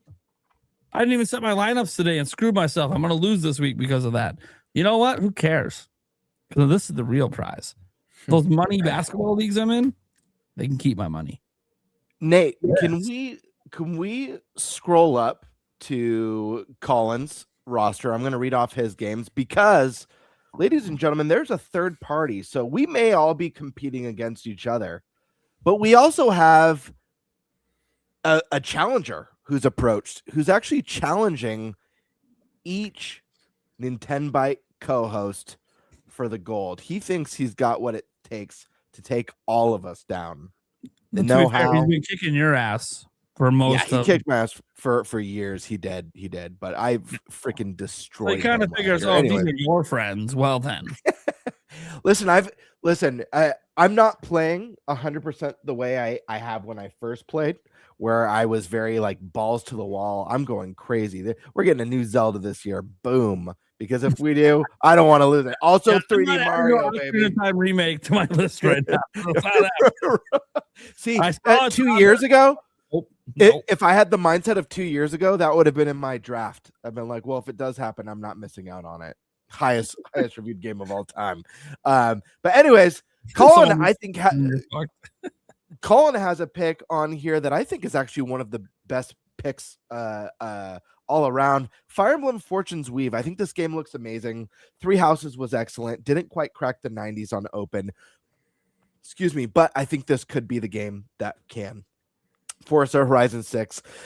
These games crush every single time. They're literally probably the best reviewed games that come out of Xbox. I'm fully expecting this one's, I believe is in Tokyo or Japan this time around. This one's probably going to be an easy 90 for Colin. Trails in the Sky, second chapter. This could be an easy 92 because the first one landed a 90 on OpenCritic, and anyone familiar with the series will know that the second game blows the first game out of the water. Saros. This is another success. Would it be a successor? Would you or would this spiritual successor? Yeah, I'd say it's a spiritual successor. This is one to keep an eye out. It's weird. I'm in a weird position where it's like I never want games to review poorly. You know what I mean? Like I don't want this game to be worse than its predecessor, but I'm like, don't be in the 90s because Fantasy Critic. Screw the developers. Fantasy Critic. Witchbrook, cute cozy game. I'm sure that one will do well. I forget who's making that. Chucklefish. Yep. Phantom Blade Zero. This is, I feel like, is Colin's wild card. I think the game looks amazing, but it's also from an unknown Chinese developer, and I feel like this could be like, I'm worried if it's an example of a game that looks too good to be true, but we'll have to wait and see. It looks fantastic. Cheers, Blacksmith Wukong. Right, which that one did really well. But we'll have to wait. It's one of the few games that's actually dated too. Yep, it's dated. Which there's like nothing dated. It's Phantom Blade Zero and GTA for the second half of the year right now. So I feel like they're pretty confident in this game. Yeah, no, I think so too. Reanimal. This is another interesting one because I think the game looks incredible. I think everyone thinks that. The thing that's always interesting to me is that this is a scenario of it's the creators of Little Nightmares leaving and doing their own game. And my only caveat with this one is I feel like a lot of times when we see creators of a popular series go off and do their own thing, for whatever reason, it doesn't turn out the way a lot of people are hoping. Think the Dead Space team went off and did Callisto Protocol, didn't review very well. There's another example. Keiji Inafune, Mega Man, he did Mighty Number 9, didn't do well. There's a lot of examples. It's like a weird trend. So this one, just based on that, I don't know if what would you call that? Like, I don't want to jinx it for him, but I don't know. There's a weird history with that. Sacrifier. I don't remember what game this dude. Is. Okay, I'll tell you about it. Sacrifier is the game that I DM'd you like a week ago. That's right. Oh my gosh. Yes. Yeah. Looks amazing. Thank looks you. so good. I reached It out looks to him. I haven't amazing. heard back, but Yes. this game looks so good. Yeah. Yep. Super Meat Boy 3D. This was one that I was thinking about picking. I've heard nothing but amazing things about people who've gone hands-on with this. It really looks like they took Meat Boy to the next level as a 3D platformer here. I think this was a solid pick. Diablo 4, Lord of Hatred. Diablo, it's a solid series. I'm sure this one will land in the 80s. I'm not sure where. And obviously, guys, I can't give Colin's thoughts behind these. I'm just trying to add a little context. Escape from Ever After. This is the Paper Mario like. This game looks amazing. So I've only played one other Paper Mario like, and I absolutely adored it. I actually liked it more than the Origami. Oh, nice. He's got it there. I actually liked it more than the Origami King, and that was Bug Fables. If you guys have you played this, Stash? Escape from Ever After? No, Bug Fables. Oh, yeah. Yeah. Amazing. Yeah. Awesome What a game.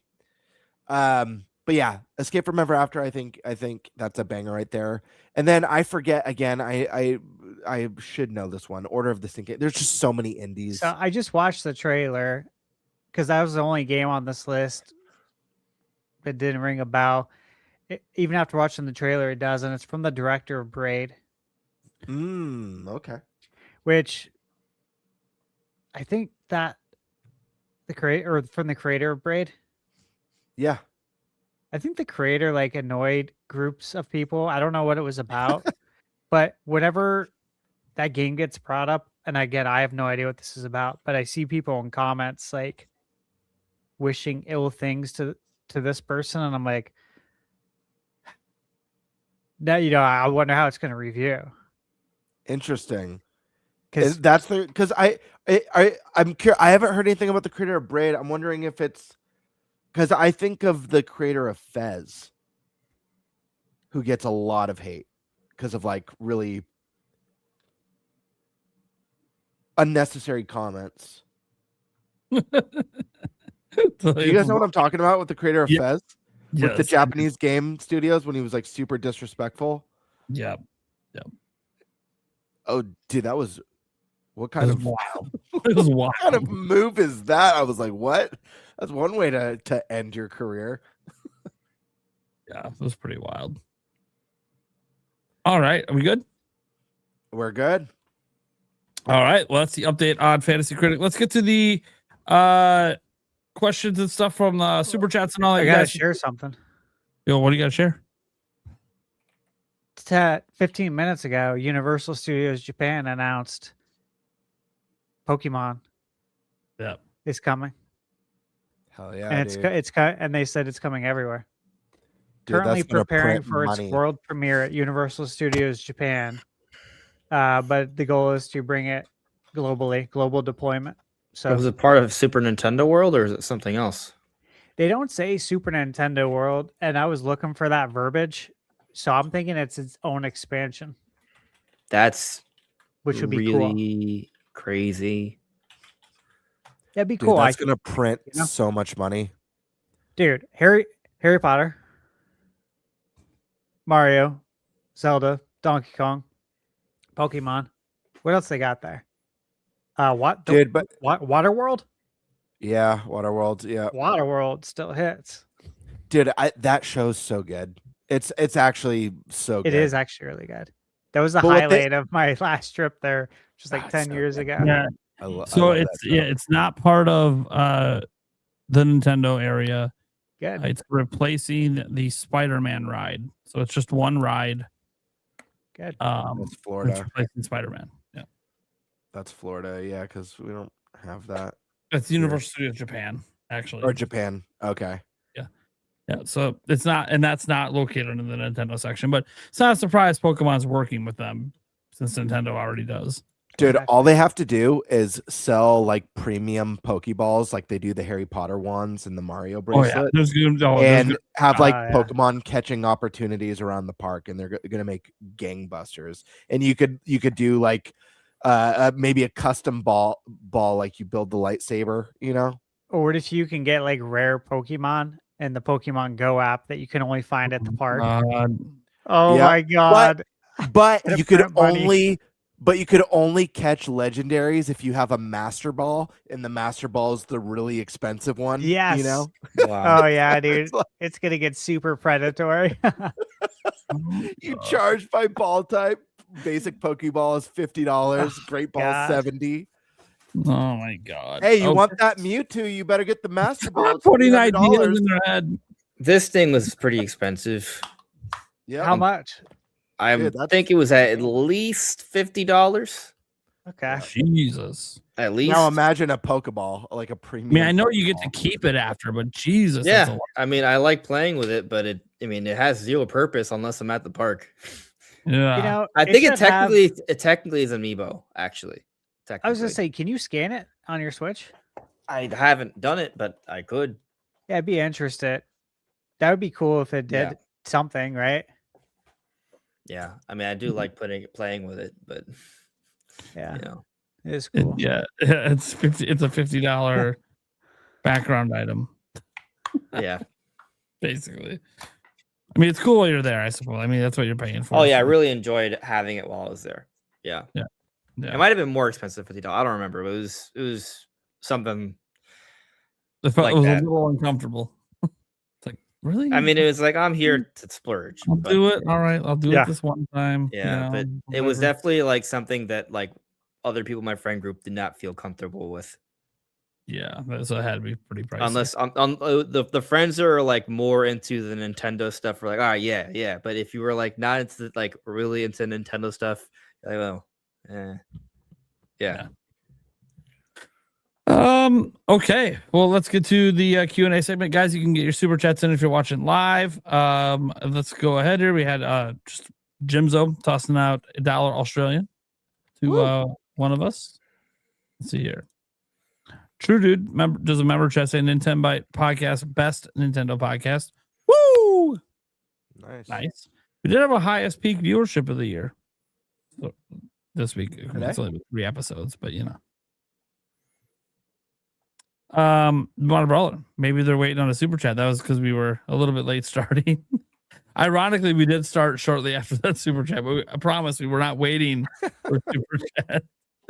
Modern Brawler. This is for Andres Restart. If we get an Ocarina Time remake, will Nintendo tone down how often Navi can get ignoring, or will they push for it for nostalgia purposes? I think it's going to be tweaked for sure. I don't think it's going to be a Miles McKenzie. No. I mean, that's not the standard of Zelda right now, right? Like, Breath and Tears are not that handholdy, are they? I don't think they are.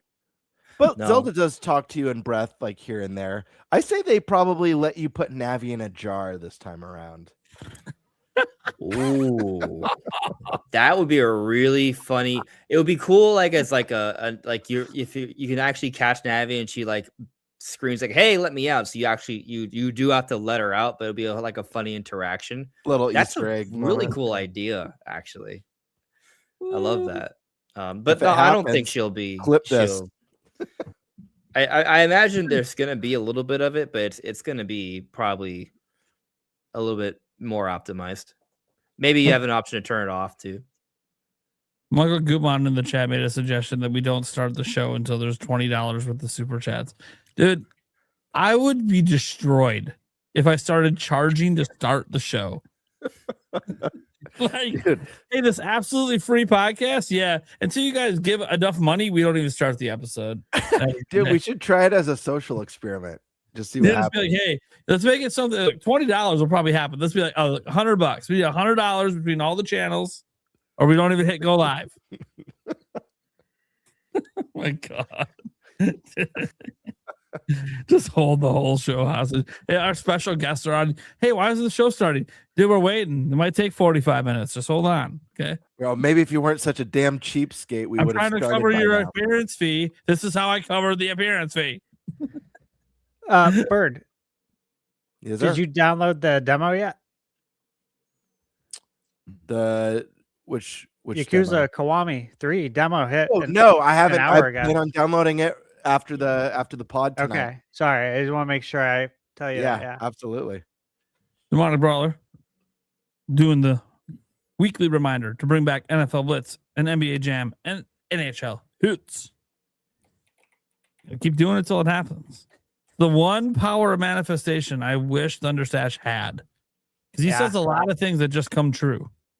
This is the one that it's like, God. I call Stash Man. Yay. I have a nickname for him, Nintendo Damas.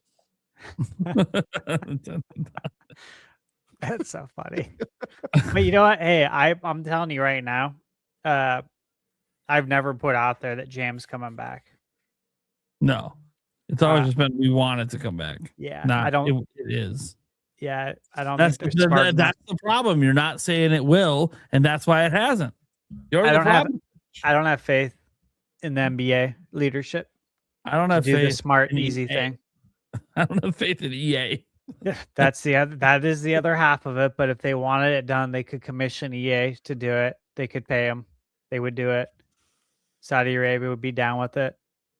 This deal would be done. Watch, that's why they bought him.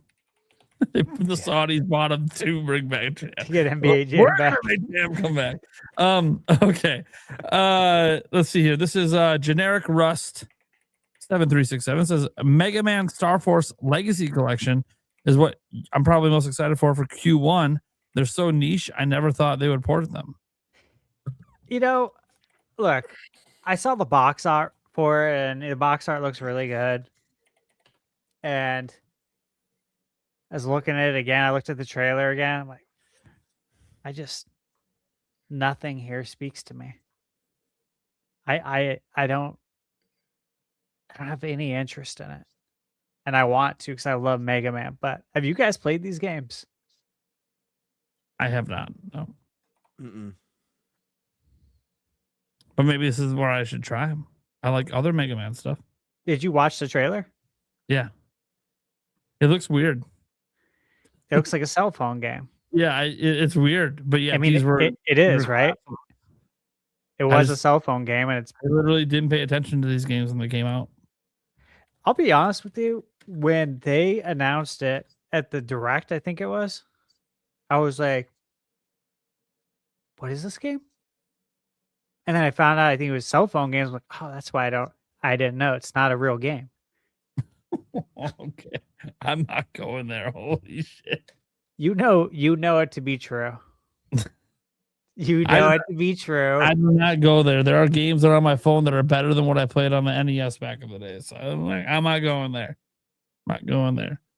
These are DS games, I think. I'm not going to diss the most popular gaming platform in the world. What, cell phones? Yeah. They are the most popular gaming platform in the world. Yeah, it's only because you have to have a phone. Candy Crush. Yeah. It's also the lamest gaming platform. Totally the lamest. That is extremely true.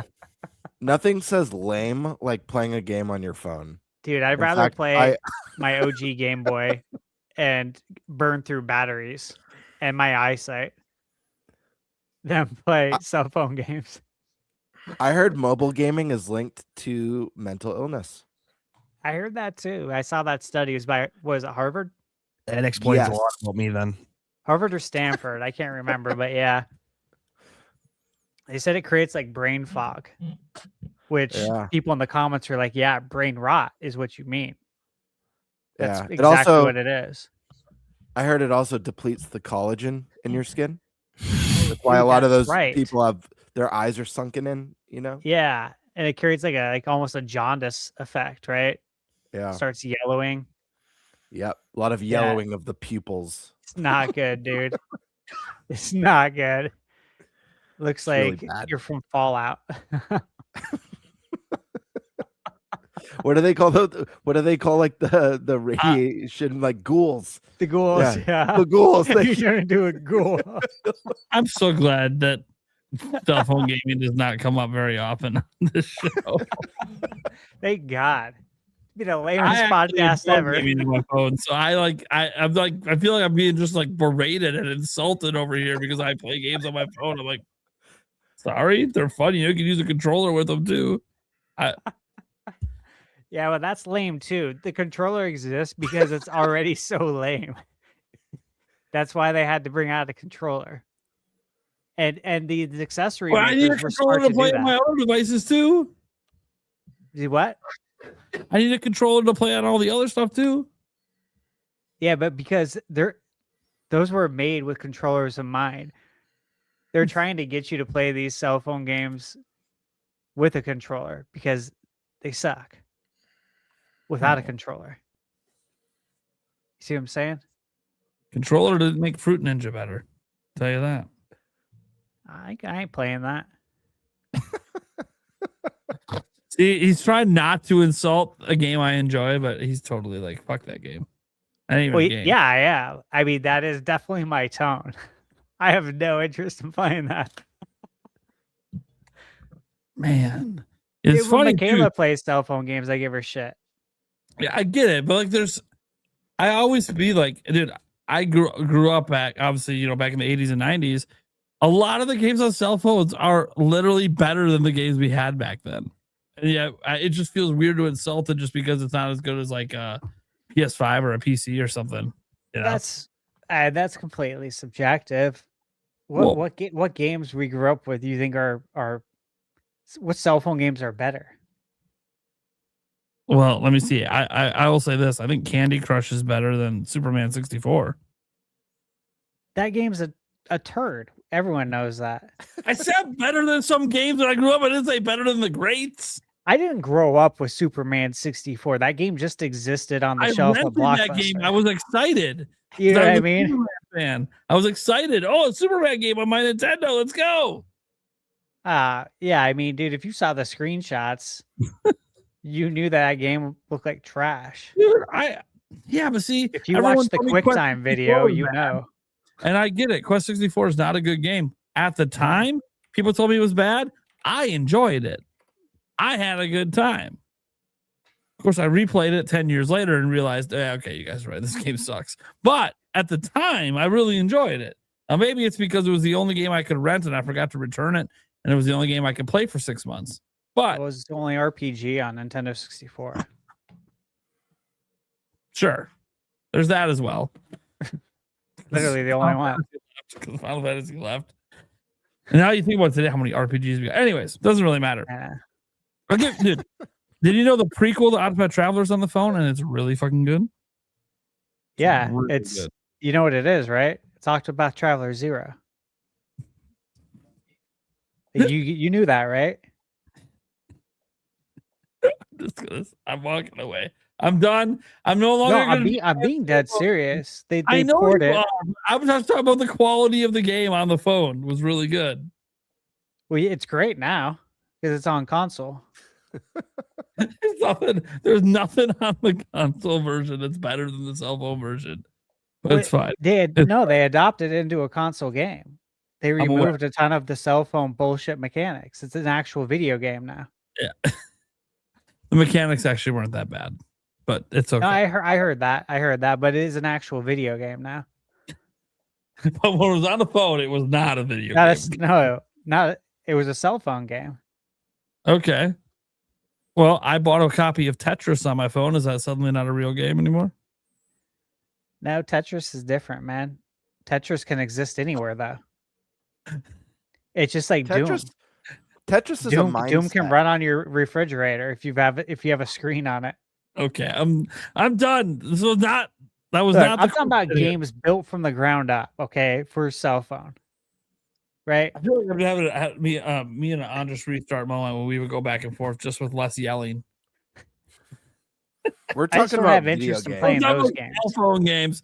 And I know the whole internet's going to side with you because people trash them all the fucking time. And I'm just like, dude, I've been playing cell phone games for like a decade. You're fine. You just avoid the bullshit ones like Raid Shadow Legends. Just know that when we talk to you about this and when we poke fun and make ghoulish remarks, it's from a place. It's because we care about you and your well-being. Yeah, dude. We don't want to see you go down this path. It's a really dark road, and you're not alone. Well, the fun thing is, as you guys say all of that, I feel like you guys are trying to police my fun. I won't apologize for having a good time. I have a great time playing some games on my phone. You know, I'll tell you that there is something I enjoy doing on my phone that is gaming related. Oh no. Look up And news. I'm not talking about emulation. I know what it is. It's Yeah, going emulation, on to the Nintendo eShop app. I actually do like looking at I the do too. store app. Yeah, you can It see your actually- placement I love there. App. It's almost Yeah. better than the one on the Switch too. It's weird. It is. Yeah. It's so convenient. I love it. Yeah, yeah. I was gonna say actually, I like playing PlayStation on my phone sometimes when I'm really bored. Like when I was playing through Demon Souls, I'd be like, you know what? I could probably play Demon Souls on my phone. And remote Because play. you can remote play. Oh, Yeah, yeah. remote play. Okay, yeah. The remote play is great. I've done that with Yeah. Xbox a few times too. But I've had the controllers. Like I've actually been able to, I've had controllers that connect wirelessly, Bluetooth wise to my phone, Yeah. and I can actually play the game that way. Yeah. Yeah, that But, is a neat feature. I wish Nintendo had something like that because PlayStation and Xbox do. Yeah. Steam does. I don't have like the PlayStation. I don't normally take my PlayStation controller with me with my phone. So I've only done it like a couple times, but it's a nice little neat It's thing. definitely convenient. Sometimes you have like a tablet and people just want to lay a certain way in bed. You can just stream it to the tablet quick. Nice. Yeah. Convenient. All right. That being said, Boo Many, do any of you believe the music in the Ocarina of Time Lego set video could actually be the music from Ocarina of Time Remake during the final battle? The answer is 99% no. No, I don't think so. Yeah. Nintendo just It was a cool. Yeah, you go. I was just gonna say it was a cool tune on that video, but I think if we get a remake, it's gonna be like very symphonic, orchestrated, melodic masterpiece. Yeah. I think that if there's anything to take away from that trailer, it's that they put a lot of effort into it, and the effort shows its significance. But I don't think we should be like, oh yeah, that there's first off, like it's a Lego trailer, right? Like there's nothing Lego that's going to be about an actual Zelda team made game. That's not going to happen. I'll say this. If that music will be in a game only if it's a Lego Zelda game. Which might exist one day. I hope not. I'm okay if it does. I don't mind the crossovers. I just don't want it instead of. I want it in addition to. I will not be extremely angry if it's in addition to, but I'll probably be indifferent at best. All right. Sorry, All right, I feel like I'm too salty today. Yeah, it's all right. We need the salt sometimes. Well, someone's got to take over the villain role. I haven't been villainous enough today. Yeah. Just going at Stash a couple times is not good enough. It's some true villain behavior. Besides, Stash is always right. So, like, I don't know why I even try. This is an interesting question. Will Microsoft announce any of their games that are coming to Switch 2 during the Xbox showcase tomorrow? Or are they waiting for a direct? I think Well, there's no. going to be some interesting hints. Yeah, I think we're seeing a Switch 2 logo tomorrow. I think only Where? one. I think only one. On what game? I mean, I hope it's Fable. Fable is such a But feels like such a great fit for Nintendo. Yeah, I know. That's why I'm like, I I really love love that. Yeah. Especially if Nintendo poisons my heart with a Lego Zelda, I could play a Fable instead. Yeah. There's not going to be a Lego Zelda, so I don't think so either. someday there will No. be. maybe There'll be a Mario. someday. Yeah. Someday the Earth will spin out of rotation and will just explode. But until then, I'm not going to think about it. Yeah. Why are you you just hate Lego games or something? Yeah, pretty much. Oh, No, okay. I'm joking, right? A little bit. there's Like, been some really good ones. Yeah, like Lego City Undercover, for example. Yeah. Yep.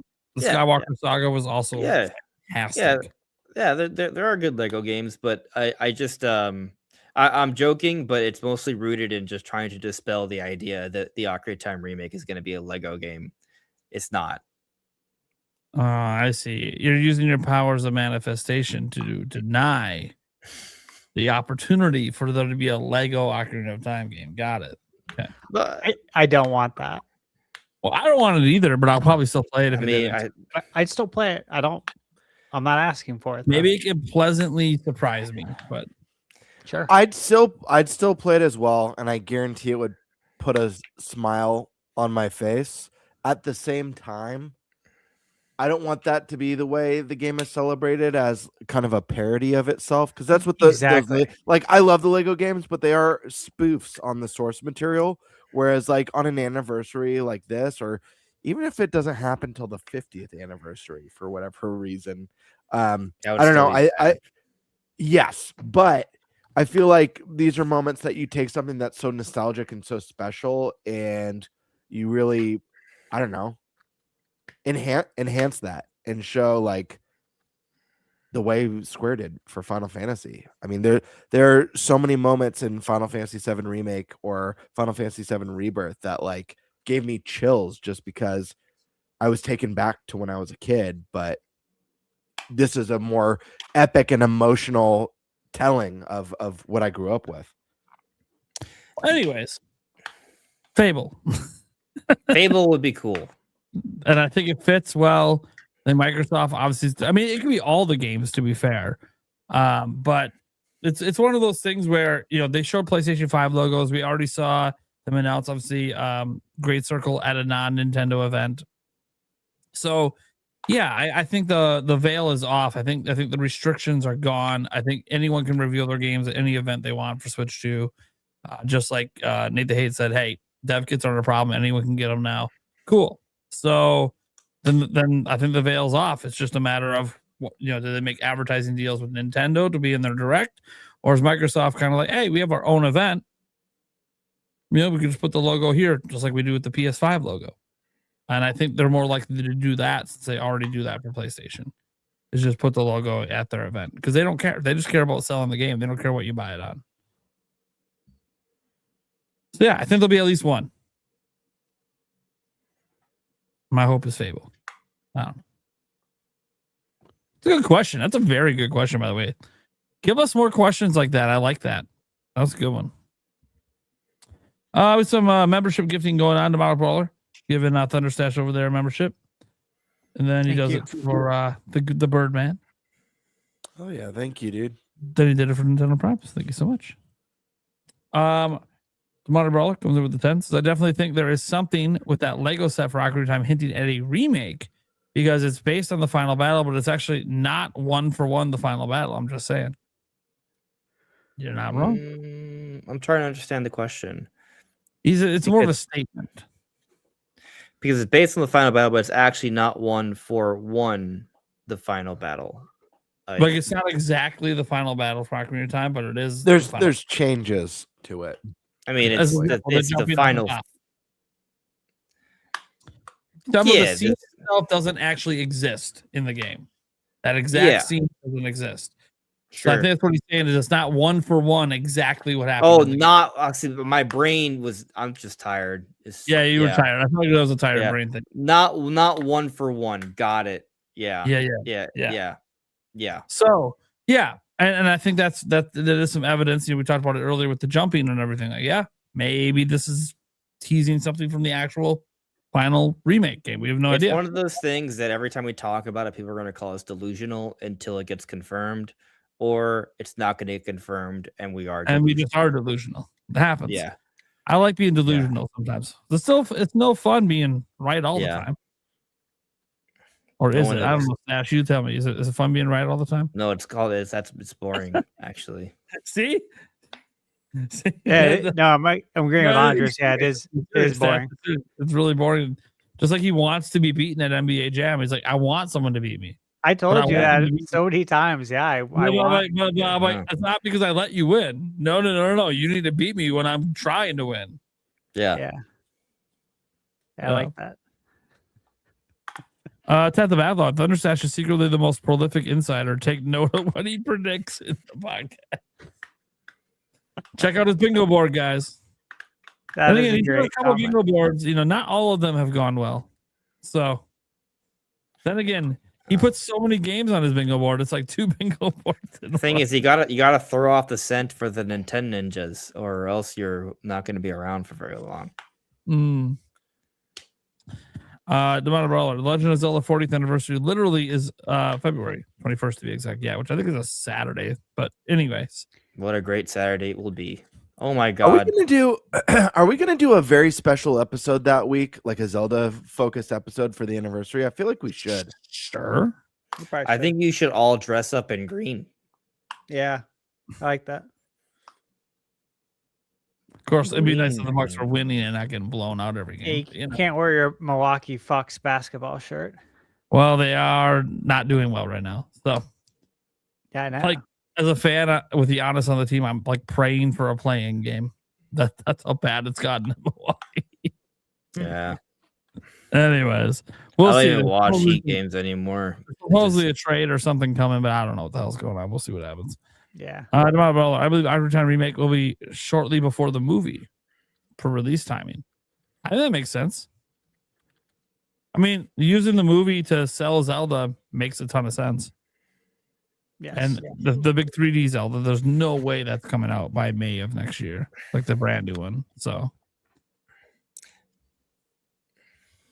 Demonic Brawler. I was thinking Into the Past will be the next 2D remake, 2D HD, perhaps. It'd be so epic. You know, it was weird. It's funny he mentions that comment. So, like earlier, I googled what games were announced at the Direct, the Switch 2 Direct that haven't come out yet, and it gave me, the Google AI answer. Everything was right except for one. One of the answers said, "Legend of Zelda: Link to the Past 2D remake was announced," and I'm like, where's the source? Yeah, right.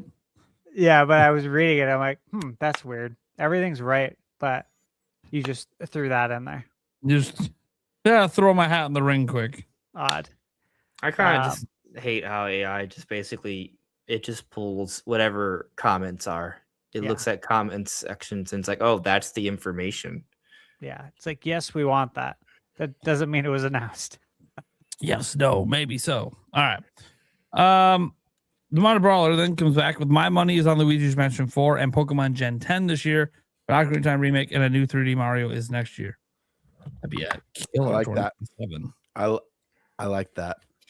Well, if we get the Monolith Soft title, Luigi's Mansion 4 in Gen 10, the second half, we have Dustbugs and Fire Emblem in the summer. It's not bad. It's pretty good. I think they need like another thing though, like something More else. Switch 2 editions will be announced. Well, if there's a Smash Switch 2 edition in conjunction with what I just said, I would say that's a good year. Not a listen, Luigi's Mansion 4, Xenoblade, or whatever Molotov is working on, and a Smash edition, I'll be very happy with. But that would be I would say that would be on par with what we just got to close 2025, which is good, but not like 2017 good, if that makes sense. But if they kind of maintain that momentum, and then 2027 there is that 1-2 punch of 3D Mario Ocarina of Time Remake, and then we have Mario Kart DLC throughout, like that's solid. I just want to reiterate: don't underestimate Monolith with the tools that they now have at their disposal with Switch 2. Again, this is a company, I know they haven't been like the system seller company, but that doesn't mean that they can't be. And whatever they have planned next could be bigger and more significant than anything they've done in the past. Maybe not, but we won't know until we see what it is and see how people react to it. In Gen 10, I mean, that's going to just, regardless of people's feelings on Pokemon, it's going to sell well. It's going to I'm going to push back a little bit on you there. Yeah. Because technically, Monolith Soft has been quite involved with the Zelda games, Splatoon, and Animal Crossing, and all of those are 10 to 20 to 30 million plus sellers. Sure. Now, they're not the main developer for any of those, but they have been doing co-development for all those games. Sure. And I mean, I think something should be said there. And then there's the games, while they're not 10 plus million sellers, they are consistently highly rated and always praised by the fan base. So, Hey, it only takes one game to send you to the stratosphere. It only All it takes one, baby. yeah. All right. And I also scoffed at, not scoffed, but I just ignored Splatoon Raiders. Like that's probably this year. Yes, it probably is. Almost guaranteed it's this year. It's a spinoff, so it's just a spinoff. But I sure as hell hope so because it's on my fantasy team. Well, yeah. I who mean, made it that seems like a mistake? safe prediction. Who made that mistake? All right. Let's go to Wink to Man here. It says, could that direct have a Mario Edition Switch 2? Sure. I mean, anything's possible, but I don't know if I'd predict that. I feel like the opportunity. Well, I mean, I guess there was opportunity. You would think they would do it in a Mario Anniversary presentation, but they didn't. But also, it was the launch year of Switch 2, so maybe just wanted to focus on that. And now there's a little bit more opportunity. They did just start announcing some Joy-Con colors, so yeah, maybe it's more possible than I want to give it credit for. I think the most likely themed Switch 2s for this year is Pokemon Gen 10 and Zelda for the 40th. To me, those make the most sense. Yeah, I think there's going to be a Switch 2 Lite because of Pokemon. Sure. Yeah. I think that'd be good. That'd be a good choice to get the Switch 2 Lite out there ASAP.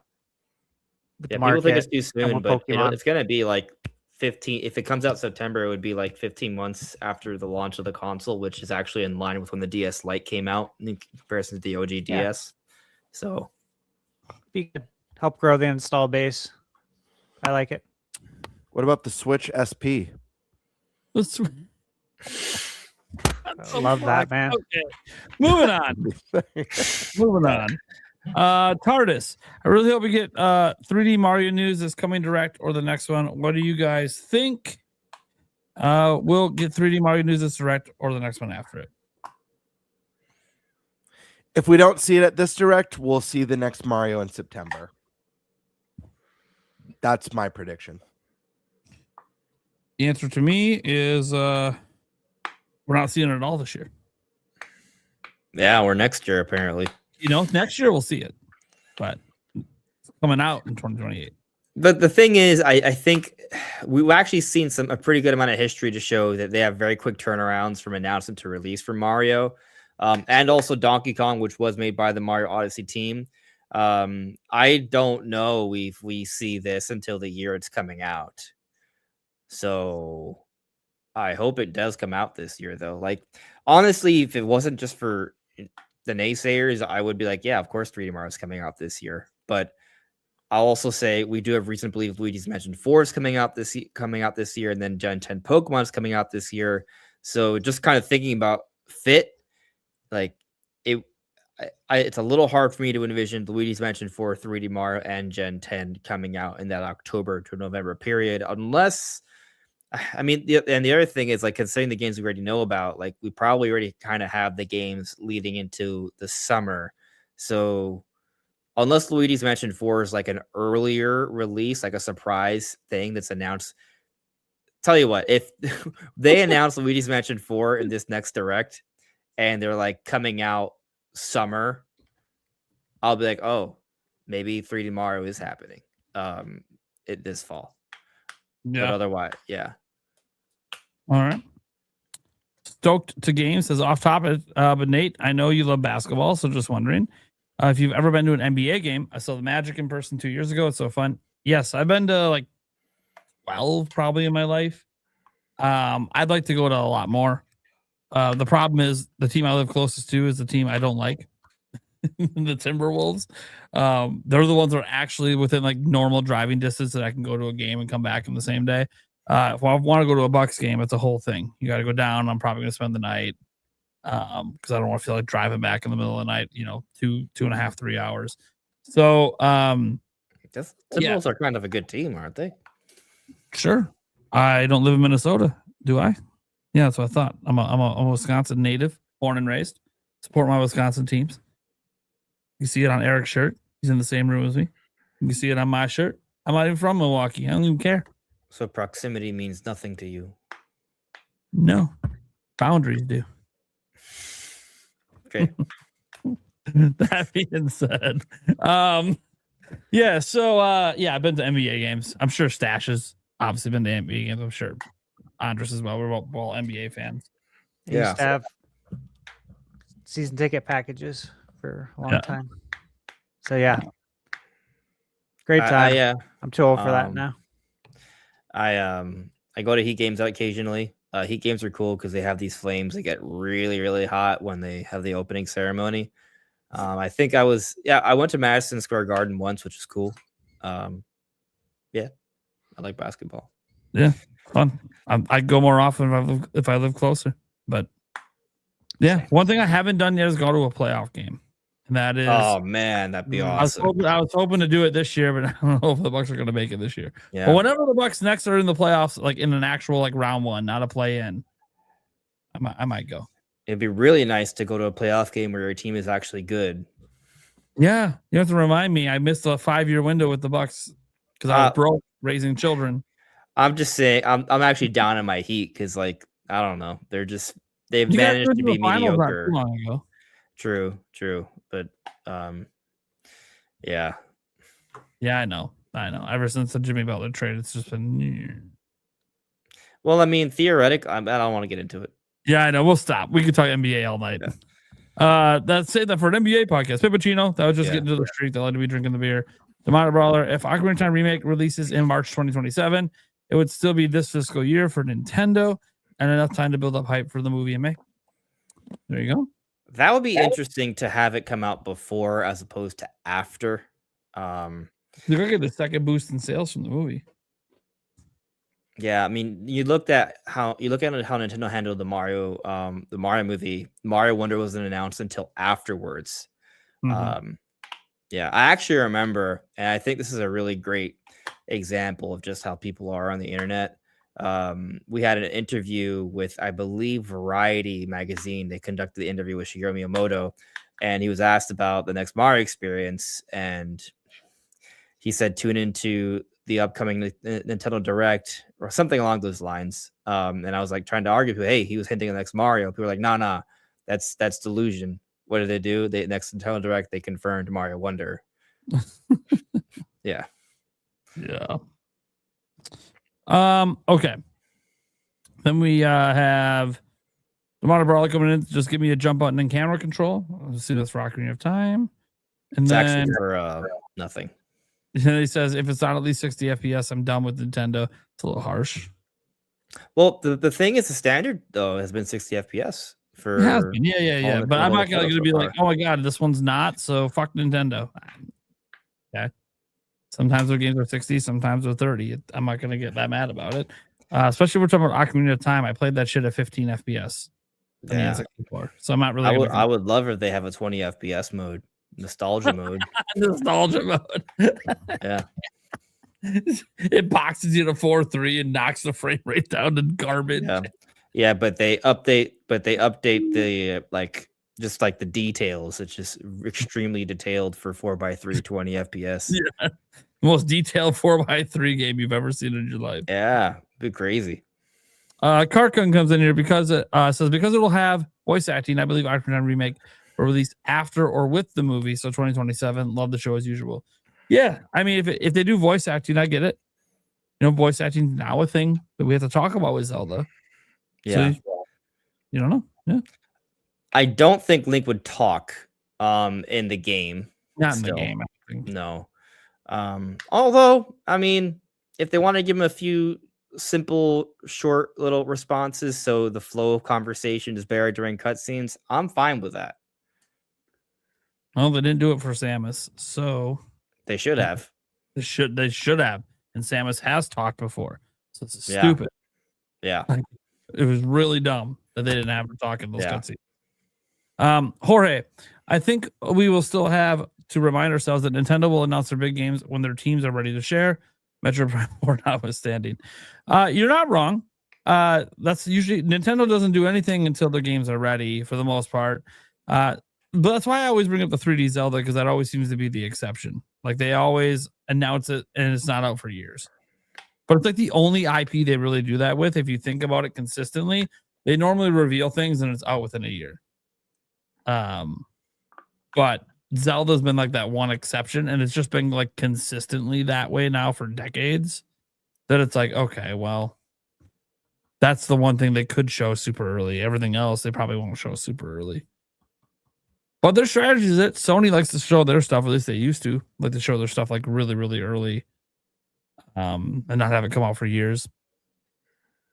Different strategies. And then Wink Demand. I hope 3D All-Stars would include unreleased beta versions and unreleased games like Mario 64 2. Yeah, obviously that didn't happen. But yeah, I mean, I think people were just hoping to get Galaxy 1 and 2 on there. Get that second one on there. But yeah. Yeah, it would have been cool. Especially, I don't know. It would have made the limited nature, the FOMO nature feel more justified if there was like some actual shit you couldn't play anywhere else on there. Make it highly collectible. I mean, they still sell for an okay price, because there's limited physical copies, but yeah, that would have been neat. Takes me back to those days again. That Zelda Collector's Edition with the pre-order for Wind Waker, man. That stuff was awesome. All right, that's gonna do it. Let's head around the room, let people know what we got going on, and where they can find us. We'll start with our guest, Andres Restart. What's up? Yeah, what do you got going on? We're finding teasing the upcoming content or Nope. Yeah, he's like this every single time. He's just like, I'm here. Yeah. If you don't know who I am, I don't want you here. No, I mean, I'm probably talking about Nintendo Direct stuff tomorrow. Because there's more Nintendo Direct stuff to talk about. There's just more stuff happening. It's Nintendo Direct season. This happens every time, second half of January going to February. It's like Direct stuff every day because there's new rumors, new game rumors, new this, new that. I do try and stay on top of it all. So, it's fun. Whatever discoveries that can be made, I will try and make them between now and whenever the video's out. As a content creator, I really enjoy this time of year. It's nice to not have to worry. Like, I just know every day I'll have something to talk about that's worthwhile, and I like that. It's not always like that. The summer sometimes it gets a little lean till we get to the June Direct, but I really enjoyed actually the last few months because it was kind of like, all right, we got I got to talk about Metroid Prime 4. We talked a little bit about Hyrule Warriors. Galaxy 2. Like, that was some fun stuff. It would be nice to kind of have. I look forward. I like the balance. We got the Nintendo Direct season. Okay, now we got the games. Nintendo Direct season. Now we got the games. Like, that's to me, it's a fun balance. Eric, where can they find you? You can find me here and on the Clips channel. And I'm possibly going to be taking over uploading the audio version. Yeah. So, yeah. Gamebird. How we doing? Yeah, guys, Gamebird Classic here. One of the greatest co-hosts in podcast history. You know where to find me, people. Here on YouTube at Gamebird Classic or on Twitter at _Birdmaster. I've got a ton of videos coming up. I've got a few collaborations.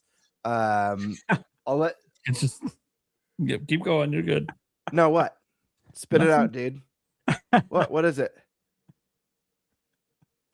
Hold on. I got you. Wrong. I'm wrong all the time, so that's nothing new. Anywho, I've got a bunch of collaborations going on. A couple content creators that reached out. I'm sure they'll announce what it is when the time is right.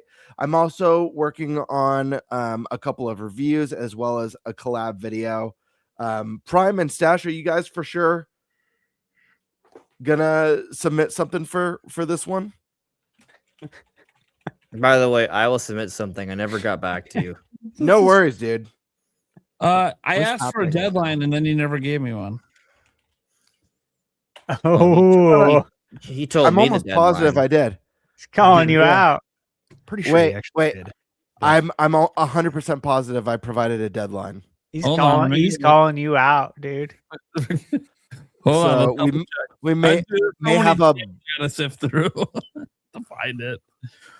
Let's see here. Yeah, I did. I provided one. Let me see. Hold on. I'll Where let did this? you Where look did for this happen? yourself. Where? I don't even remember when you asked me, to be honest. Oh yeah, when do you need this by? Okay, yeah, you gave me. Yeah. So wait, he replied, He did reply. Yeah, Did. and you He didn't did read, say and you something didn't more- read it, Well, to be fair, and you called him out on the podcast, yeah, I told. Did I not? Just and you, explain that but I'm you wrong didn't all the read time? it. Did I not I explain that can't I'm wrong all believe the you, time? dude. I literally It's- just said I'm wrong all the time. It's Prime more. example just happened live on the show. That being said, I'm not going to blame anyone other than X for this because I'm really hating their update to their DMs. I don't get notifications for most of the messages anymore. That is fair, I'll but give you that. I don't either. Yeah. at the same time, because like I know, I find out like 2 days later there's been this whole conversation happening for the podcast, and I didn't even know. It's like checking the mailbox, not knowing if you Yeah. have mail yet. Yeah. You know what I mean? Yep. It's like that's what it's like. You have to actually check your mailbox. No one's gonna tell you there's mail in there, apparently. And I see the next time that I did check the messages that day, I was pissed off. So well, I will that give went you that that. rolled through me not reading the message. Looks like yeah. I'll give you that, Prime, but at the same time, this does feel a little bit more like ghoulish behavior. I'm just Ghoulish. I just made myself look like an idiot. It's from the cell phone games. That's what I'm the Yeah, point I'm dude. making. No, I don't care. I don't the It's her ghoulish behavior brain, you man. want to put in the cell phone games. The bottom line is you're still on the show, aren't you? So There we go. Fair enough. Fair enough. But anyways, yes. So Maybe- it'll be a fine. it'll be a collaborative effort. Hopefully, Prime makes the deadline.